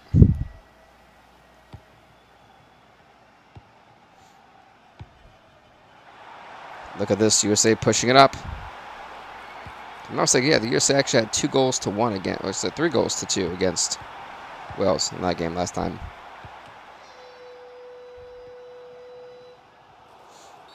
Okay, I was about to say that was an awkward situation. Let's see, what is Ream waiting for? Okay, never. What? That was a strange free kick, yeah, from Ream. I thought they were actually going to try to put it in there, but they did not. They chose not to.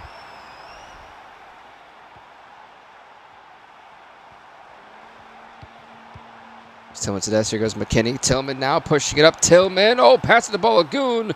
But an easy save for the goalkeeper. It almost bounced off his face, which I thought was absolutely nuts.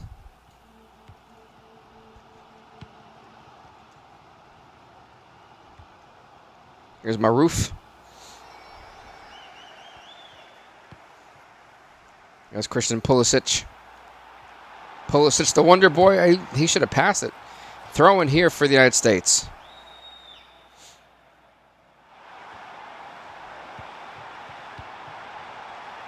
Pass it, Pulisic. Yeah, well, yes, he did pass it, but he went right into traffic. So the USA getting a nice gift with that handball penalty kick opportunity that Christian Pulisic netted in for a goal. But since then, the offense for US has been kind of mid. But this Adams, easy save for Rusani.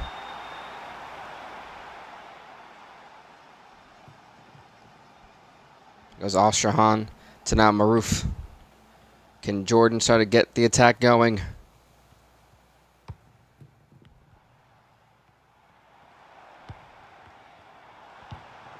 Here goes Maruf. Okay, there goes Al-Shahan. Never mind, it's going to be intercepted there by America. And now Balogun, he's got nobody with him. Well, technically now he does. Hold on. The attack is coming. Weston McKinney, that they're flagging for the offside. Yep.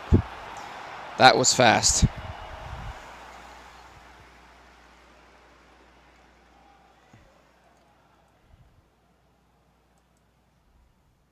I think not charging. Hold on. Oh, there you go. By the way, folks, as it stands in real life right now, Brazil is still up 3-0 against Haiti in the 81st minute of that game. It's Christian Pulisic, now it's Adams.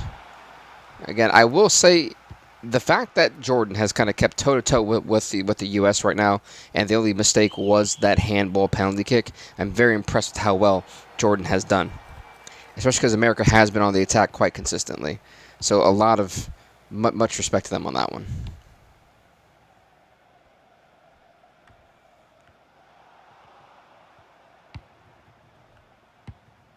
There's Dest to McKinney, now it's Pulisic, back to Weston McKinney. Here goes Tillman. Tillman going to Robinson. Robinson's got to be careful. Goes Tillman out of the shot. Great save by the goalkeeper. Right now, that goalkeeper is what's keeping Jordan in this game. And mind you, folks, that goalkeeper only gave 1 goal to Curacao in that draw from the last time they played. The match they won. Who's going to get that? The Wonder Boy somehow keeping it alive. I'd rather go to added time. Can America try to get a second one on the board is the question. Here goes Dest. What are they doing? They're going backwards. It's very strange. And that is going to be that for the first half. The U.S. leads 1-0. I think Jordan, again, kicking themselves for giving up that free kick penalty opportunity to the U.S. early on. And, you know, to go into the second half report for this game, I would genuinely say it has been... Jordan has not played bad. I've got to give credit where credit's due. This goalkeeper is definitely keeping Jordan in it. And the fact that they've only given up 1 goal is very impressive at this point, is that penalty kick. But America's had the primary, portion of possession. Anytime Jordan has attacked offensively, it's been kind of led with a whisper. So going into it for Jordan...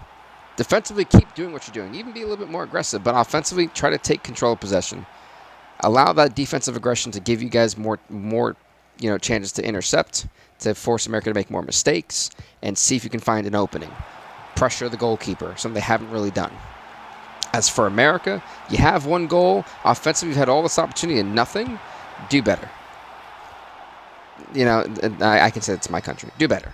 Like, what are you doing? You've had all these attacking opportunities, and yet you've been pressuring the goalkeeper. Yeah, but they've been easy saves.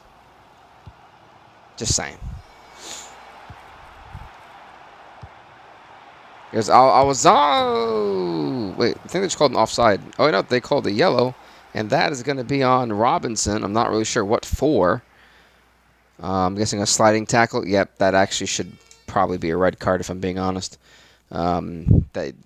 What was the point of tackling there?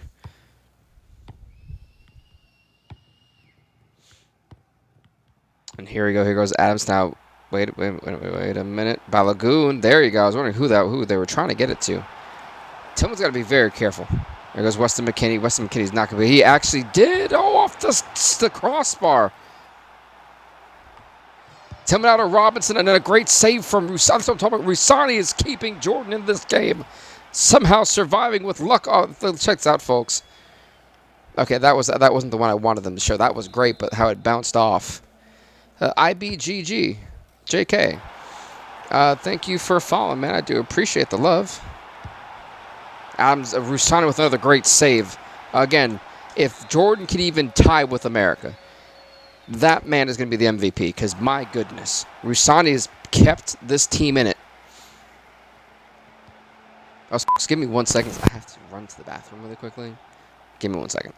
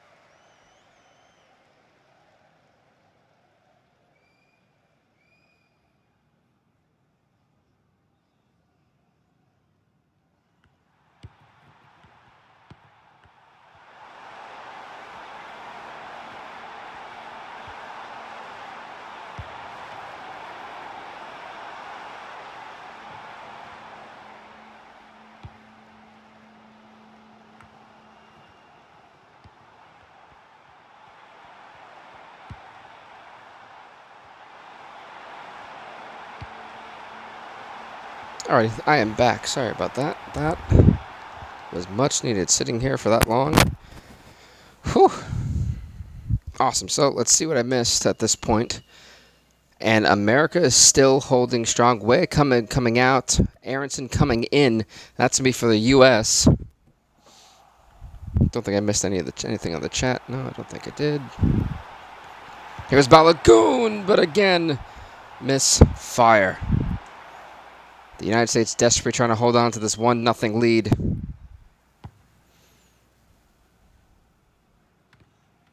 Again, with how much time the U.S. has had. Wait a minute. That an infraction? Oh, wait, what? They gave it back to the U.S.? Really? I don't think they did. I don't think that was necessary. Again, once again, the U.S. with possession, and this is where the issue has been coming in for Jordan in the second half. And even in the first half, great save. Their goalkeeper, I'm just so impressed with. And yet another mishap there. The accuracy issues for America continue. However, Rusani, again, the guy, when those balls have been accurate, has saved every single one of them. Much respect and a lot of credit should be given to that guy for even keeping them in. I don't know why they just walked. Why did he walk out of bounds with it? There you go. Get aggressive. That's what you got to do to get the job done. This could be it. Oh, good save. I thought for a moment we were going to get the equalizer in stunning fashion. Oh, Roldan just booted that out of there.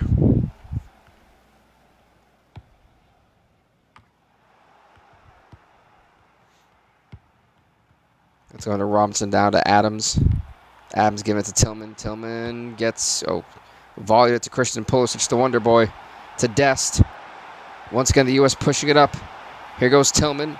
Tillman going for the shot. Easy save for Rusani. However, I think Jordan just realized that time is running out. 10 minutes plus added time remain, and they haven't had much time to do anything. Jordan desperately needs to hold possession long enough to at least try to get some type of offensive flow going. By the way, folks, the next game is going to be Wales versus Curacao. That'll be the final one of the soccer portion of the stream before going to our UFC Men's Flyweight Championship tournament for UFC 6. Golly, that just took him out. America requesting substitutions. Robinson out at Tillman. Going to Aronson, the substitute. Now to Adams. Adams, what's he thinking? Adams going to get trapped, but gives it to Robinson. Robinson to Tillman. Tillman to Pulisic. Christian Pulisic scores here in the 86th minute. Pulisic has his brace here today. Christian Pulisic willing America to a 2-0 lead over Jordan. Well, we talked about chaos. That's exactly what it's been. And can Jordan potentially find out a way to respond or even just, slim their goal deficit? It's at least down to 1. It helps, especially with at least they have 8 points. Wait a minute. Yes, they do. I was like, wait, am I correct in that one?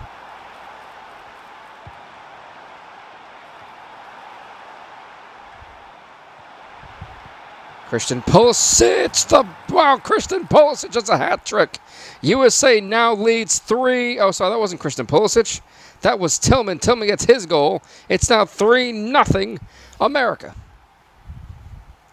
Well, the hits keep on giving. The hits keep on giving.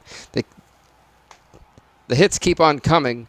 As far as Jordan is concerned, it's not really much they can do here. This one is all but over. USA picks up another 3 points with a 3-0 victory over Jordan. That gives them 6 points. They had their victory over Wales and now the victory over Jordan. Folks, we're going to go on to our next game, the final game of the soccer portion of my stream. As we've been doing this for over 4 hours and almost 4.5 hours. Can you believe that? Kind of wild. Think about it.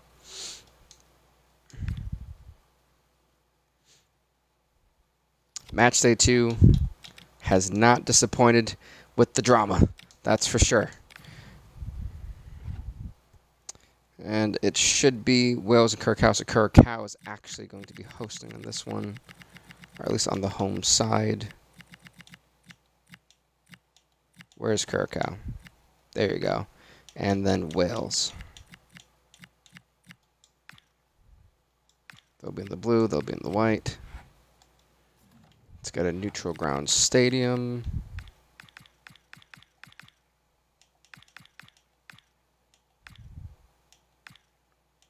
The Hawthorns, Tottenham Hotspur.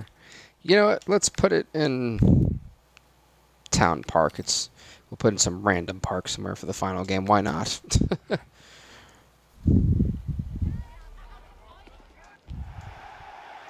Well, folks, Curacao, Wales, Curacao in the blue, Wales in the white, as I'm going to do just some stat updating for the last game that we just had, because the United States very much so destroyed Jordan in that one. I genuinely felt bad for them. I don't think they deserved the destruction that they got.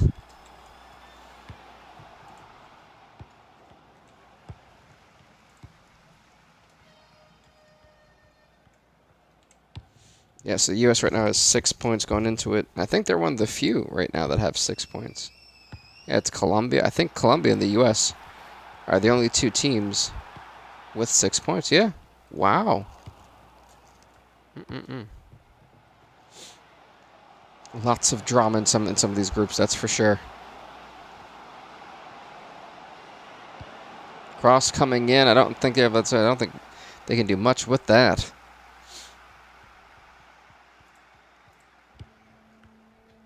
Taking a loss. Let's see. No, they didn't score anything. They definitely took 3 goals. So that's going to be -3 goal differential. And 1 point. Poor Kirk. Poor Jordan. They did not deserve that. That's for sure. Alrighty, folks. This is where I kind of run. Wait a minute. Here goes Wilson. Wales. Oh.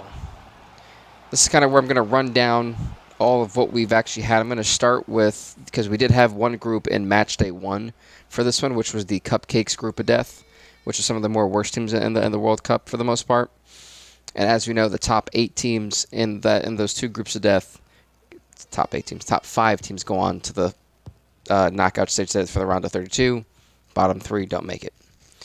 So currently, as it stands, Hungary's in first place with 3 points, with a positive 1 goal differential. They didn't give up anything. That's why they're in first. Australia, second place with 3 points, positive 1 goal differential. They scored 2, gave up 1. That's why they're in second. Belgium, Iran, Ukraine, and Ivory Coast, tied for third, 4th, 5th, and 6th place. And then Panama and Turkey are tied for 7th and 8th. That's where that Group M is for their match day 1. Easy save for Rafaela, goodness gracious. And then moving forward to match day 2, which has been quite the wild match day 2. Quite insane, nonstop wildness. As it stands in Group A, Mexico and Sweden are tied for 1st and 2nd place with 4 points. Iraq is in 3rd place with 3 points. And Ghana is in 4th place with no points. Easy save for the goalkeeper. In Group B, actually, Switzerland is in 1st place with 4 points with a positive 2 goal differential. Uruguay is in 2nd place with 4 points with a positive 1 goal differential. Tunisia is in 3rd place with 3 points. And Northern Ireland is in last place with no points. For Group C, Colombia is in 1st place and has already qualified for the knockout stages, the first team to do so with 6 points and a positive 8 goal differential. They are locked in regardless of what happens in the next match day. They've already made it. Austria is in 2nd place with 3 points and a positive 2 goal differential. Qatar is in 3rd place with 3 points and a -5 goal differential. Finland is in last place with no points. just to give you all the heads up. In Group D, if I can find it. Aha. Haiti, out of all teams, is still in first place with 4 points. Portugal, actually, I'm going to give Romania second place because they did win the head-to-head. I think it's only fair to give them this, even though they have a -2 goal differential. They did beat Portugal. And so Romania is in second place with a -2 goal differential, but they have the victory over Portugal, is why they're in second, and Portugal is going to be in third place with a neutral goal differential and 3 points. Canada is in fourth place with 1 point. In Group E, South Africa is in first place with 4 points and a +3 goal differential. Meanwhile, Morocco is in second place with 4 points and a +1 goal differential. The Czech Republic is in third place with 1 point and a -1 goal differential. And Japan is in fourth place with 1 point and a -3 goal differential. So that right there subs in kind of where everyone is at. I don't mind reviewing the other groups that haven't played that will play tomorrow. Some of the matches that we can look forward to tomorrow in that next group, which will be from Group G all the way to Group... I'm probably going to keep it the way I did this time. So we'll do from Group G to Group K or L, and then we'll do Match Day 3 for Match Day 2 for Group M and so forth. Or it just depends on how I feel like doing. I'm not too sure just yet. We will see at that time. But the matches that we can expect from Group G: Senegal, Algeria, Norway, Indonesia. In Group H, Denmark, Uzbekistan, Bosnia, and Paraguay. That's going to be, I think, a handball, isn't it? And then in Group I, it'll be Croatia, Saudi Arabia, Ecuador, and the Democratic Republic of the Congo. In Group J, Poland, Cabo Verde, Egypt, and Iceland. And let me actually pause because, wait a minute, Wales has a penalty opportunity to take the lead more with the shots, and he missed, keeping this game a stalemate. Can you believe that? But also more games to look forward to. Group K is going to have Korea Republic and Ireland, Scotland, New Zealand. And then in the group of death, Brazil, Germany, Italy, France, Argentina, Spain, England, and the Netherlands. And if I somehow have more energy to do 4 more games, we can do Group M, which would be the cupcake group. And then that would be Australia, Belgium, Panama, Hungary, Iran, Ukraine, Turkey, and Ivory Coast. Just some stuff to look forward to on that one. And that is the match days as it looks. Oh, wait a minute. Whoa! Whoa! Curacao with a massive goal in the 44th minute to take a shocking 1-0 lead against Wales. Mind you, folks, in 2021, Wales was part of the World Cup finals against Uruguay, where they lost 2-0. Wales right now had already lost to the U.S. in their first match, and match day 1. Can you imagine if they lose here, especially after missing that freaking handball penalty kick opportunity to Curacao? Curacao did tie with Jordan in their match day 1. If they can beat Wales, that gives them 4 points, which would be massive for them. That would be an insane upset victory. Because that would catapult Curacao into second place. And if with Wales and Jordan losing, that's going to be all Curacao would have to do is at least draw with America, or just try to hang on to a positive goal differential, and they would advance, especially if Wales or let's say if Wales draws with Jordan, and they're a lock. If they can hold on to this, that would be huge. And going into the second half report for Curacao, just fight like all hell. That's all they have to do. For freaking Wales, trouble in paradise. Sound the alarm. Be offensively more aggressive. Be defensively more aggressive. Tighten up space. Figure it out. This would be such an upset. I mean, we've had some upsets already in this episode, but to at least for this, but my goodness, this would be the big one.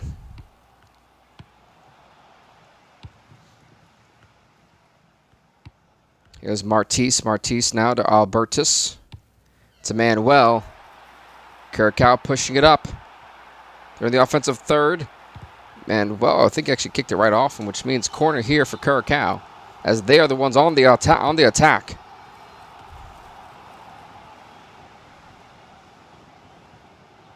If Wales loses here, they would be eliminated from the World Cup, because at that point, they would need 4 points, and they already lost to America. So they would be knocked out of the tournament moving forward, but they'd still have to play that spoiler game with Jordan.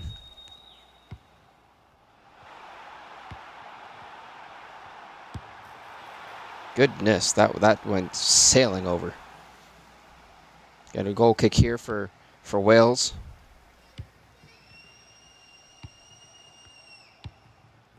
And this crowd has almost been stunned into silence by the fact that they have a 1-0 lead.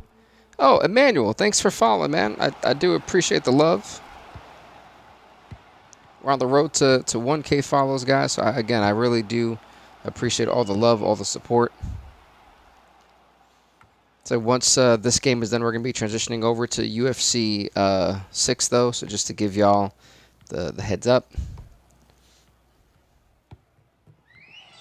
But I'll also do the numbers and stuff while I'm here. So that's one thing, too, that you guys get to see. Because we'll recap the point system, at least for this group. See where they're at.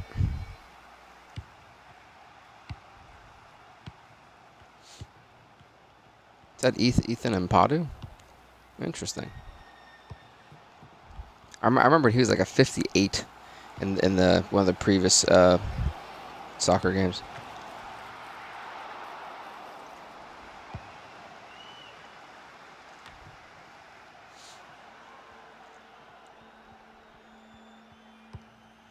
Okay, Curacao is playing a bit of a dangerous game if they're going to keep letting that ball be next to their goalkeeper. Especially if Will starts tightening up and starts playing a little bit more aggressive, that's not going to be a smart idea.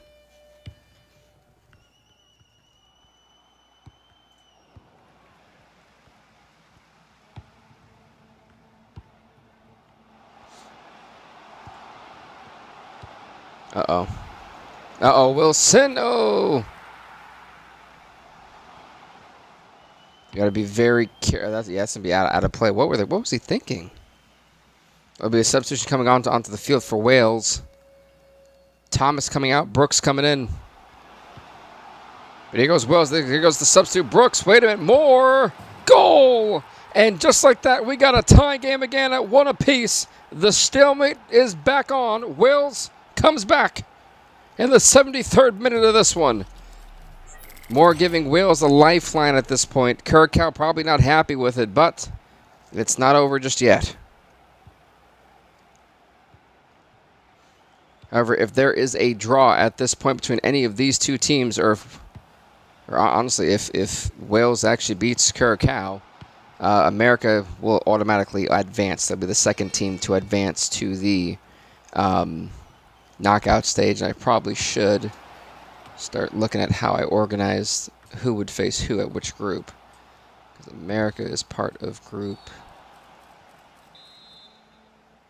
F. So 1F would be... Goodness.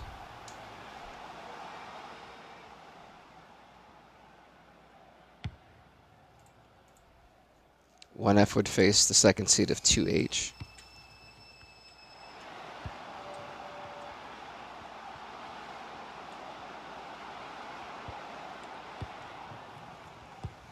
We'll put USA over there. It's easier. So, yeah, America's already got their ticket kind of punched in, especially with the way this is going.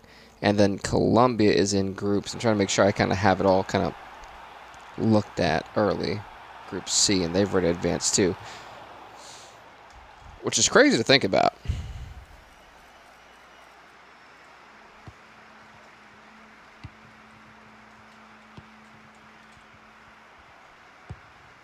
Wild times, wild times. Honestly, this one looks like it's going to a draw. It is definitely looking like it's heading that way.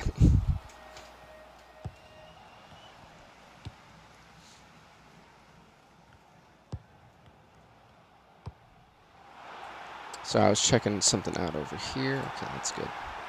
Look at this, Curacao, goal! Goal! And Curacao takes a 2-1 lead in the 85th minute. In this one, Rosa Maria literally carrying Curacao in this game. 2-1, Curacao retakes a lead. The upset is back on. I gotta think Wales has got to be thinking, what in the hell do we have to do? The doubt has got to be creeping in. While that's going on, where is my, why is my AC not trying to work? I'm having AC issues today. Hysterically, as soon as I say that, then it wants to work. That's absolutely hysterical.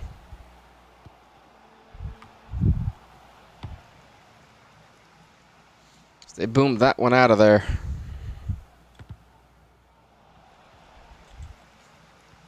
And honestly, for Wales, they have got to be devastated right now. 2 losses.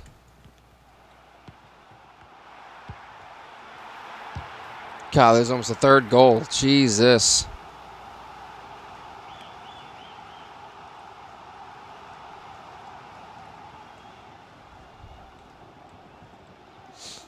It's -2. Sorry about that, folks. I was doing some numbers, so I had it ready.